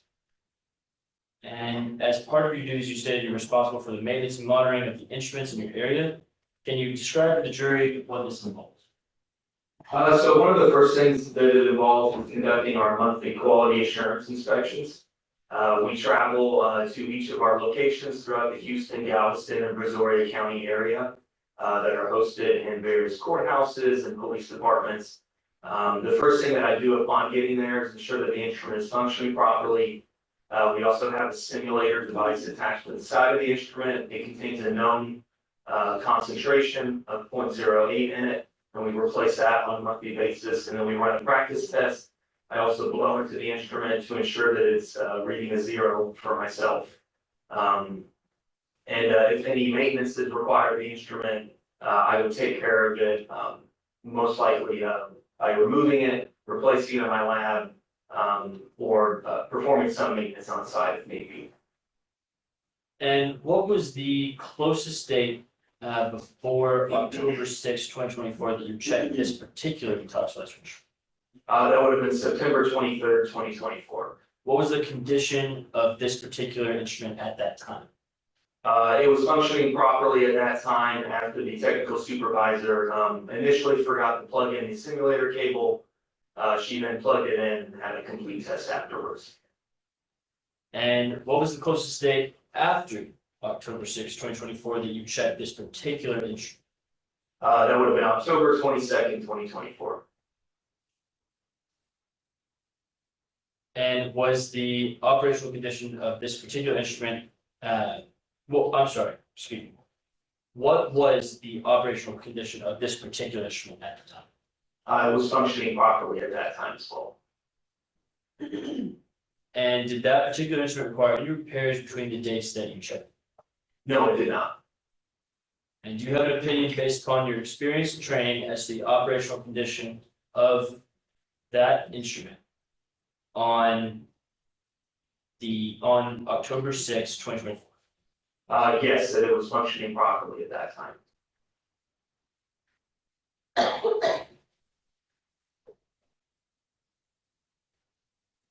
Governor, may I approach? Yes.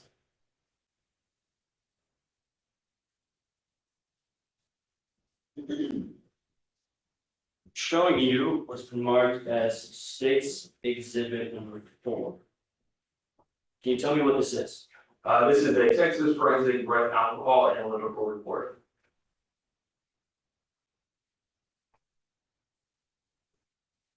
And as part of a particular test, is the operator required to have the subject continuously in his or her presence for a minimum period of time prior to conducting the test? Yes, 15 minutes. And what is the purpose of that 15 minutes?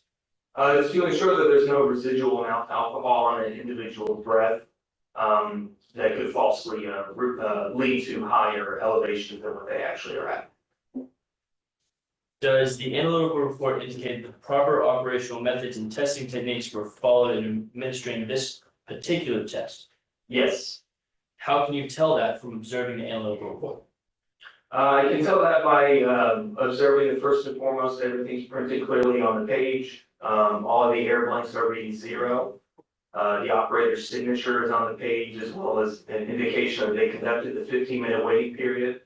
There's a test complete indicated on the page as well as no incomplete test messages either. What is the calibrated verification solution? So that I'm sorry, what was that? What is the calibrated verification solution? So that would be the simulator that I alluded to earlier. It is the reference device containing our known concentration. The instrument reads this twice during every subject test. Who prepares the calibrated verification solutions for use with Intoxilyzer instruments?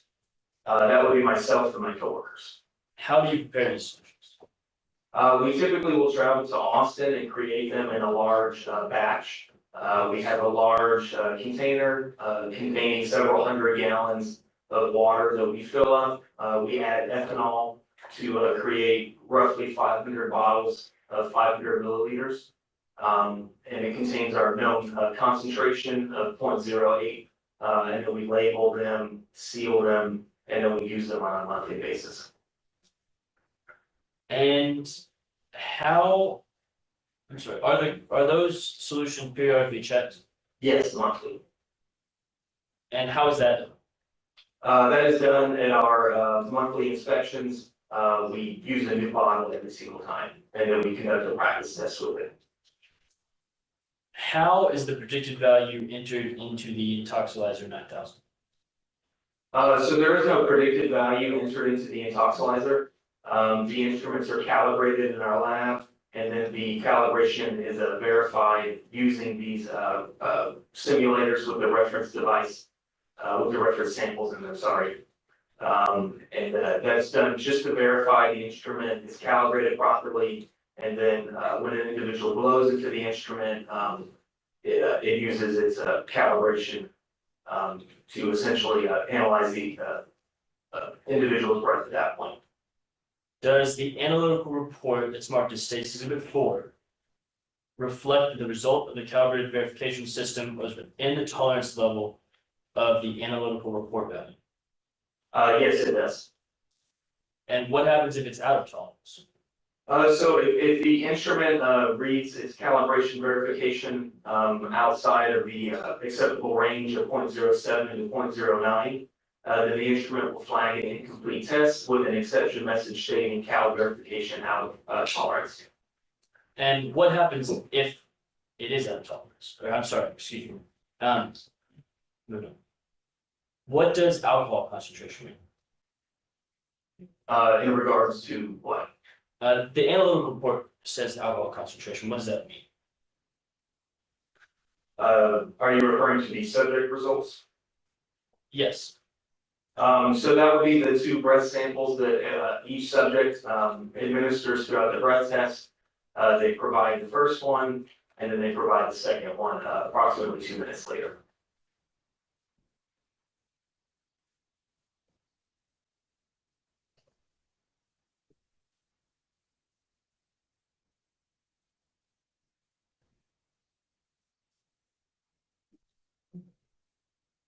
What steps should the operator of the Intoxilyzer follow in taking a breath sample? So the first thing that must be conducted is the 15-minute waiting period. Then at that time, the operator will then input the subject's information into the instrument through either scanning, typing, or swiping a driver's license. They then confirm that they conducted the 15-minute waiting period along with their signature, and then they can start the test at that point. And then can you please describe for the jury the steps the instrument automatically? Sure. So the first thing that occurs during this sequence of analysis is the operational system check. It's when the instrument performs an electronic check on itself to confirm that everything is functioning properly. There's then a 30-second air blank conducted. This is the instrument purging the testing chamber to ensure that there are no foreign contaminants or residual alcohol left behind. The instrument then goes through its first calibration verification check where it checks that known solution that we have attached to it. The instrument will then go through a second air blank to again purge the sample chamber. At that point, the subject then provides their first breath test sample. There is then a third air blank followed by a 1-minute waiting period. And then at that point, it's just a mirror image from what I just went through, ending on the second final operational system checks. And what were the results of the 2 breath samples of the subject in this case? I'm going to object, Your Honor, that has not been entered into evidence yet. What was your question?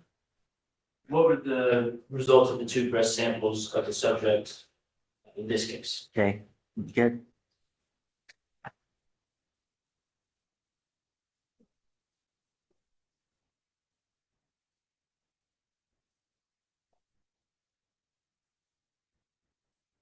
And just again, you verified that this is the analytical report that was used for this test, right? Yes. And it's a true and accurate depiction of that analytical report? Yes. I'm tendering State's Exhibit 4 for defense inspection. Improper predicate, Judge.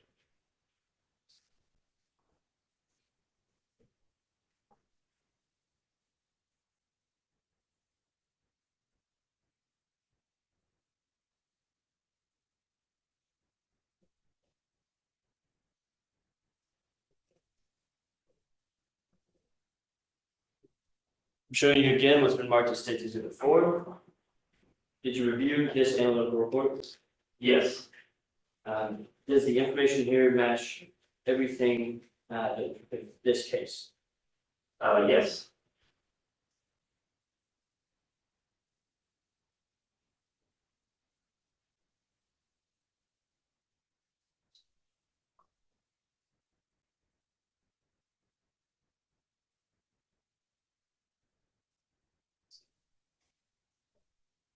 And this is a fair and accurate copy of that report. Yes. You are continuing State's Exhibit 4 to defense counsel for inspection. Still believe it's improper predicate, Judge. Say it again? I believe it's still improper predicate. One more.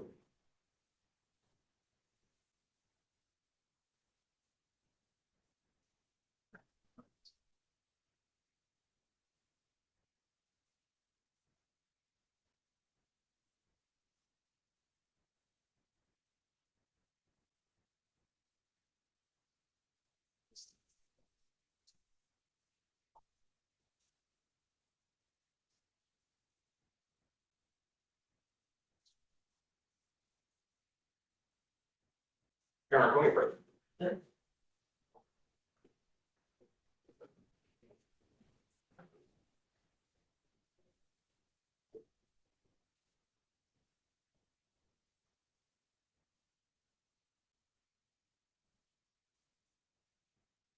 I can't hear you. Just put it on.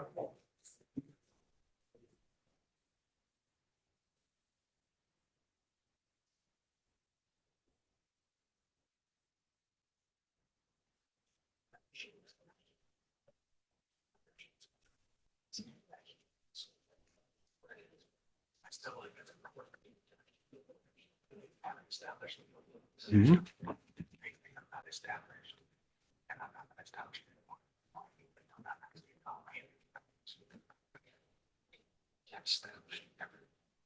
Well, the only thing I would think that is it has been altered in any way, you know? That's fine. That's fine, Judge. There's still one missing. Huh? There's still one missing.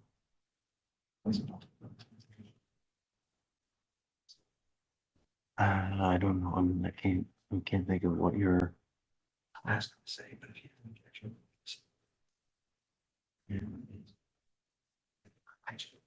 Okay, I mean, just, May I tell the court ex parte? um, I don't want. If I say it. yeah, I mean, I just,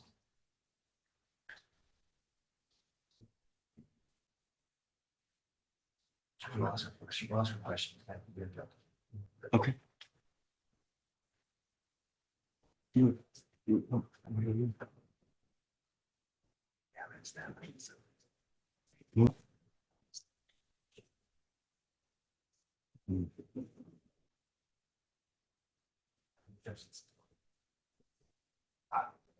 I don't have a problem. But go, but it's.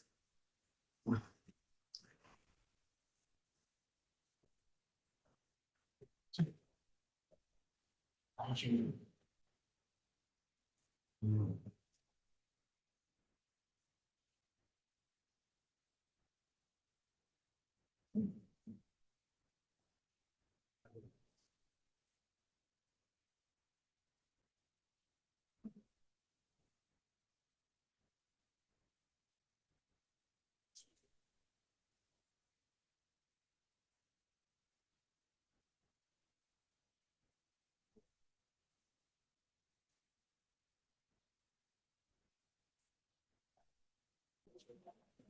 Here, wait for the back.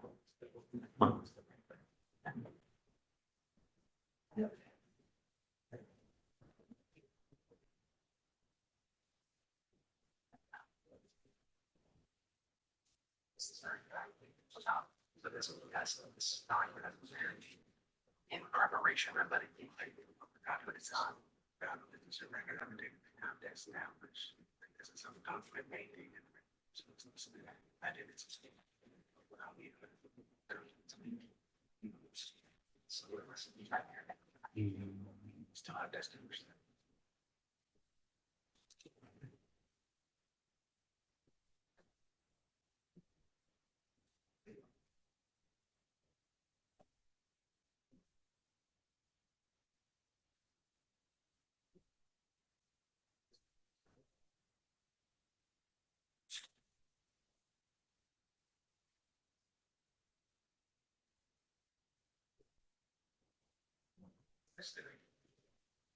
So, I mean, because they're staring, you should ask them. I didn't hear you.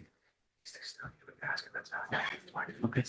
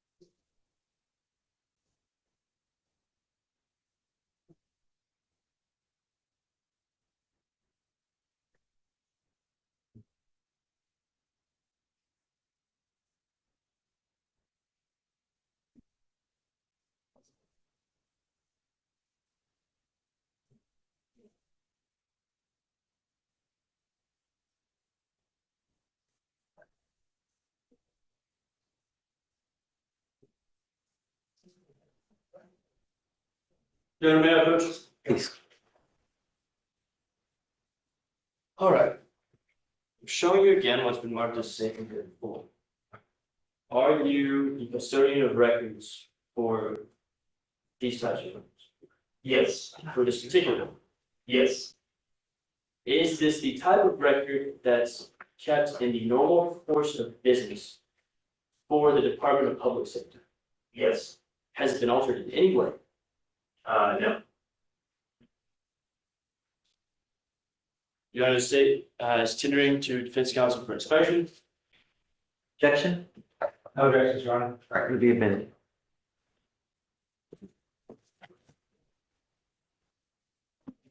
Judge, you indicated. Yes. It'll be 4. Yes, Your Honor. Okay.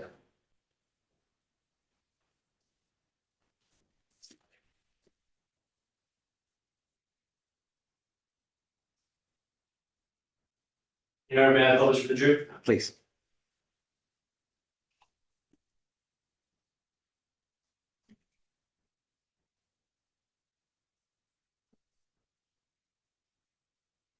Still not working.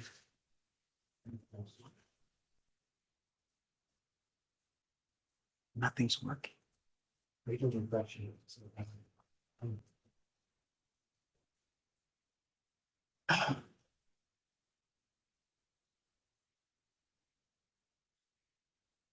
And we've already gone over this, but just to refresh, this is the exact document used that is reflective of the results from the specific breath test for this defendant. Yes. And what were the results of that test? They were 0.153 and 0.160 grams per 210 meter. And are these results greater than or less than the legal limit of intoxication set by the state of Texas of 0.08 grams to 210 liters of breath? They are greater than. Good, thank you. With the results of these 2 breath samples within the allowed tolerance specified by the scientific director of the Texas Department of Public Safety? Yes, they were. And again, what happens if the 2 breath samples are not within the allowed tolerance? So if the 2 breath samples are not within the allowed tolerance of 0.02, then the instrument will flag an incomplete test with an exception message stating no subject 0.02 agreement.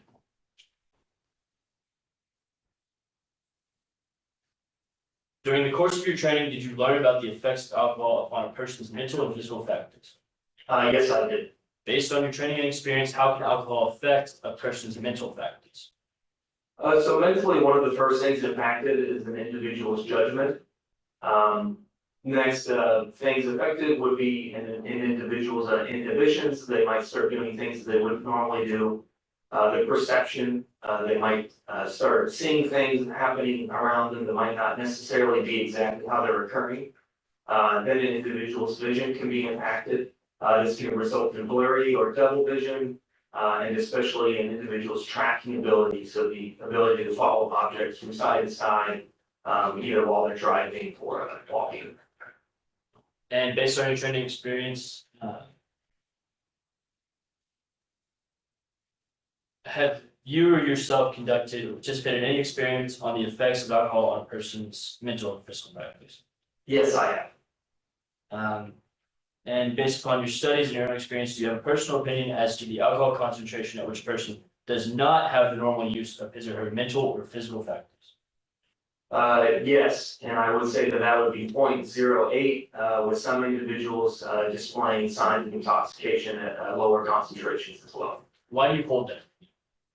I hold that opinion based off of research as well as dosing operators at operator school, as well as myself being dosed at operator school, and just from personal experience as well.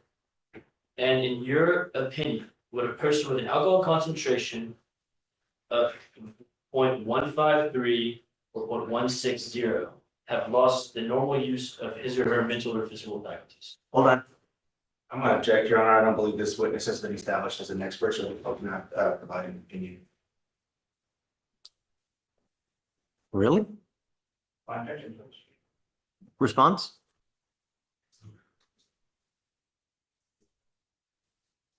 Your Honor, based on the witness's educational background that he provided, his training and experience which he provided, the extensive training that he provided, it.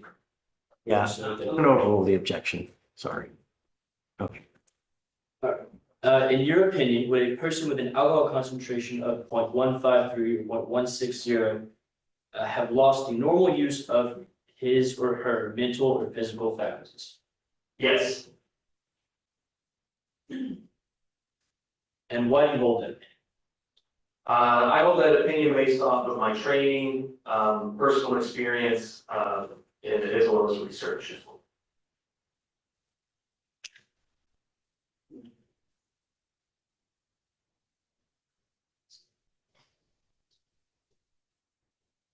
And there's two subject results.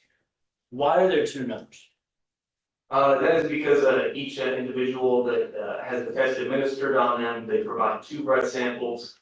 And usually in terms of calculations, we typically will go with the lowest of the 2 to give the benefit of the doubt to the subject.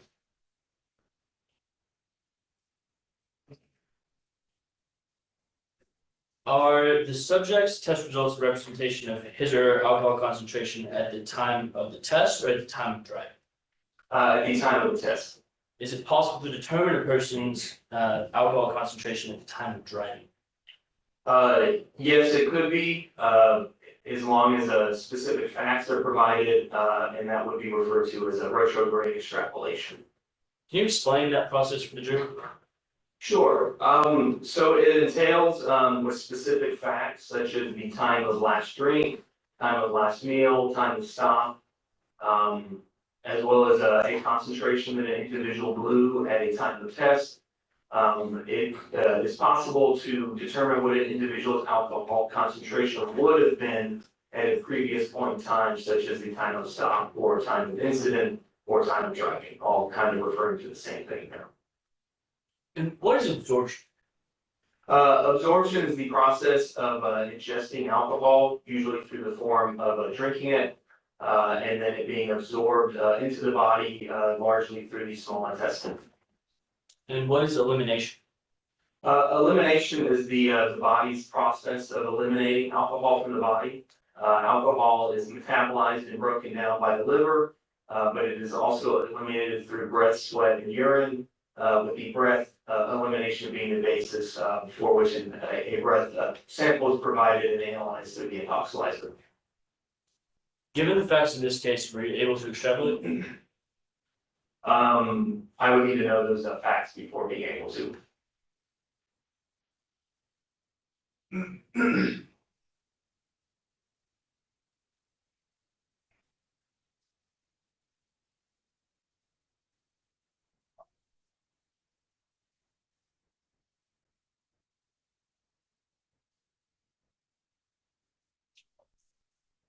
State passes the witness, Your Honor. Okay. Mayor Young? Yeah. All right, Mr. Cooper, is it Dr. Cooper? Just Mr. Cooper. Okay. I don't want to be disrespectful or anything. Oh, no, you're fine. Okay, so your state just finished up their questioning with extrapolation, is that correct? Yes. Okay, so you would need a specific set of facts to make that determination, correct? Correct. And if you don't have the specific set of facts, you cannot extrapolate back, is that correct? That is correct. So again, with 0.153, 0.160, that's at the time he blew, but not necessarily at the time he was driving, correct? Correct.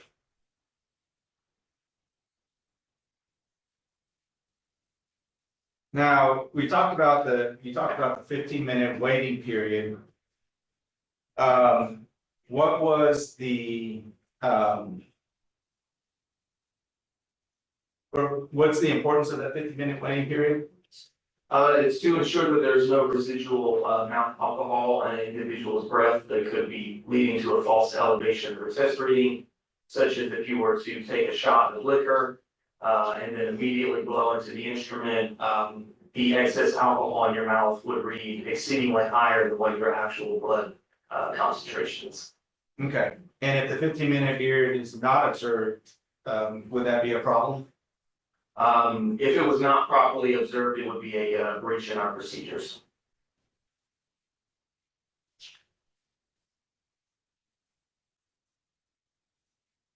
And in your training and experience, you indicated that somebody with 0.153 could have lost their judgment and inhibitions, things like that, correct? Correct.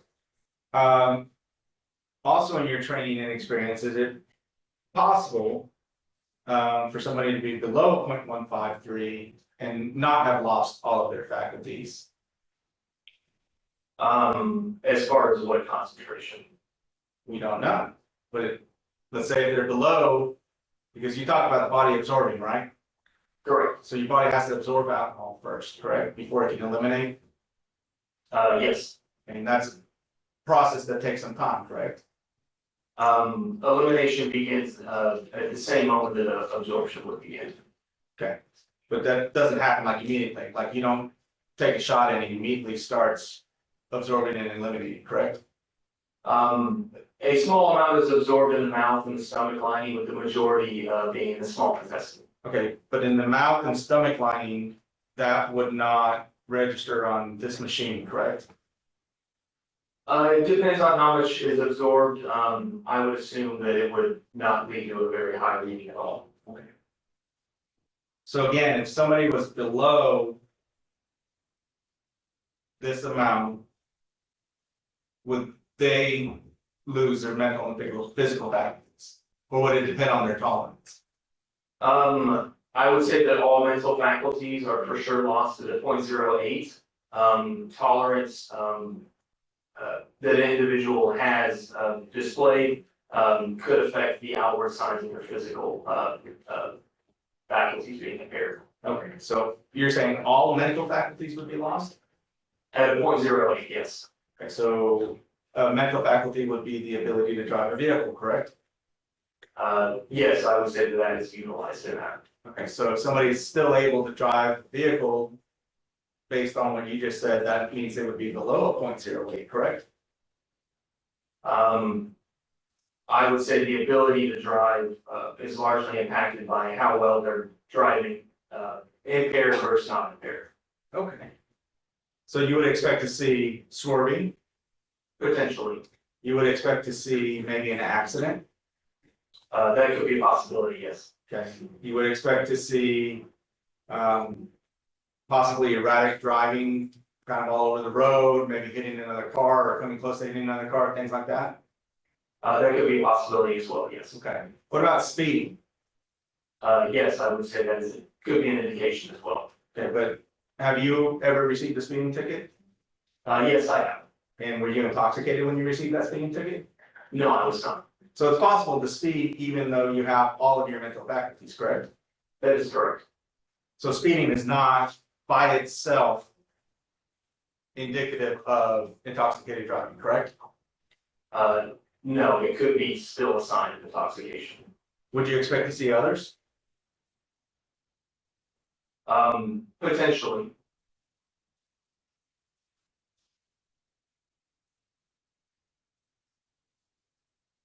Now, are you familiar with the standard field sobriety tests? I am roughly familiar with them, yes. So you're not certified in them, correct? No, I am not.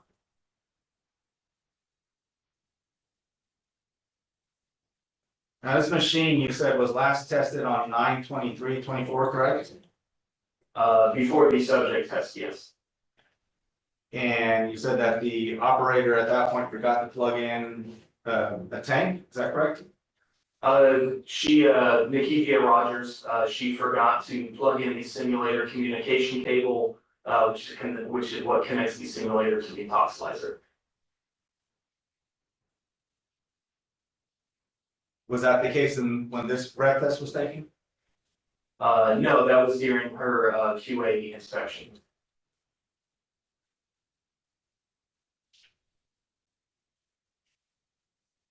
All right, so just to be clear, these results are at the time of the breath test, correct? Correct. And without additional facts, you cannot determine what his alcohol level was at the time of driving, correct? Correct. Nothing further, Rich. Okay. Anything further, State? Judge, move, Coach. Sure.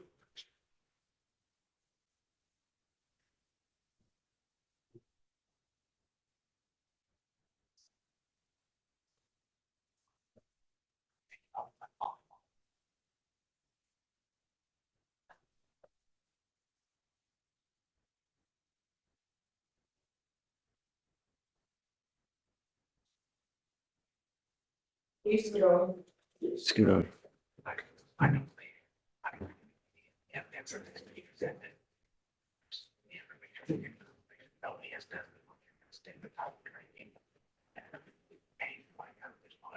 Well, he testified that there was one, that it's like there was different testimony as to the right. So, yeah, I mean, what are you trying to do? How? Not through him. No, not to him. It would have to be prior. But You can't use him. no, I can. Right. Okay, let's continue. Okay, thank you.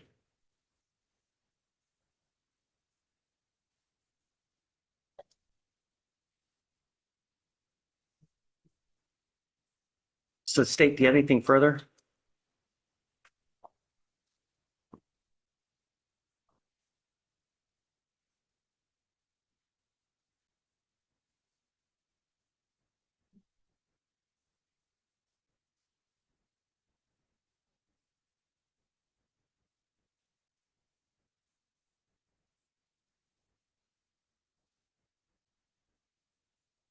Yes, Your Honor. Okay, make it brief.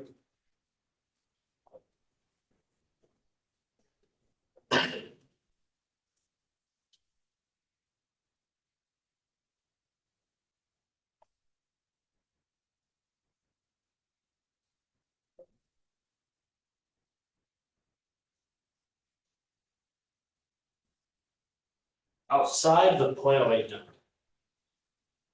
are there other factors to be considered when determining if an individual is intoxicated? In regards to mental and physical faculties, Yes. some individuals could display signs of intoxication even after their first drink of alcohol. Tolerance also plays a factor as well. But tolerance is only the outward display of being able to mask your physical signs of intoxication, and it has no impact on your mental signs of intoxication. So it isn't just one specific thing that tells you whether an individual is intoxicated or not. I'm not really sure what you're asking.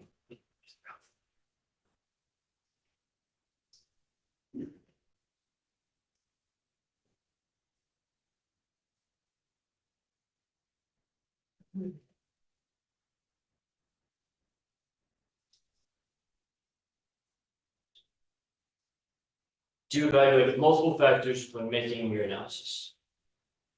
I'm gonna object, Judge. I don't know exactly what he's asking. If there's multiple factors as to this breath test, He's right. Yes, Your Honor, I'll rephrase. Okay. I'll move on. Okay. Was everything for this breath test done in accordance with standard policy? Procedures? As far as what I've observed on the breath records, yes. Nothing further than stated. Okay. No, Your Honor. All right. You may step down. Thank you.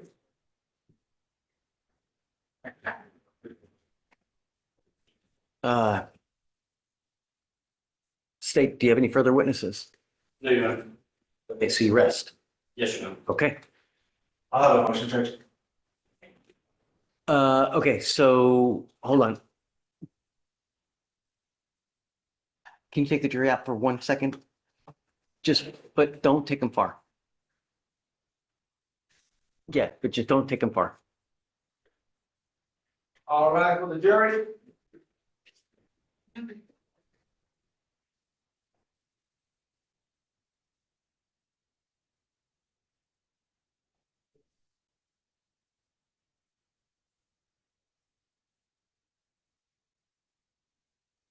Okay, please be seated.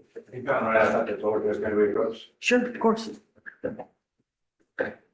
For what it's worth, I don't think they can hear anything, but absolutely. Yeah. Rather Of safe, course. sorry. Absolutely. So Judge, I'd be asking for a motion for directed verdict. I believe this statement's failed to meet its burden beyond a reasonable doubt. First and foremost, they never established whether or not he was operating a motor vehicle. They identified the type of vehicle, but they didn't ask any witnesses if it was a motor vehicle. And that was never established. That's the first part. Second part, I don't believe they've established intoxication beyond a reasonable doubt. They never asked any of their witnesses if the person had lost the mental or physical faculties. All they did was go through the field sobriety tests and then indicate what the results of the field sobriety tests were. But none of the witnesses indicated whether or not they had lost their mental or physical faculties. And on top of that, finally, Judge, with this witness, the breath test, he was able to establish that the breath test was done at the time of, or that was his blood alcohol concentration at the time of the test, not at the time of driving. Without any additional information, there's no indication what his blood alcohol was at the time of driving. So therefore, I don't believe they've established their burden as one, as to a motor vehicle. Two, which the complaint or the information says, operated a motor vehicle in a public place in Harris County, Texas. And then also as far as the intoxicated portion, like I said, no testimony as to loss of mental or physical faculties, and no indication that it was at a 0.08 or higher at the time he was driving. So I'd ask for a directed verdict at this time as the state has failed to meet its burden. Your Honor, I'll try and go in order here. The facts clearly show that it was a motor vehicle, maybe simply because I didn't ask for a conclusory statement from the witness, but demonstrated that the defendant was in fact driving a motor vehicle by the facts that were given. The officer testified that the defendant was the driver of the vehicle. There was no one else in the vehicle, that he witnessed the vehicle the entire time from when he first went into. Yeah, stop. I disagree. I think that there's enough to go forward. You know, I do. I think they testified to it that, you know, we asked them the ultimate question. So, I mean, I think that there's enough to go forward. But my understanding, Judge, is that the state has to meet each and every one of their elements beyond a reasonable doubt. One of the elements is a motor vehicle, and that was not established beyond a reasonable doubt at all. He testified that he pulled him over. Correct, Judge, but it could have been a go-kart, it could have been anything. He's on video in a car. Your Honor, the state still has Okay, to no. establish. I disagree. I think that they've met it. Let's go from. We take a plea, Your Honor. No, I've got a jury coming in. Give me 5 minutes. I get.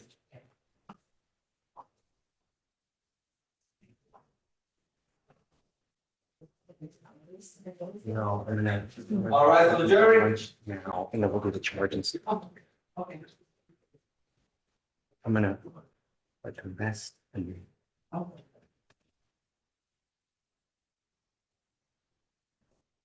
All right, everybody, please be seated. Okay, so you have rested. Defense, do you have any witnesses? We do not have any witnesses, Your Honor. Okay, so defense rests. Okay, so now we have some business matters to attend to prior to closing. So what I'm gonna do is I'm gonna feed you guys now. I know that you're probably pretty hungry, so I have lunch for you now. We're gonna try to, like I said, be as efficient as possible. So eat. I'm gonna bring you back probably 15 minutes, so we can just get started and keep moving, okay? We're close, so, all right? Please.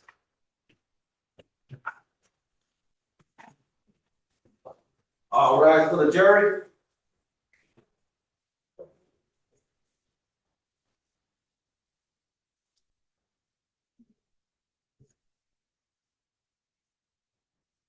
Okay, be seated. You're gonna take it back for now while we get everything ready. Should we do the charge? The little printed, you want to take a plea and then. Yeah. Okay, all right, Michael, you ready?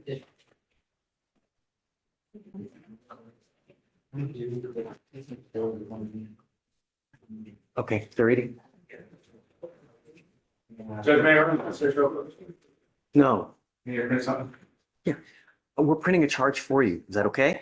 I want to ask for a specific instruction. I want to print the case law for that instruction. Which, 3823. I'll give it to you.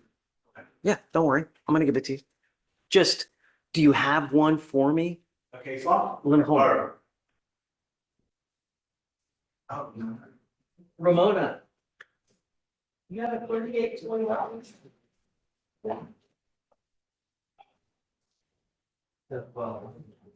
That's from me.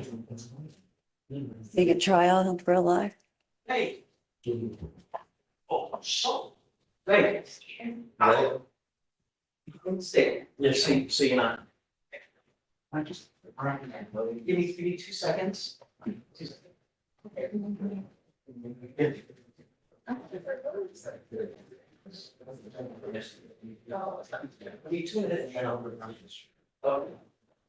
right, Mike. Yes, right. Miss Darcy Davis.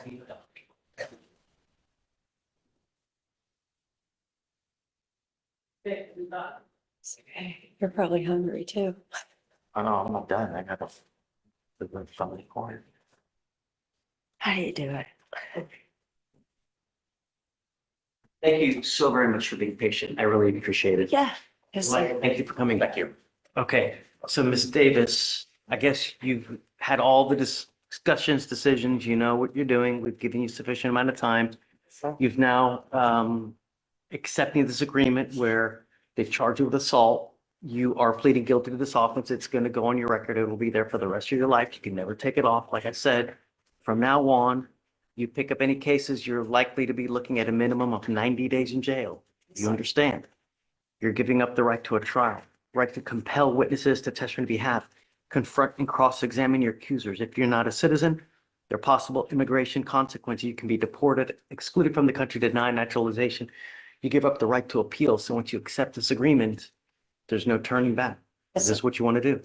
Yes, sir. How do you plead to the offense of assault?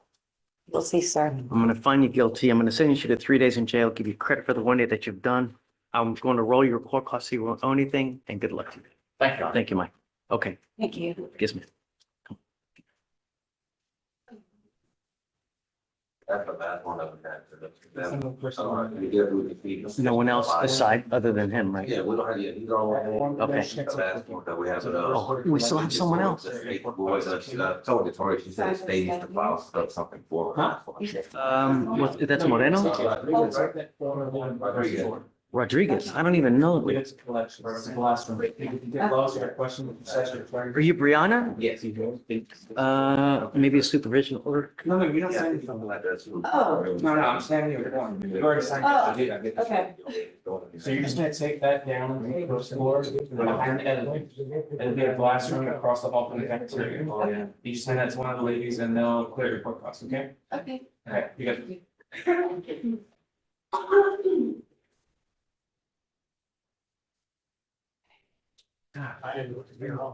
What's that? I know. That was interesting. French trial.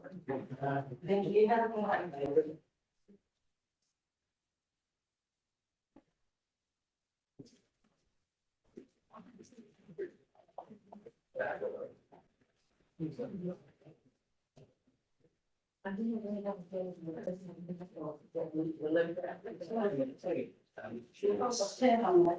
Oh, no. I'm not trying to come back, I said we still did it. Sorry, thank you.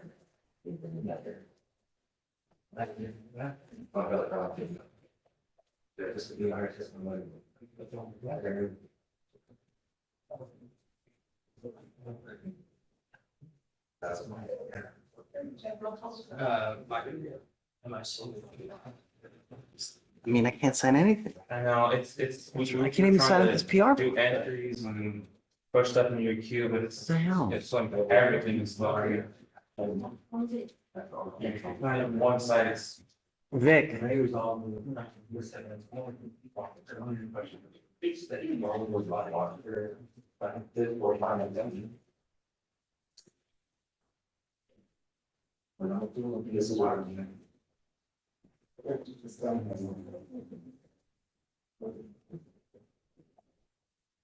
This is also the sort of the added to, I think this is what happened to the code. Yes. Here. Our system is down that enables us to sign stuff, and it's been down for like 45 minutes, so that's why I've not been able to sign the PR bond. I still can't sign it. That's what I'm waiting on. Yes, Judge. Yeah, Vic, Deeds is completely down. I can't sign anything. Yes, Judge. It's been down for a minute. They've already submitted a ticket. So we're just waiting. Do another damn ticket, man. We'll do. I just found that this was. Issue a warrant. I'll do one on you. They already got Justin Harris. Do you want to print it out? I can sign it. Maybe we can do that. The PR bonds are ones that we have to like, that's like a free trial thing, but everything runs. So it's better if we get it online because it virtually just goes over there.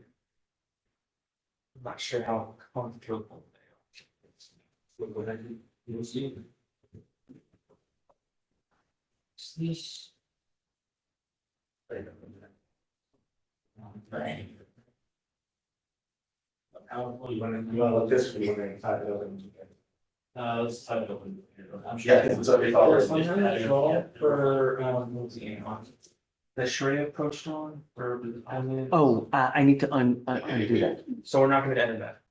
I want to sign it as I'm denying it. Okay, yeah, it's already signed. I can just check the boxes denied. Check deny. I'm denying the withdrawal.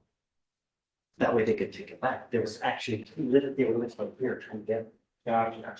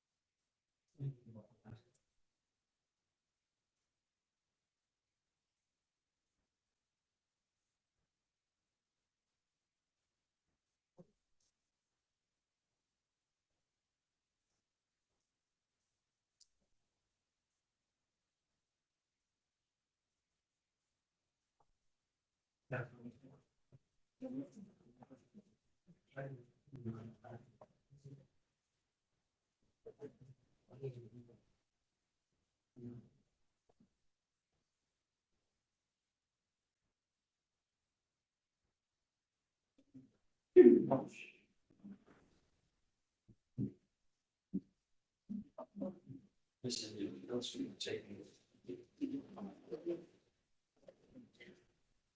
Let me just, I don't think anything's on here. Let me just make sure.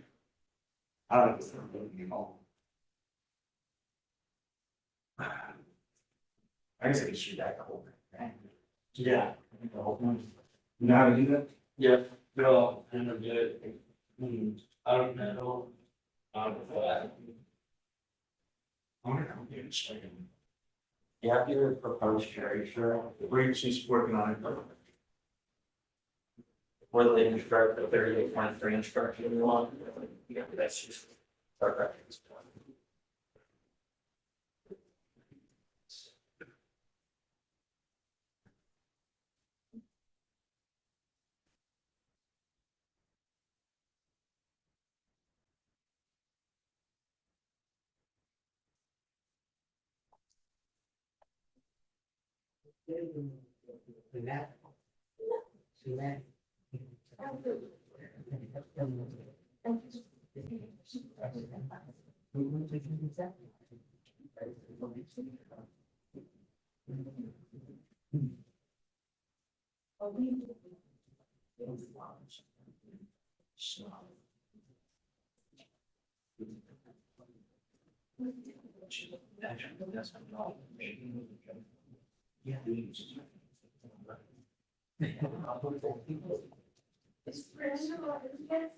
Yes.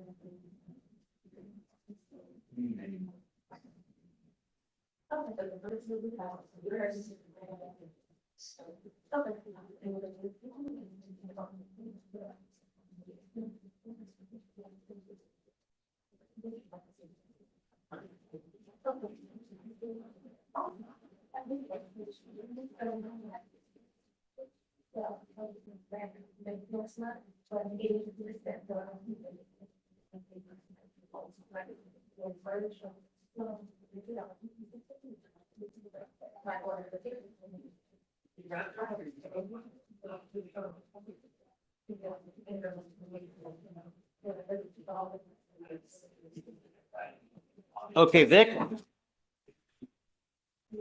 Yes, Judge, you ready? who's first? Page 7, Chan, set for arraignment failed to appear, first time.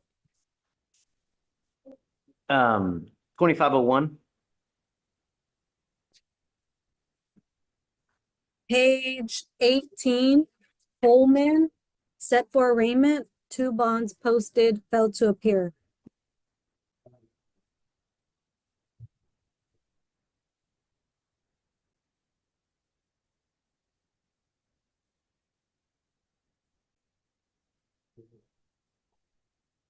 Uh, 5002. BO? Yep. Okay, let me know when you're If I ready for the can. next. Oh, that's right. I'll remind you. Do you want to move to the next one? Yeah. Because I don't think it's up yet. Okay. Next one is page 22. Maness, set for arraignment, failed to appear, first time. The bond is at 101. That's really weird. That means she's failed to appear. Well, it's only 8 days old. Maybe it's a typo.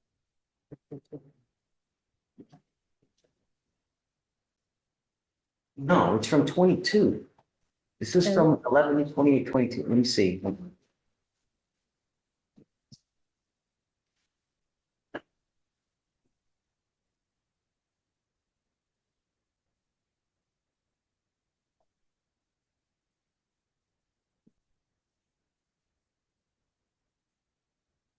Oh, yes, Judge, 2 bonds posted, a GOB and a PR bond.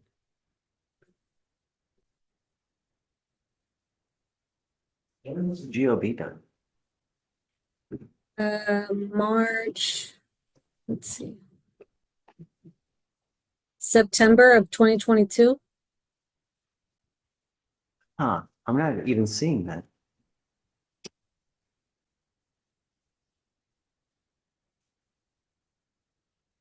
Yeah, deeds is going slow. Okay, so Oh. 5,002. Okay, 5,002. Give me a second. I can do a BO on this if you could just give me 1 second because they're pulling up. No, Judge, hang on. My screens are delayed because Deeds is not acting right. So for Manes on page 22, for sure, there was only one out of county bond posted. It was a non-arrest for a while. So just do 2501 then. Okay.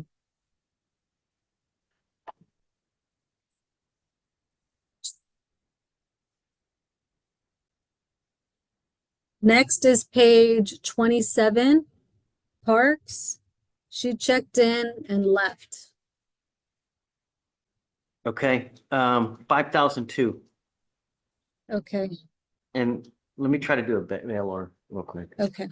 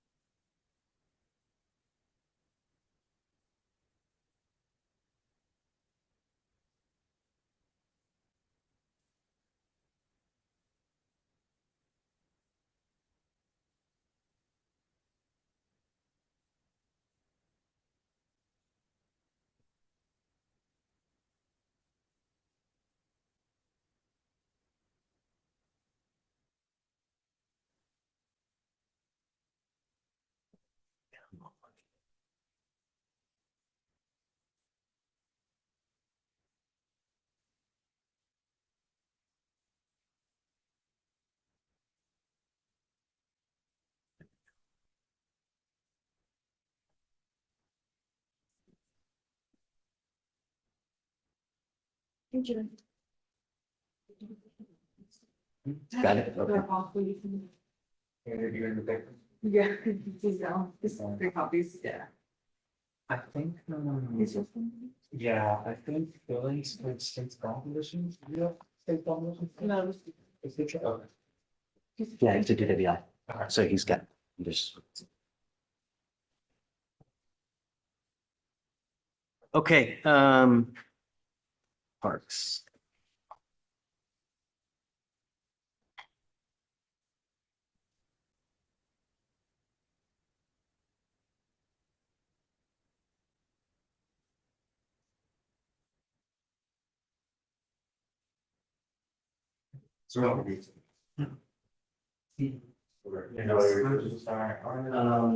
This running. It's the body. Yeah. Yeah, she really wants to see, her time period. 0 out. All right. Expecting anything different from that.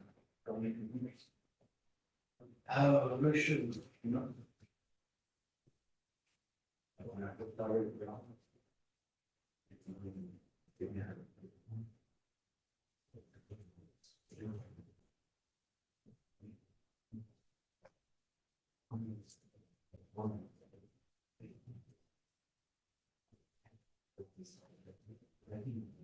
And can y'all look at this to make sure it's what you want?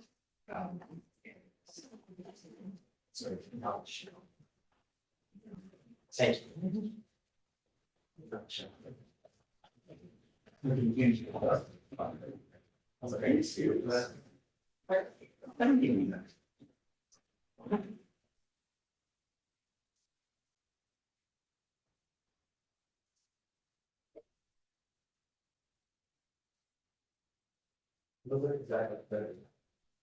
Go there.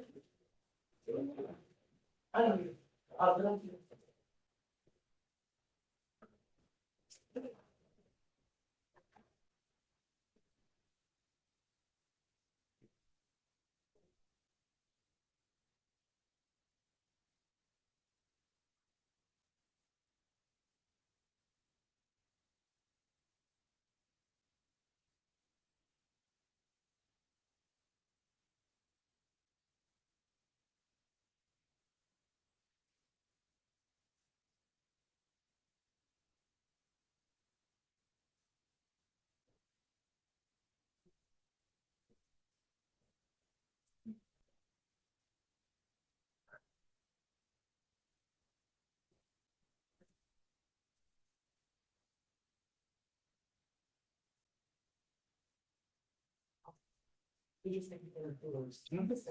Judge, you have a very important phone call.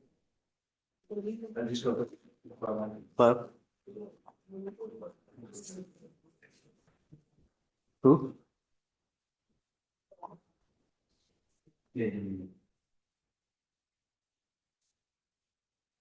Okay, well, you want to reach out to him? I can let him do it through Zoom. Bye. Ma'am, I just issued a warrant for your arrest. Yeah, you come whenever you want to come. You don't come when you're required to come. I told you to be here at 8:30 today. You arrive at what time? Or, okay, 9. You came in? Do you see I have her check in? I know she's here now, but she got here when I looked over there, it was like 12. Right, You were set for trial yesterday. You appeared at 1 p.m.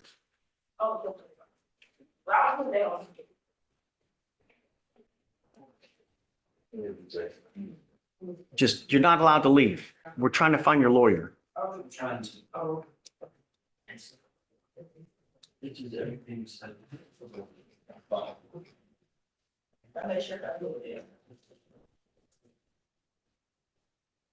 All right, guys, what'd you say about the We're charge? still going through it. It's Yeah. really long. It's really long.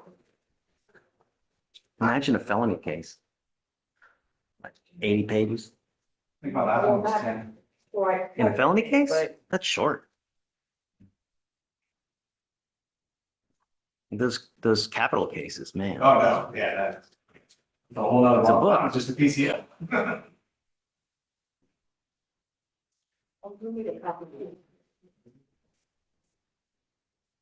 I'll print you a copy, just let me figure out what they have is the, like that. Yeah, we're gonna start soon. Yes, sir. Yeah. I will be, but.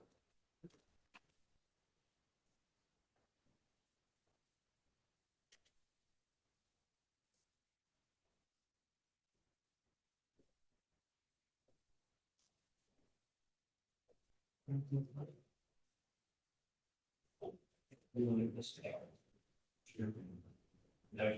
that the one, that's when you had downloaded? Yep.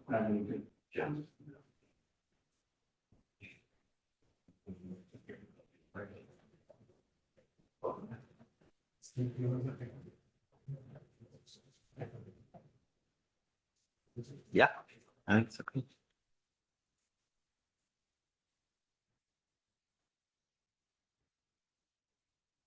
Vic, was there anyone else that you wanted to go through?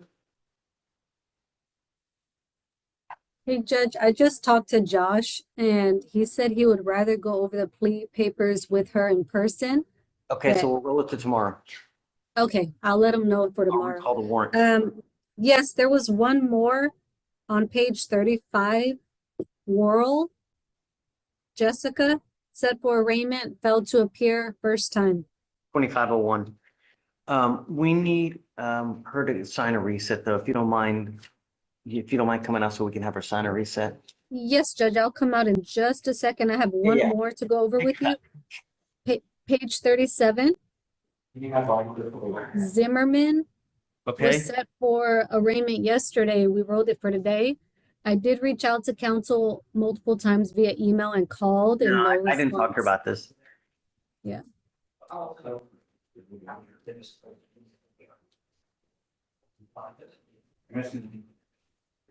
What do you want me to do? Did this person show up? No, Judge, and you reinstated and gave him a week to get here.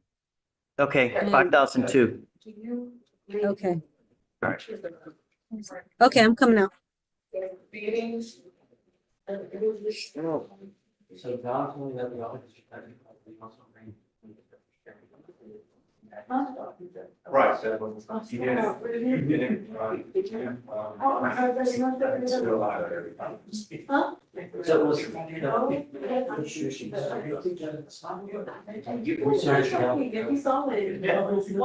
Yeah, because I mean, I was object to just the acting truck. I don't approve that. Which French drop this off for you? Finn.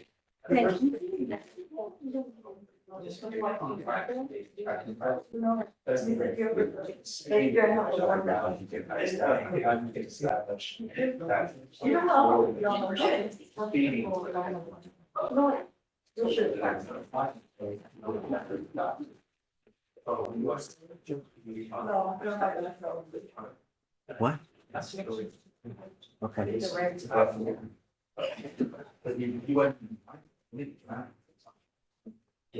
Guys, you have an objection? Yes, Tell me. the state's gonna object to the 3823 objection, Your Honor. Okay.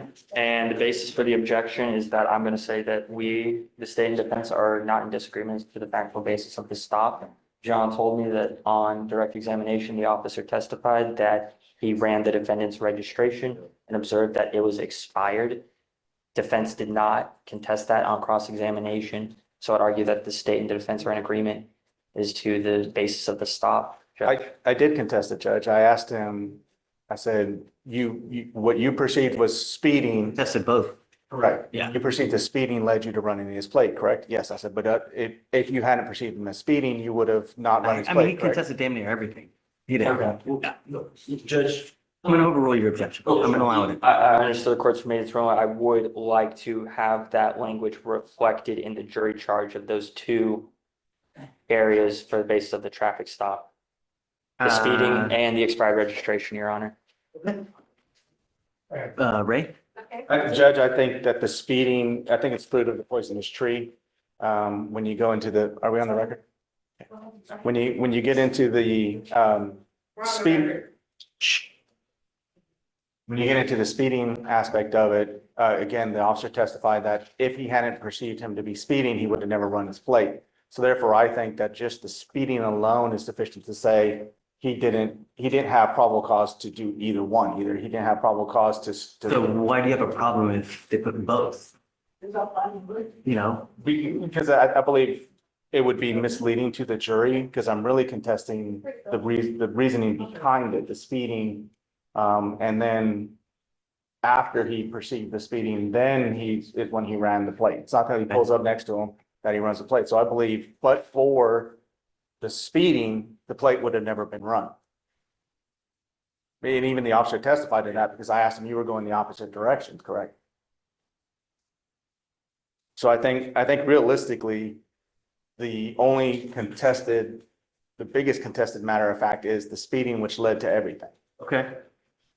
So I believe a 3823 instruction with the speeding is appropriate. And I do have a response, Judge.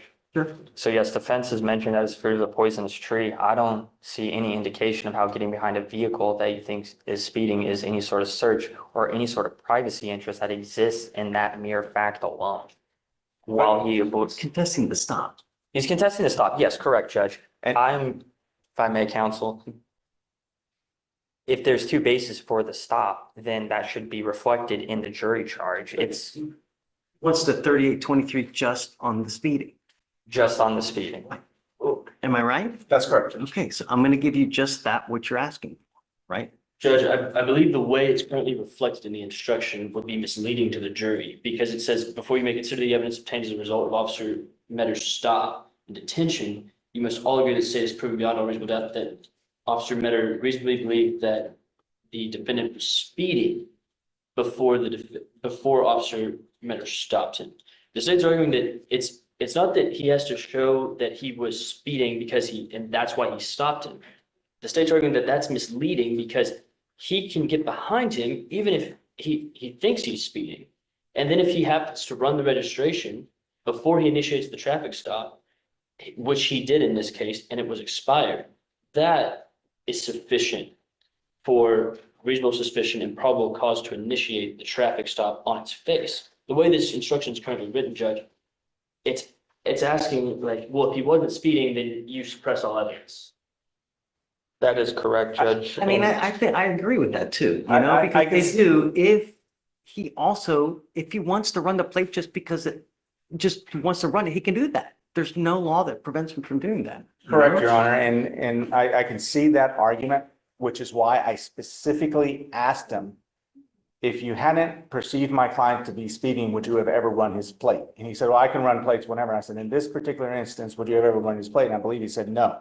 So if the court recalls on dash cam. I understand it. I get it. I So get it. If my client But had just still. followed through the intersection, he would have, Officer Metter would have continued straight. He was gonna go straight. How do we appease both of you in this situation? Judge, let me tell you how this can happen.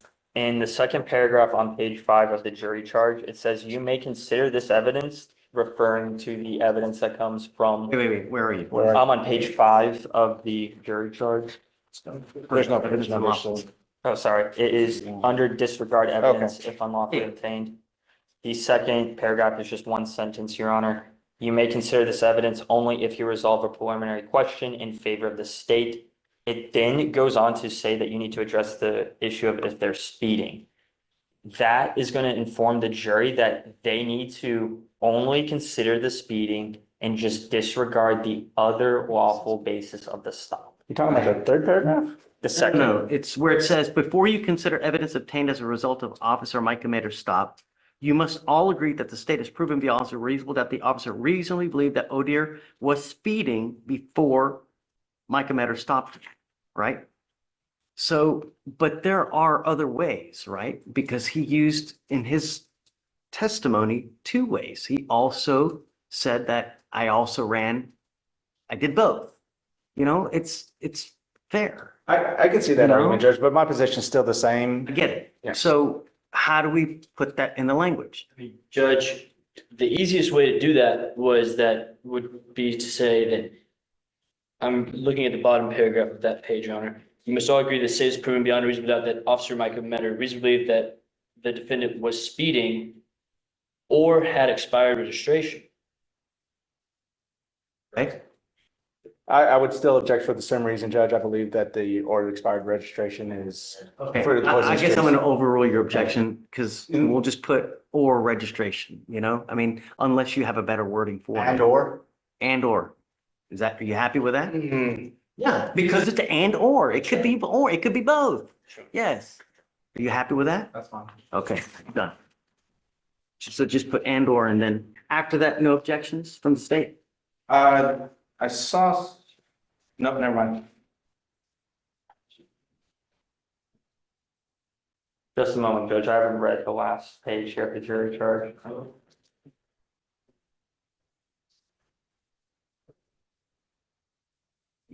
Separated and, yeah. I think it should be 1, 2 should be typical, 3 should be. That's how I perceive. I do think that, it's been a minute since I've seen it. I haven't. I do think it would make it more clear Zimmerman if the or- jury oh, they have sorry, 1 5,003 mental on faculties, Zimmerman. 2 or physical faculties, 3 the point of right. You said this should be second. Yeah, I'm thinking, Right, like. 1, 2. Yeah. Oh, you decided to do it that way anyway? Yeah, it's back up. Okay, not a problem. Yeah, I have to go to JPC. See, you put this. Yeah, no, absolutely. All right, I'm signing it for you. I mean, I don't know. That doesn't bother me one way or the other.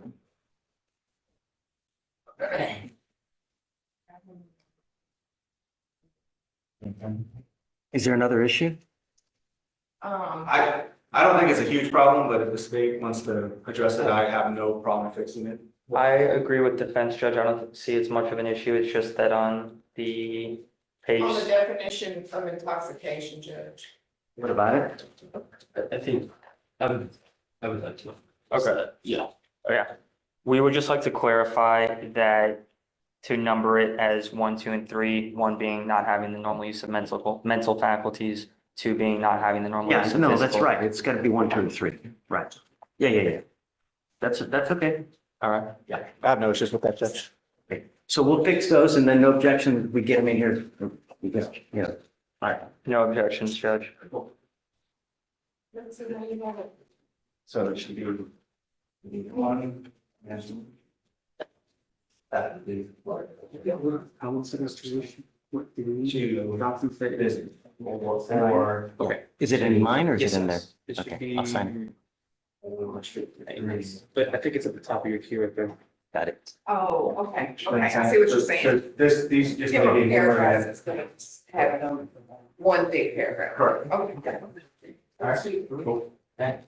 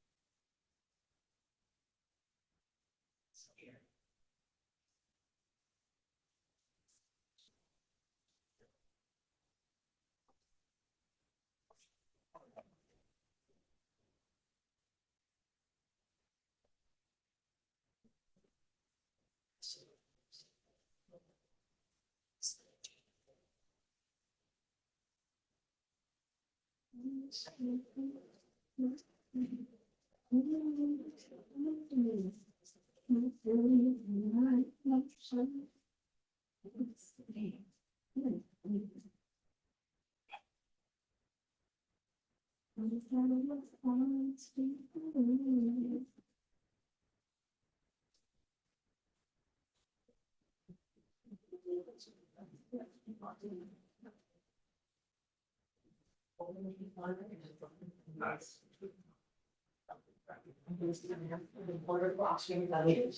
That's awesome.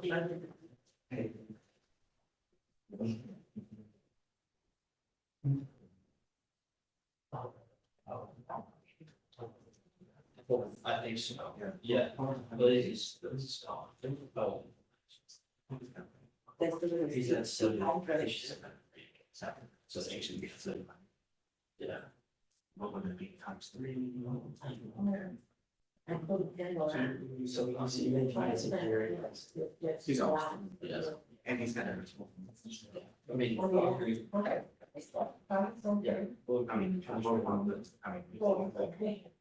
Yeah. That's the part. Well, they come back on the next. Yeah, that's out. You didn't ask my best conference. Was it? Standing contracts and then, yeah, but it doesn't. Oh, yeah, there it is. So if they come back, you didn't have to put it. It's got a nice goal. Well, it's, yeah. it's- Here. So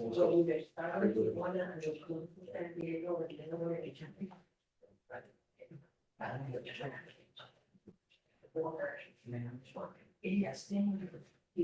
Yeah. I'll give it a try.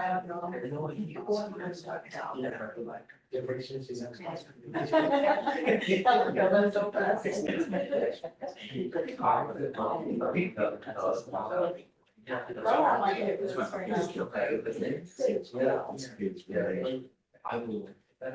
I will understand. So I can like pass by out just so I can get. So now if anything happens, you know who did it. Was that like I have to? My treat, by the way. Okay, well, I'll You think I'm serious? When y'all are being. I'm not serious. You think I'm serious? I don't know. I mean, I had to do this song. I have to ask. It also plays was here for the trial, so I feel like you on. Yeah. Where you go? He had to go, this kid had to get picked up from school. I don't know if it was like he was sick or something, but he should be back. Yeah. When you fall that shit. It'll be like.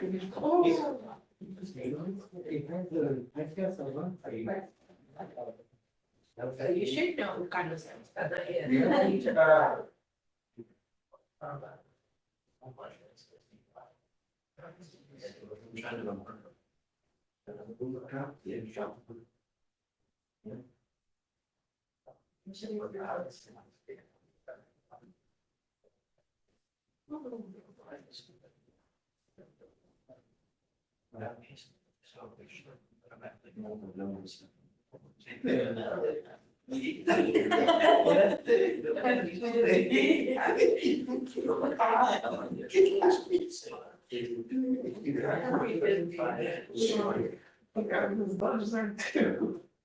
Sorry, too. Oh my God. Oh, I just said, What we said, I keep remember, I was trying to somebody from my mom. Because we're trying to get her.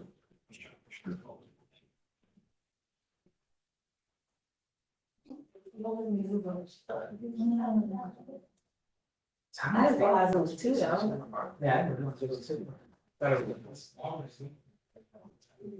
Well, I'll say this, I'll write it on. Yeah.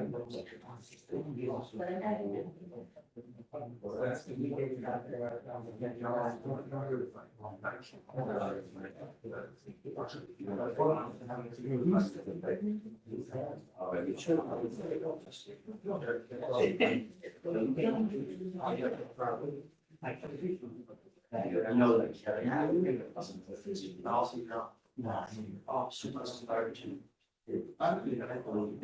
All right, Bella, we'll see you later.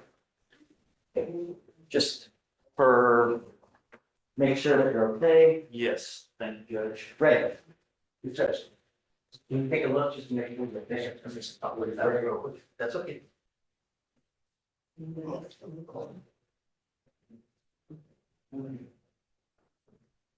Yes.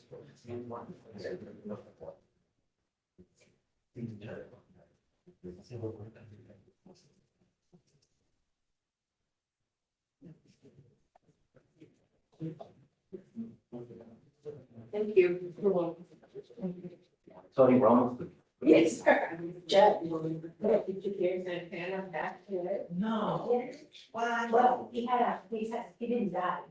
He passed out on stage. And they took him to the hospital. It has. No, I'm sorry, that was me. She killing people all the Yeah. Keith Richard. Oh my goodness, yeah. I said he passed away, I passed out. I meant passed out, not passed away. I'm so upset about the whole thing. You know what's even sadder is that people. And I want to know like that. Yeah, that is pretty sad. Okay, guys, what say you? You okay? Yes, Judge, just, I put something here on the intoxication definition.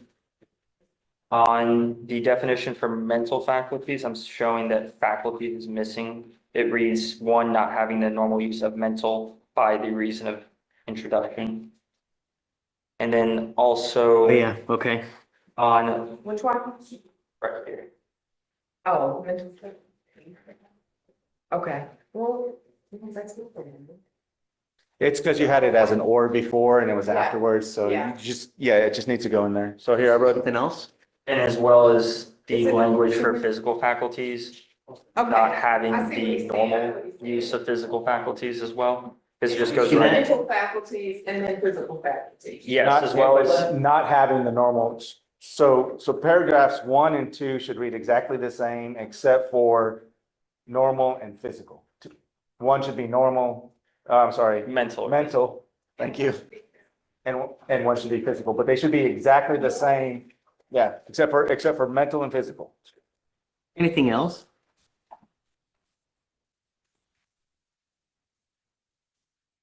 I completely missed the less than 0.15 up there earlier, so. All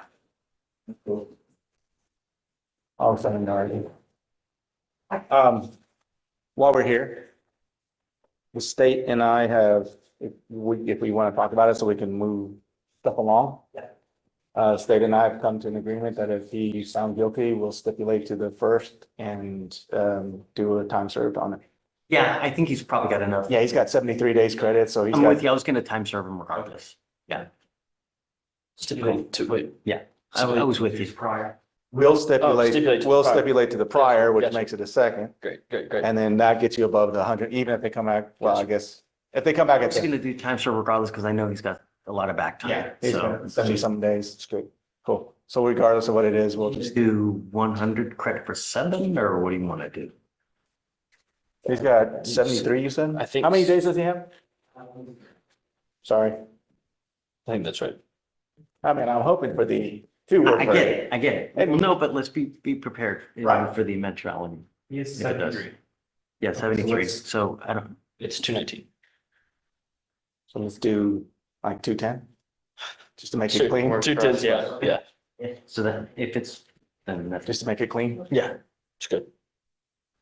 And then I've already explained to him and his family, I'm like, regardless of what the verdict is, you're going uptown or up north.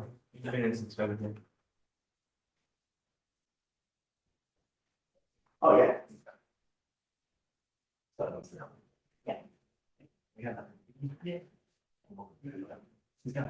Hey, did y'all see it?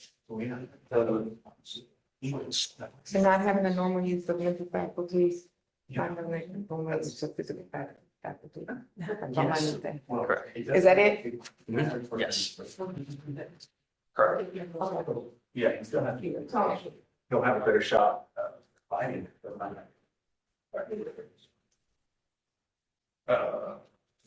yeah, just make sure you guys are ready. We'll bring them in. Yes, I don't know if, I know we saw those final, okay, he's gonna have a plan.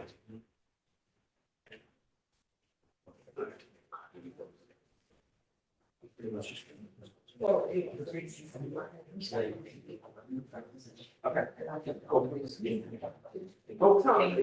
this one? Okay. Yeah, that one was. Thank you, exactly. Perfect.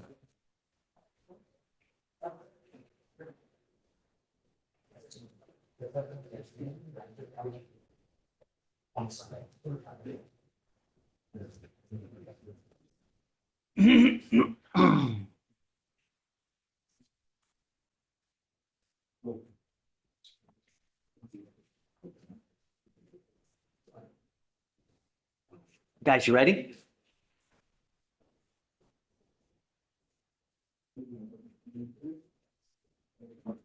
Yeah. I know. Yeah. Okay. Let's go. Hmm? No, they should be done. They've been even like for at least an hour. Yeah. So 20 minutes, guys? 20 minutes? It's good, Jason.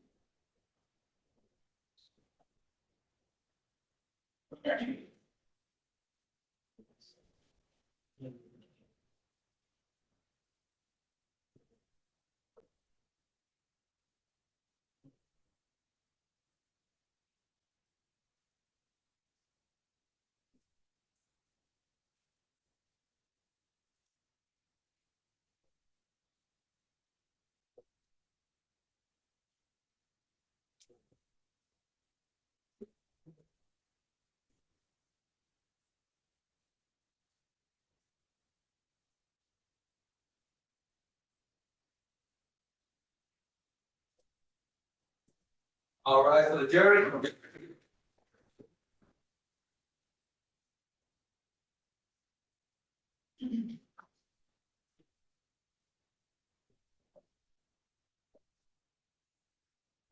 All right, please be seated. Okay, filet and lobster good? Okay, members of the jury.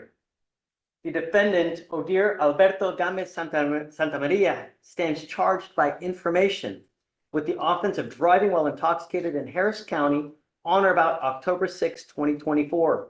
To this charge, the defendant has pleaded not guilty. Both sides will soon present final arguments. Before they do, I now give you the instructions you must follow in deciding whether the defendant has been proven guilty or not. You will receive a written copy of these instructions to take with you and to use during your deliberations. Both sides will soon present final arguments. Before they do, I now give you the instructions you must follow in deciding whether the defendant has been proven guilty or not. You will receive a written copy of these instructions to take and use during your deliberations. First, I will give you some general principles of law that you must follow when deciding this case. Then I will instruct you on rules that control your deliberations. Finally, I will tell you about the specific law that applies to this case. The information. The information is not evidence of guilt. It is the name of a document required to bring the case before you. The information cannot be considered in any way by the jury.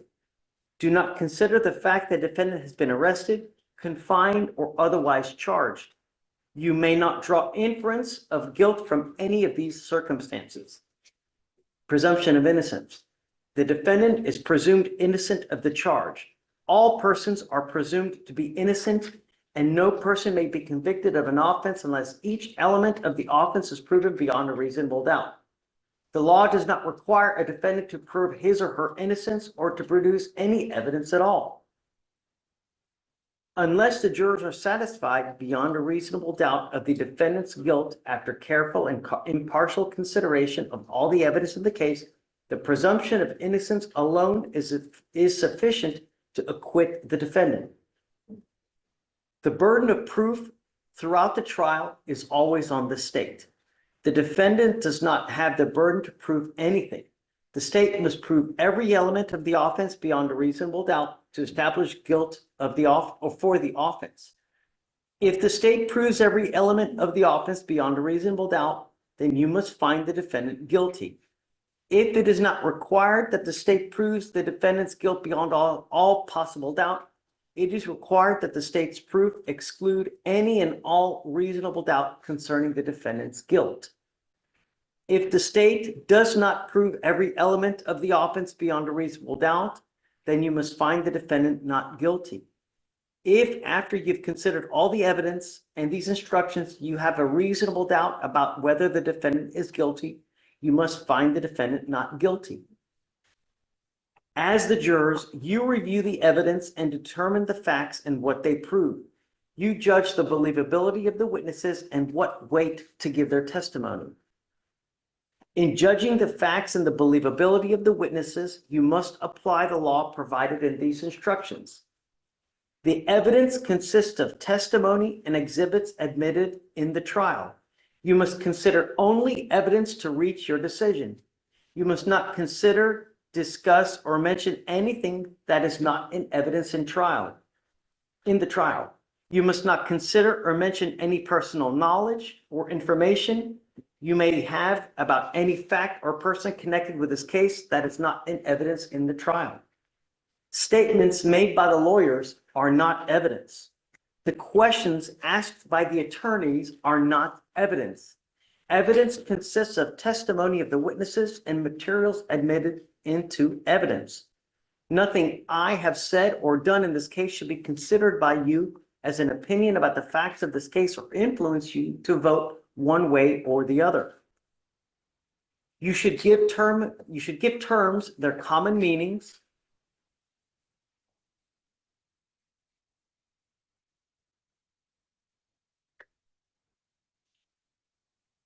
Ready? You need to go back? Okay. You should give terms their common meanings unless you have been told in these instructions that the terms are given special meanings. In that case, of course, you should give those terms the meaning provided in these instructions. While you should consider only the evidence, you are permitted to draw reasonable inferences from the testimony and exhibits that are justified in light of common experience. In other words, you may make deductions and reach conclusions that reason and common sense lead you to draw from the facts that have been established by the evidence. You are to render a fair and impartial verdict based on the evidence admitted in the case under the law that is in these instructions. Do not allow your verdict to be determined by bias or prejudice. Admitted exhibits. You may, if you wish, examine exhibits. If you wish to examine an exhibit, the foreperson will inform the court and specifically identify the exhibit you wish to examine. Only exhibits that were admitted into evidence may be given to you for examination. Certain testimony will be read back to you by the court reporter if you request. You must follow these rules to request that testimony be read back to you. The court will allow testimony to be read back to the jury only if the jury, in a writing signed by the foreperson, 1, states that it is requesting the testimony be read back, 2, states that it has a disagreement about a specific statement of a witness or a particular point in dispute, and 3, identifies the name of the witness who made the statement. The court will then have the court reporter read back only that part of the statement that is in disagreement. The verdict. The law requires you to render a verdict of either guilty or not guilty. A verdict of not guilty simply means that the state's evidence does not prove the defendant's guilt beyond a reasonable doubt. You may return a verdict only if all 6 of you agree on a verdict. When you reach a verdict, the foreperson should notify the court. The defendant has a constitutional right to remain silent. The defendant may testify on his own behalf. The defendant may also choose not to testify. Oh.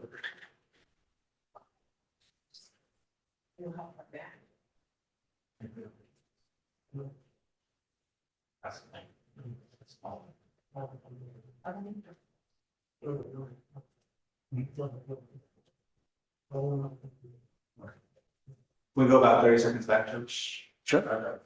Sorry. You want to go back from the verdict? When you turn a verdict, only if all 6 of you agree. Okay, so you may return, Tony, ready? Yes. Yeah, okay. You may return a verdict only if all 6 of you agree on this verdict. When you reach a verdict, the foreperson should notify the court. The defendant has a constitutional right to remain silent. The defendant may testify on his own behalf. The defendant may also choose not to testify. The defendant's decision not to testify cannot be held against him and is not evidence of guilt. You must not speculate, guess, or even talk about what the defendant might have said if he had testified or why he did not. The foreperson of the jury must immediately stop any juror from mentioning the defendant's decision not to testify. These are the rules that control your deliberation. You must follow these rules while you're deliberating and until you reach a verdict. After the closing arguments by the attorneys, you will go into the jury room. Your first task will be to pick a foreperson. The foreperson will preside over your deliberations and conduct them in an orderly way. Each juror has 1 vote, including the foreperson. The foreperson must supervise the voting, vote with other members on the verdict, and sign the verdict sheet. While deliberating and until excused by the trial court, all jurors must follow these rules. Number 1, you must not discuss this case with any court officer or the attorneys or anyone not on the jury. 2, you must not discuss this case unless all of you are present in the jury room. If anyone leaves, then you must stop your discussions about the case until all of you are present again. You must communicate with me only in writing signed by the foreperson and given to me through the officer that is assigned to you. You must not conduct any independent investigations, research, or experiments. Number 5, you must tell me if anyone attempts to contact you about the case before you reach a verdict. Your sole duty at this point is to determine whether the defendant has been proven guilty. You must restrict your deliberations to this matter. After you've arrived at your verdict, you are to use one of the forms attached to these instructions. You should have your foreperson sign his or her name to the particular form that conforms to your verdict. Disregarding evidence if unlawfully obtained. You have heard evidence obtained as a result of a traffic stop and detention of Odier Alberto Gomez Santamaria by Officer Micah Metter. Specifically, you have heard the testimony of Officer Micah Metter and other state's witnesses, as well as evidence of a breath test suggesting that Odier Alberto Gomez Santamaria might have been operating a vehicle while intoxicated. You may consider this evidence only if you resolve a preliminary question in favor of the state. No evidence obtained by an officer or other person in violation of any provisions of the Constitution or laws of the state of Texas or of the Constitution or laws of the United States of America shall be used against the accused on the trial of any criminal case. The state must therefore prove beyond a reasonable doubt that the evidence was not obtained in violation of the law. A police officer may, under the law, stop and detain a motorist without a warrant when the officer has reasonable suspicion that the motorist has committed a criminal offense, including a traffic offense. Before you may consider the evidence obtained as a result of Officer Micah Metter's stop and detention of Odier Alberto Gomez Santamaria, you must all agree that the state has proven beyond a reasonable doubt that Officer Micah Metter reasonably believed that Odier Alberto Gomez Santamaria was speeding and or had expired registration before Officer Micah Metter stopped him. If you find that beyond a reasonable doubt, then you may consider all of the evidence obtained as a result of Officer Micah Metter's stop and detention of the defendant. If you do not find that fact beyond a reasonable doubt, then you will disregard all evidence obtained as a result of Officer Micah Metter's stop and detention of the defendant, and you will find sign his or her name to the particular form that conforms to your verdict. The law on driving while intoxicated. You are instructed that a person commits the offense of Class B driving while intoxicated if the person is intoxicated while operating a motor vehicle in a public place. In this regard, public place means any place to which the public or substantial group of the public has access and includes, but is not limited to, streets, highways, and the common areas of schools, hospital, apartment houses, office buildings, transport facilities, and shops. Motor vehicle means a device in, on, or by which a person or property is or may be transported or drawn on a highway, except a device used exclusively on stationary rails or tracks. Intoxicated means, number 1, not having the normal use of mental faculties by reason of the introduction of alcohol, a controlled substance, a drug, a dangerous drug, a combination of 2 or more of those substances, or any other substance into the body. 2, not having the normal use of physical faculties by the reason of the introduction of alcohol, a controlled substance, a drug, a dangerous drug, a combination of 2 or more of those substances, or any other substance into the body. Or 3, having an alcohol concentration of 0.08 or above or more. Alcohol concentration means the number of grams of alcohol per 210 liters of breath. You are further instructed that if it is shown during the trial that an analysis of the specimen of the person's breath showed an alcohol concentration level of 0.15 or more at the time of the analysis was performed, then the person has committed the offense of Class A, driving while intoxicated. Or you are instructed that if you believe beyond a reasonable doubt that Odier Alberto Gomez Santamaria breath showed an alcohol concentration level of 0.15 or more at the time the analysis was performed, you will find the defendant guilty of the offense of DWI misdemeanor 0.15 or greater and say so by your verdict. But if you do not so believe, or if you have a reasonable doubt thereof, you will proceed to consider whether the defendant is guilty of the lesser offense of DWI misdemeanor class B. Class A, driving while intoxicated. Now, therefore, if you believe from the evidence beyond a reasonable doubt that the defendant, Odir Alberto Gomez Santamaria, on or about October 6, 2024 in Harris County, Texas, did then and there unlawfully operate a motor vehicle in a public place while intoxicated, and you further believe from the evidence beyond a reasonable doubt that an analysis of Odir Alberto Gomez Santamaria's breath showed an alcohol concentration level of 0.15 or more at the time the analysis was performed, then you will stop your deliberations and find the defendant guilty of Class A driving while intoxicated. If you do not so believe, or if you have a reasonable doubt thereof, then you will consider whether the defendant has been proven guilty of Class B driving while intoxicated as instructed below.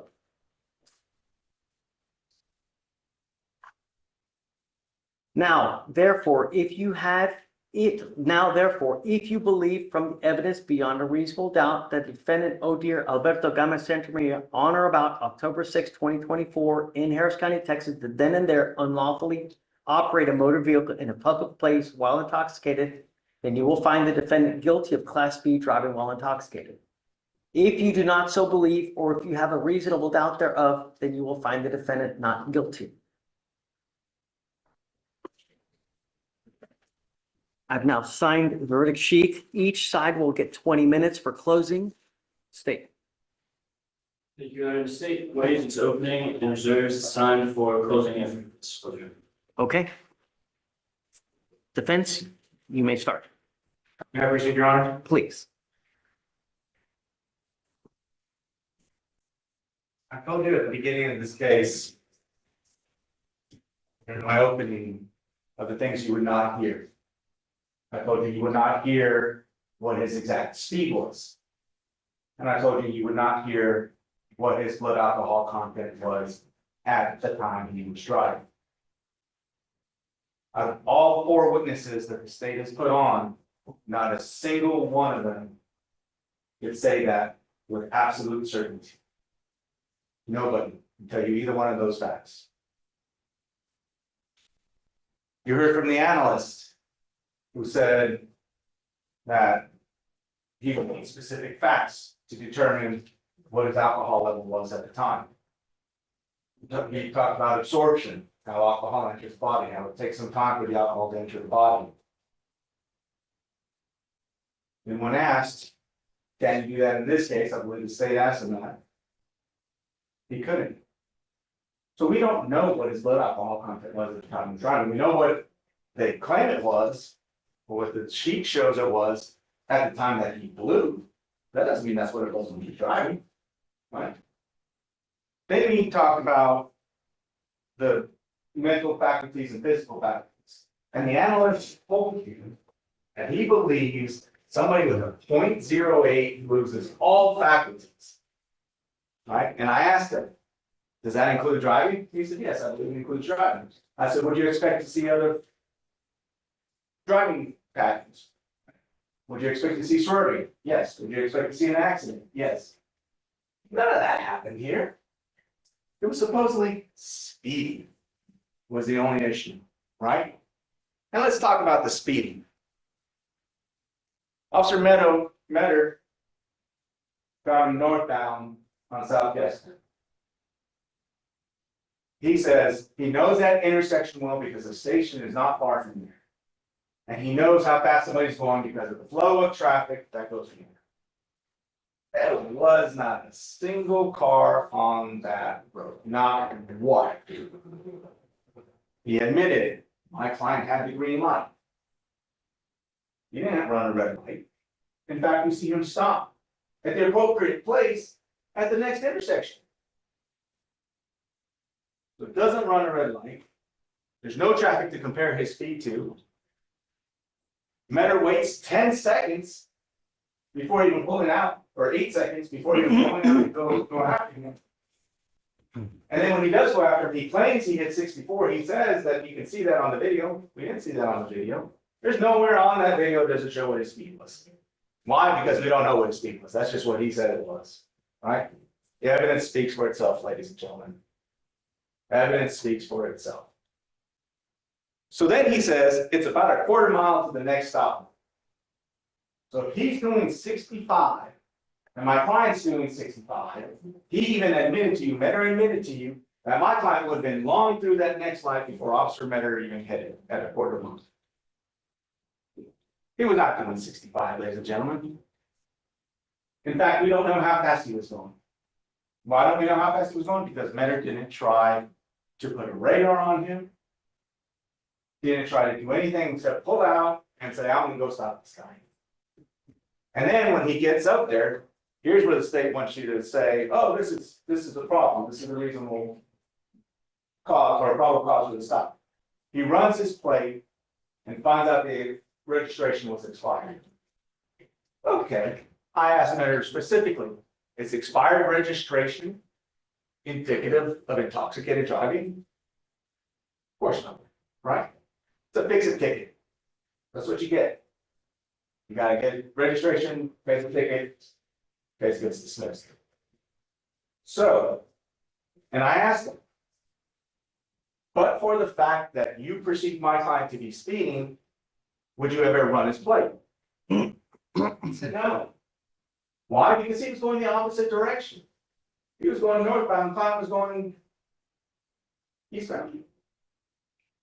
Westbound. Had to do the never eat soggy weeds. Yeah.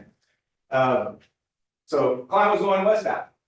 Complete opposite direction. So, but for Metter thinking that he was speeding, he would never pull up behind him. He never pulled up behind him. He would never run his plates. He never run his plates. He would never have seen the registration was expired, and therefore my client would never have been pulled over.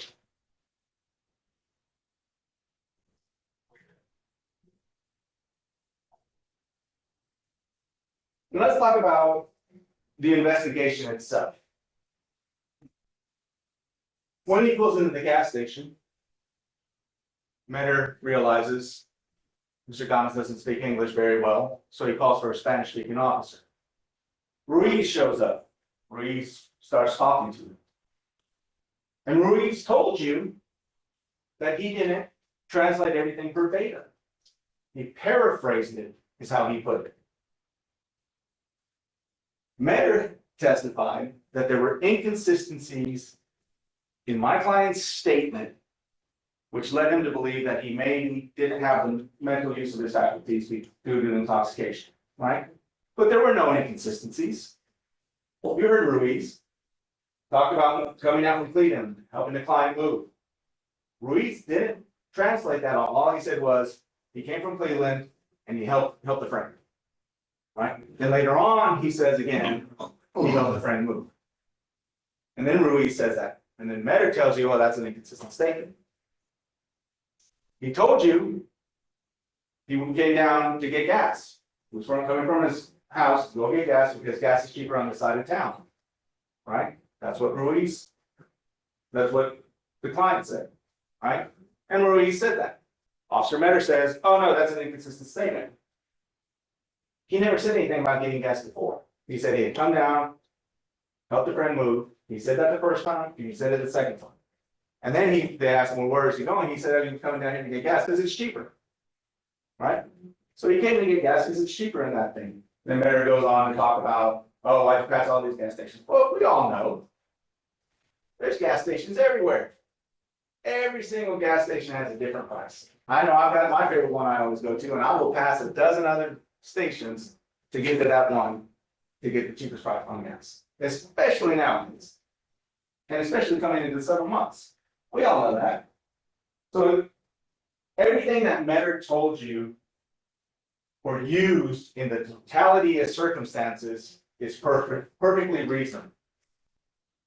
Now let's talk about the field sobriety tests.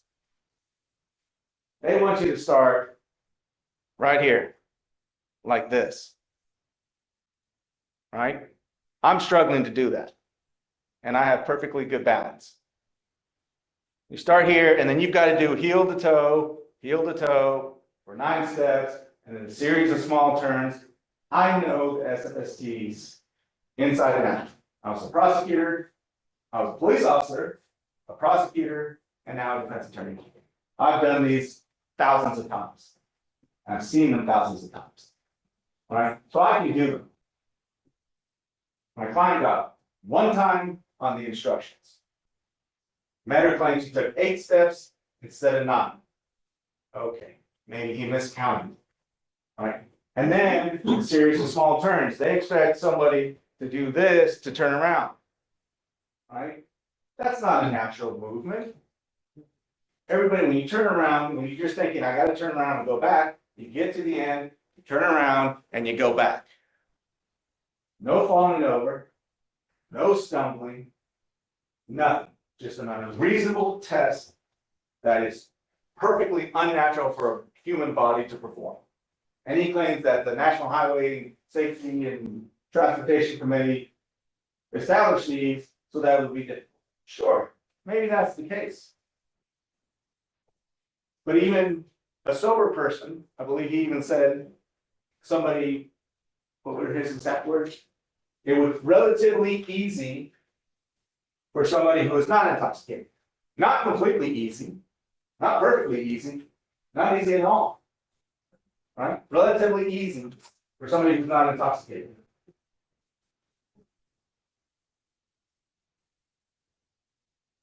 So the field sobriety test, useless. Absolutely useless. And then he talked about, him and Ruiz both said, there's a strong odor of alcohol on his breath. Right? But then I asked, if you have 1, maybe 2 beers and have a strong odor of alcohol on your breath. Yes. I asked later, if you have 2 beers, are you intoxicated? No. And then we get to Varner, and Varner says it was a moderate to mild odor of alcohol on his breath. Which one's the truth? We don't know. We weren't there. But that's completely unreliable as well, because there's inconsistent statements. If Better wants to use the inconsistent statements, that's an inconsistent statement amongst the state. These are the people that work for the prosecutors. This is their job. Their job is to find people guilty, for the state, not prosecution. Their job is to look for things to find people guilty. Right? That's what they try to do. So they're going to say what they want to say to get to that point. Now,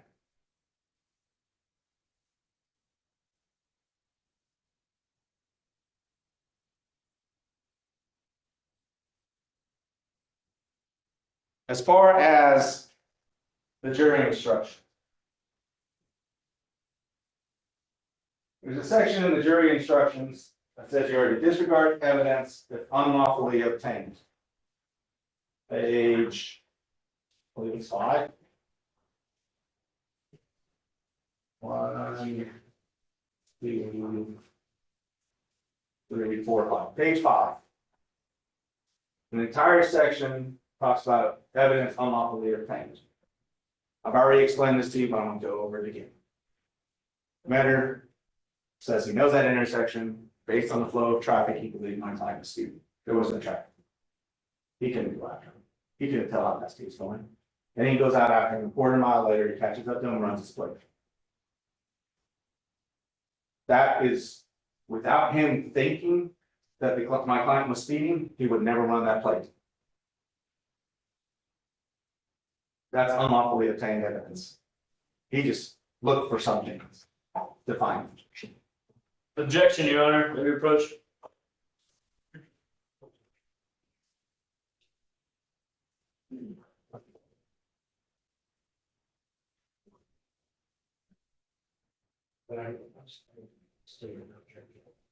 Why just was it? I said, like for him going after me.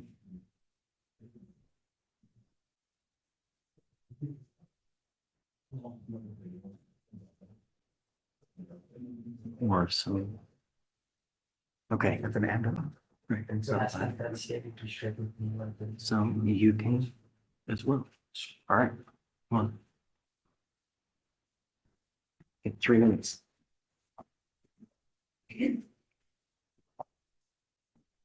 So. Again, speeding. Goes in behind. Runs plate. That tells you here down at the bottom, and or expired registration, right? What I'm asking you to think of is, why did he find out that registration is expired? What led him to that? But for him perceiving a speeding, he would have never run that plate. And if you find that probable cause did not exist, or as well as you don't believe that he lost his mental faculties, we didn't see him fumbling, we didn't see him walk, urinating himself, we didn't see him everything during jury selection. I think somebody said that, you know, they urinate themselves, right? They stumble, they act a fool, they're belligerent, things like that. We didn't see any of that. What we saw were those unnatural field sobriety tests that are designed for people to fail. That's what we saw.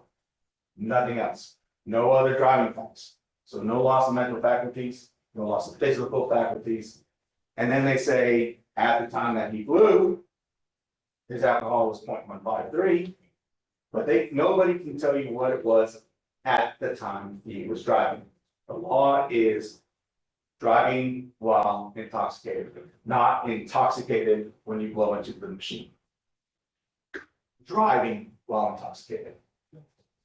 Which means they have to prove beyond a reasonable doubt that at the time he was driving, he either lost his mental faculties, lost his physical faculties, or was at 0.08 or higher. They have proven absolutely none of that. So ladies and gentlemen, the jury, you have one verdict and one verdict only. It's at the very top right there for you.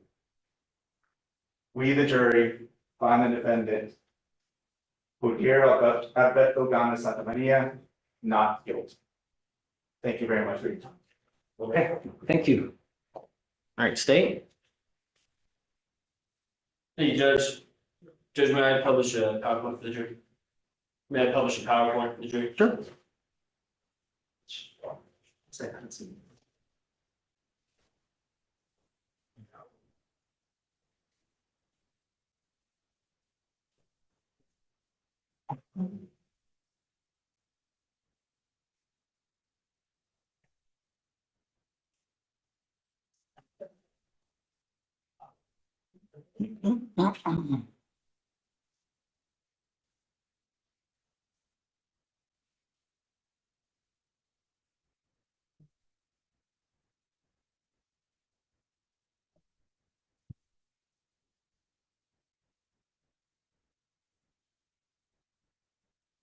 All right.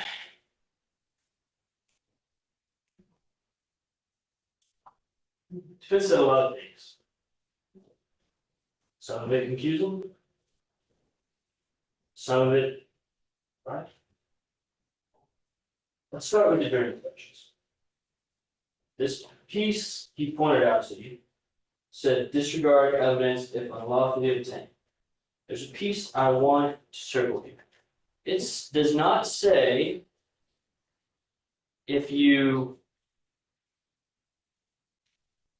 must all agree the state has proven beyond a reasonable doubt that Officer Metter reasonably believed that the defendant was speeding. It says was speeding and or had expired registration. Ladies and gentlemen, it isn't hard. The officer thought he was speeding. He goes to the light, the officer sees him, he follows him, he tracks him, he pays him. Was it perfect? No. But he gets up to the light and he runs his registration. He finds that his registration is expired. That's all he needs. That's it, right there. That's what the jury instruction says. It says or. If you find that he had expired registration, it doesn't matter. Look at all the evidence. Now, let's go through this and let's make it easy. Like I told everybody. Every single person, except for the last witness, said that this occurred on October 6, 2024. That's an easy one. Let's cross that one off. The officers both said it was in Harris County, Texas, and in a public place. We know that it was this defendant. How do we know that? Because the officer said it was. Because the officer said, I was going down the road, I saw this car, I pulled him over, and he was the one behind the wheel, and you see him on the video. Let's cross off another one. Operated a motor vehicle. How do we know that? You saw it on the video. The officer told you everything you needed to know. It's not hard. In a public place. You see on the video, he's at a gas station. The officer tells you he's at a gas station. And he's operating the vehicle on a public roadway. Straight from the officer. It's not hard. None of those are hard. And fairly useful. Then we get to while intoxicated. This is still easy. Why is it easy? How do we know he was intoxicated? Because I have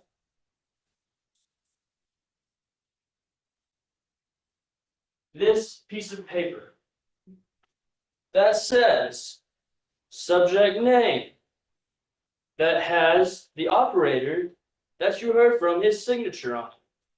And it says what his DNC was when he blew.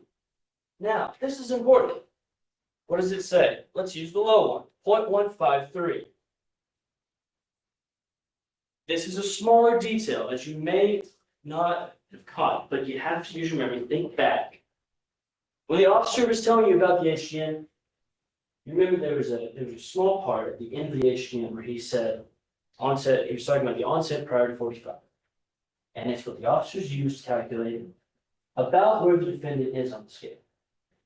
He told you what he thought the defendant was at that point in time was what? It was around 0.15. And then he went and got a breath test and he confirmed it. That's all there is. It doesn't have to be hard evidence. Remember yesterday we were talking during jury selection and I brought up Stonehenge and I said, and I told you, you might not have the full picture. But you don't need the full picture. When you get enough pieces together in a puzzle, you know what the picture is. And that's all this is here. We have all the pieces we need. Only thing left for you to do.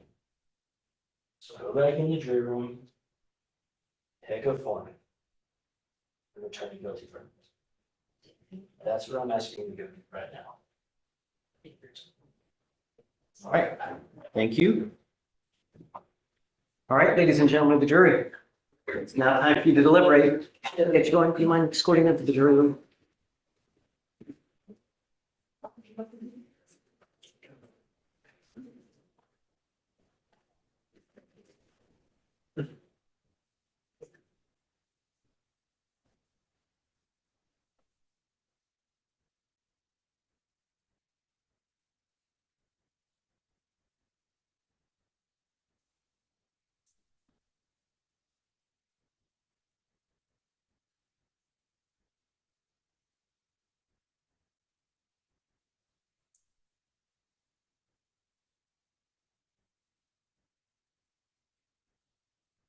Okay, all right, so good luck.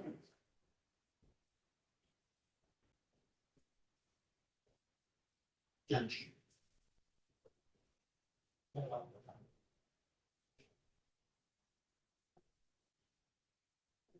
Okay, we're in recess. I just want to remind him not to put the alternate in the room with them. That's what I was saying. What was it? Not to put the alternate, Oh, okay. because I always. They need to go take that second. Oh, right. 2, 3, 4. Hey, come on. Oh, wait. Yeah. We have States 1 through 4 and defense 1, right?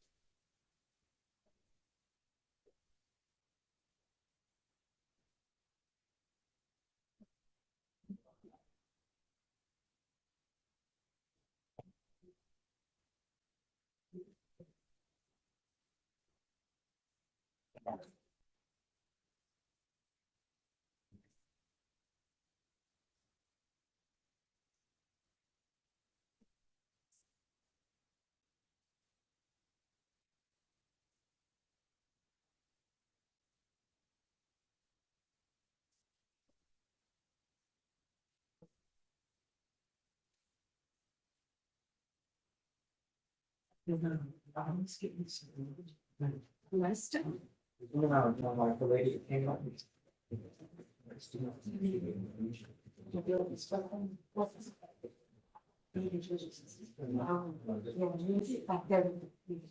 Oh, that's what. She's seen the back on it tomorrow. What is it? It's because Judge signed the lease and bail around and the other. No. We already told her she didn't come back. Victoria told me, yeah, the 22nd of next year. No, she don't come back. No. So, yeah, I talked to her. Oh, I thought he was talking about the. No, I'm talking about Parks. Robin Parks. He was hollering. Your parts? Yeah, she gotta come back tomorrow. Okay, you send the bill or I'm gonna have to. Yeah, I'm saying, he ended up not revoking it, she finally came back. Okay. He filed a supervision for follower problems too. Yeah, it's fine. Minor. Jen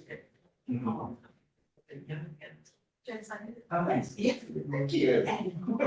He was, he, the thing that we went to and we got him the gossip. Because he was joined. What was it? So Stevens. Federal or No, state? state, the two ladies. But that good, starting.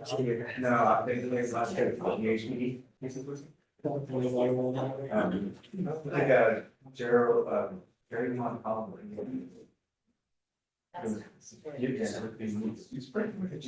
Yeah. In case the jury expands. Yeah. Test. Yeah, I want to hear. Oh, I see what you're saying. I keep reading understood. What? Well, that makes me feel bad. Well, you should feel great, because everybody thinks so. I appreciate that. Yeah, I didn't see them all there. But they. Always take care of a lot of juries, like some area county. It was like, screw this, let's get out of here. Now I'm getting to you. So that's good. Thank you. They were both 10. So one of these, yeah, we started from jury thing was all to it's all. Then I've been in some DWI trials where it was their strong state cases, you know, 30-minute not. Get out of the Friday at 4. Would you agree, Greg? What's that? I said, I think the jury's going, like, they seem like they're very fair, they're attending both sides of the course. They seem like they care. Yeah. So we're trying to be very wise. Yeah, so that's good. Yeah.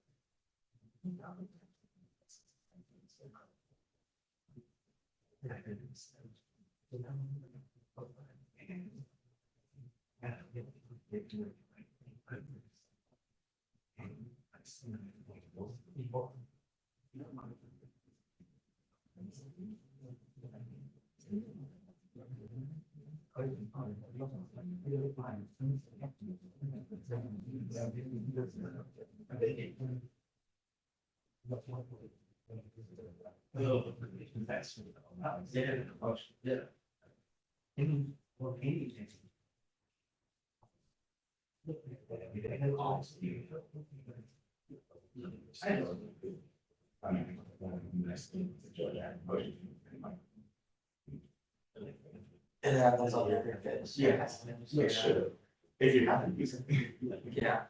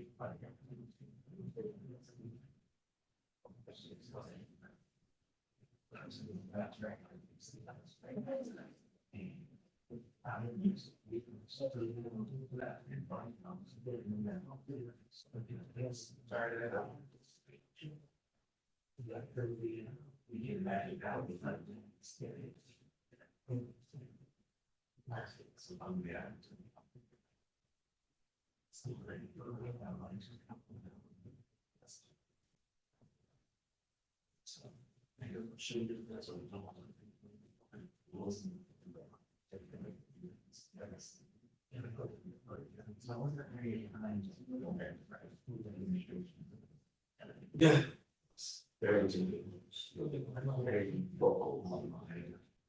Who was the DA at the time? Your previous boss? Come on, right after. Yeah.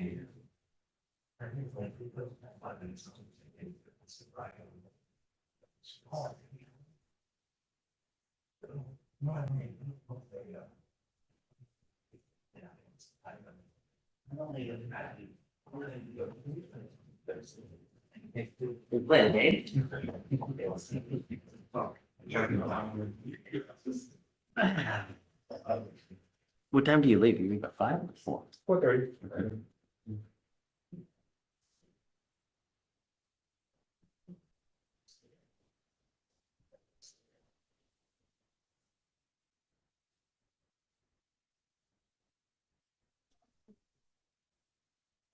Oh,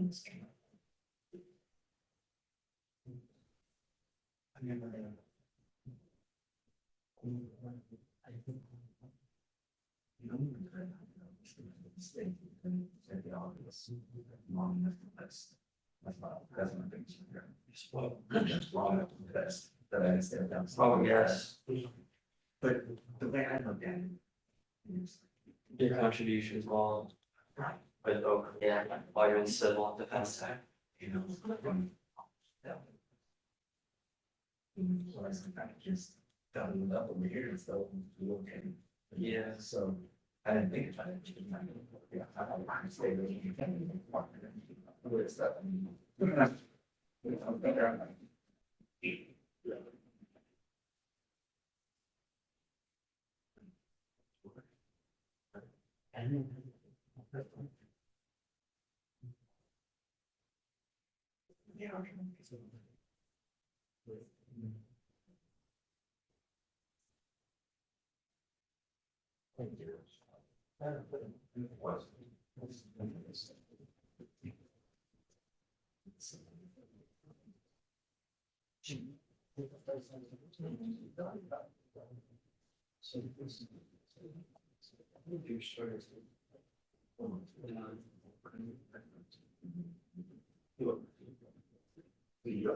That's true, that's true. Just why I have to think of it. That's a different. As soon as I got here, as soon as I got here, set up like, started.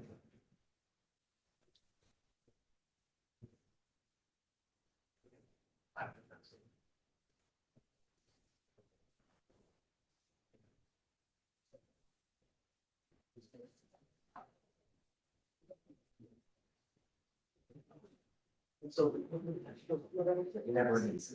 Always been doing all that. I know it's something. I could do it back in.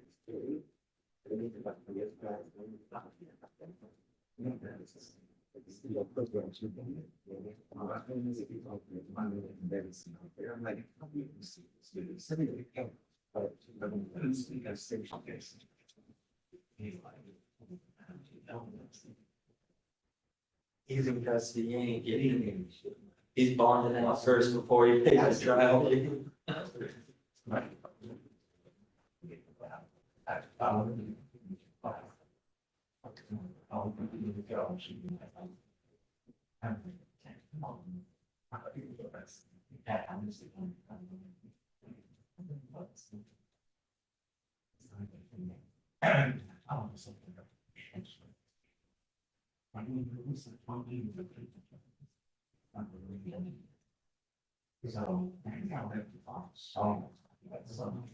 Yeah.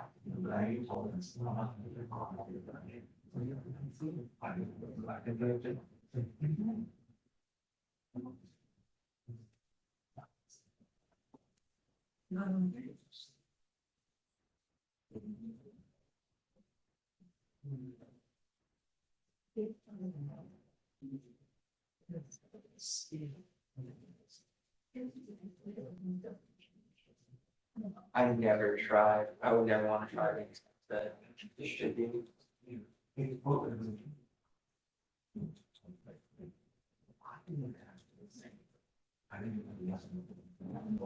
Was he had 2 prior pensions? Why? And just dropped to a PCS on track of regard. Why move your burden? Right. Yeah. And you did it. So I was like, hey. That's a harder thing, another thing to prove a trial. She would assign bailiff and single soul and a motion disposed. There, 2 of them are duplicates, and one of them are parks. But Yeah. could you install? Oh, right. Yeah.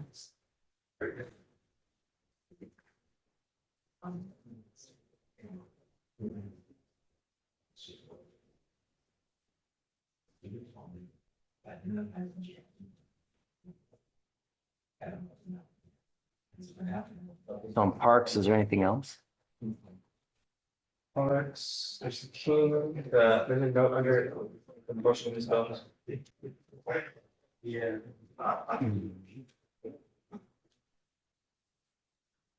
Got it. And also days. And what else? The jail release instructions for Ramirez, I pushed those through too soon, but we didn't have her come up today, we had a reason for tomorrow. Do you want us to do that tomorrow, so we have the PR going? Yeah, I guess so. Unsign it? Yeah. Appeal for your resources. Of course.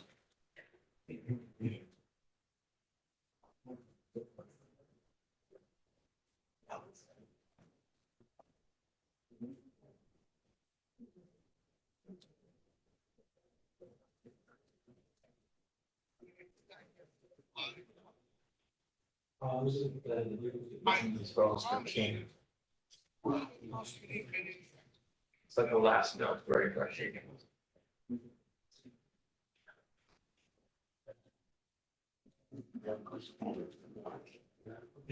I want the exhibits.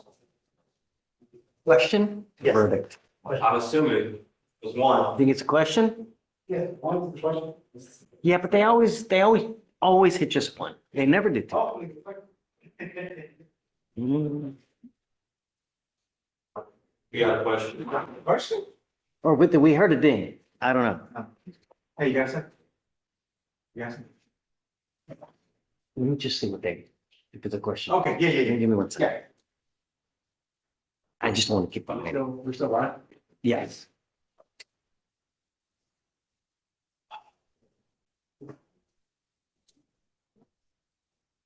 Okay, I think I did it right. Yes.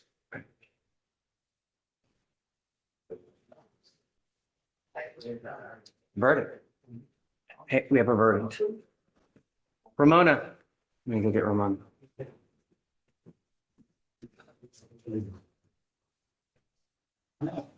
Ramona. It's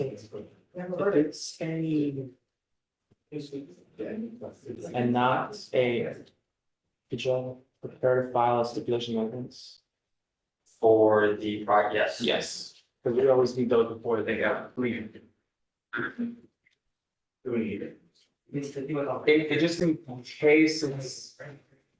No, but I think we can just stipulate on, right? No, we need to look at signature and the judge's signature and everything. For the jury judgment. Oh, that part. Yeah, let me get him in first to sit. Yeah. Okay. I thought you were talking about first part. No. Okay, you ready? Okay. Yeah. Oh, where's Tony? Oh,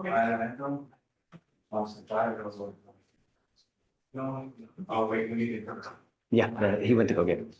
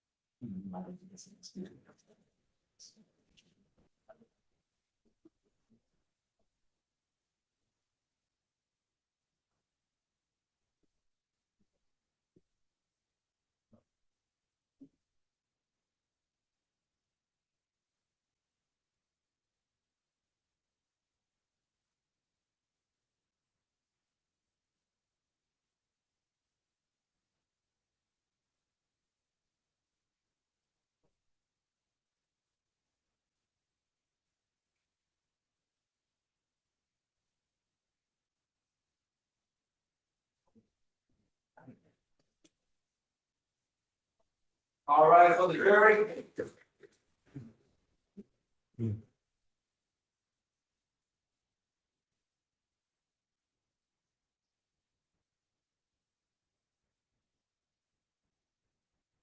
Okay.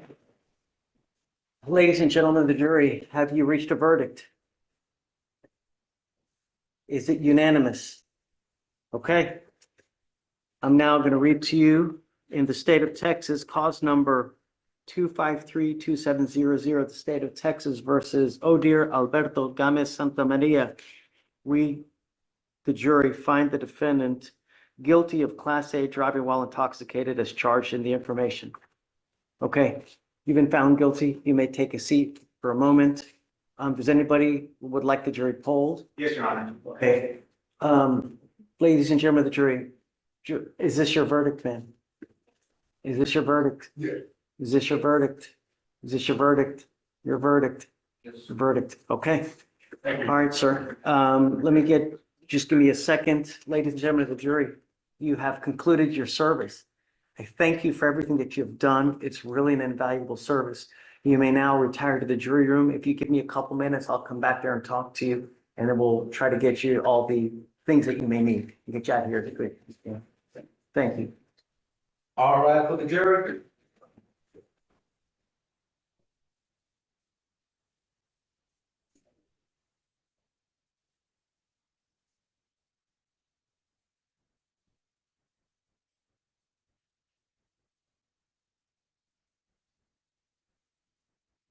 Please be seated. Mr. Gomez, I want you to understand that you do have the right to appeal this verdict. If you decide to do that, there are certain timing requirements that must be fulfilled and documents filed.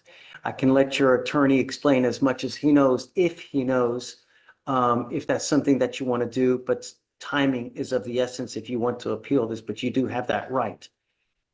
We do have to sentence, and if I'm correct, parties, you have agreed to a sentence. Yes, Your Honor. Okay, and the agreement is 210 days. with credit for the 73 days. Okay. I'm now going to sentence you to 200 days in jail. I will give you credit for 73 days that you have done. Mr. Gomez, you need to understand that this will now reflect as a conviction on your record. This now makes 2. If you ever pick up another DWI, you will be charged with a felony offense, and you will be looking at a minimum of 2 years in prison, a maximum of 10 years in prison. I would never, even if you've had a sip of alcohol, get into a car and drive because you are taking a huge risk. Do you understand? Okay, so you may be seated, and I think that. Are we gonna keep it as a second with the Class A? Yeah. 4.5? Yeah. So you're making sure, okay. Yes. Well, they found it. Yes. No, they found the 0.15 true. The second is an punishment enhancement, which would need to be found true as well. Guilty.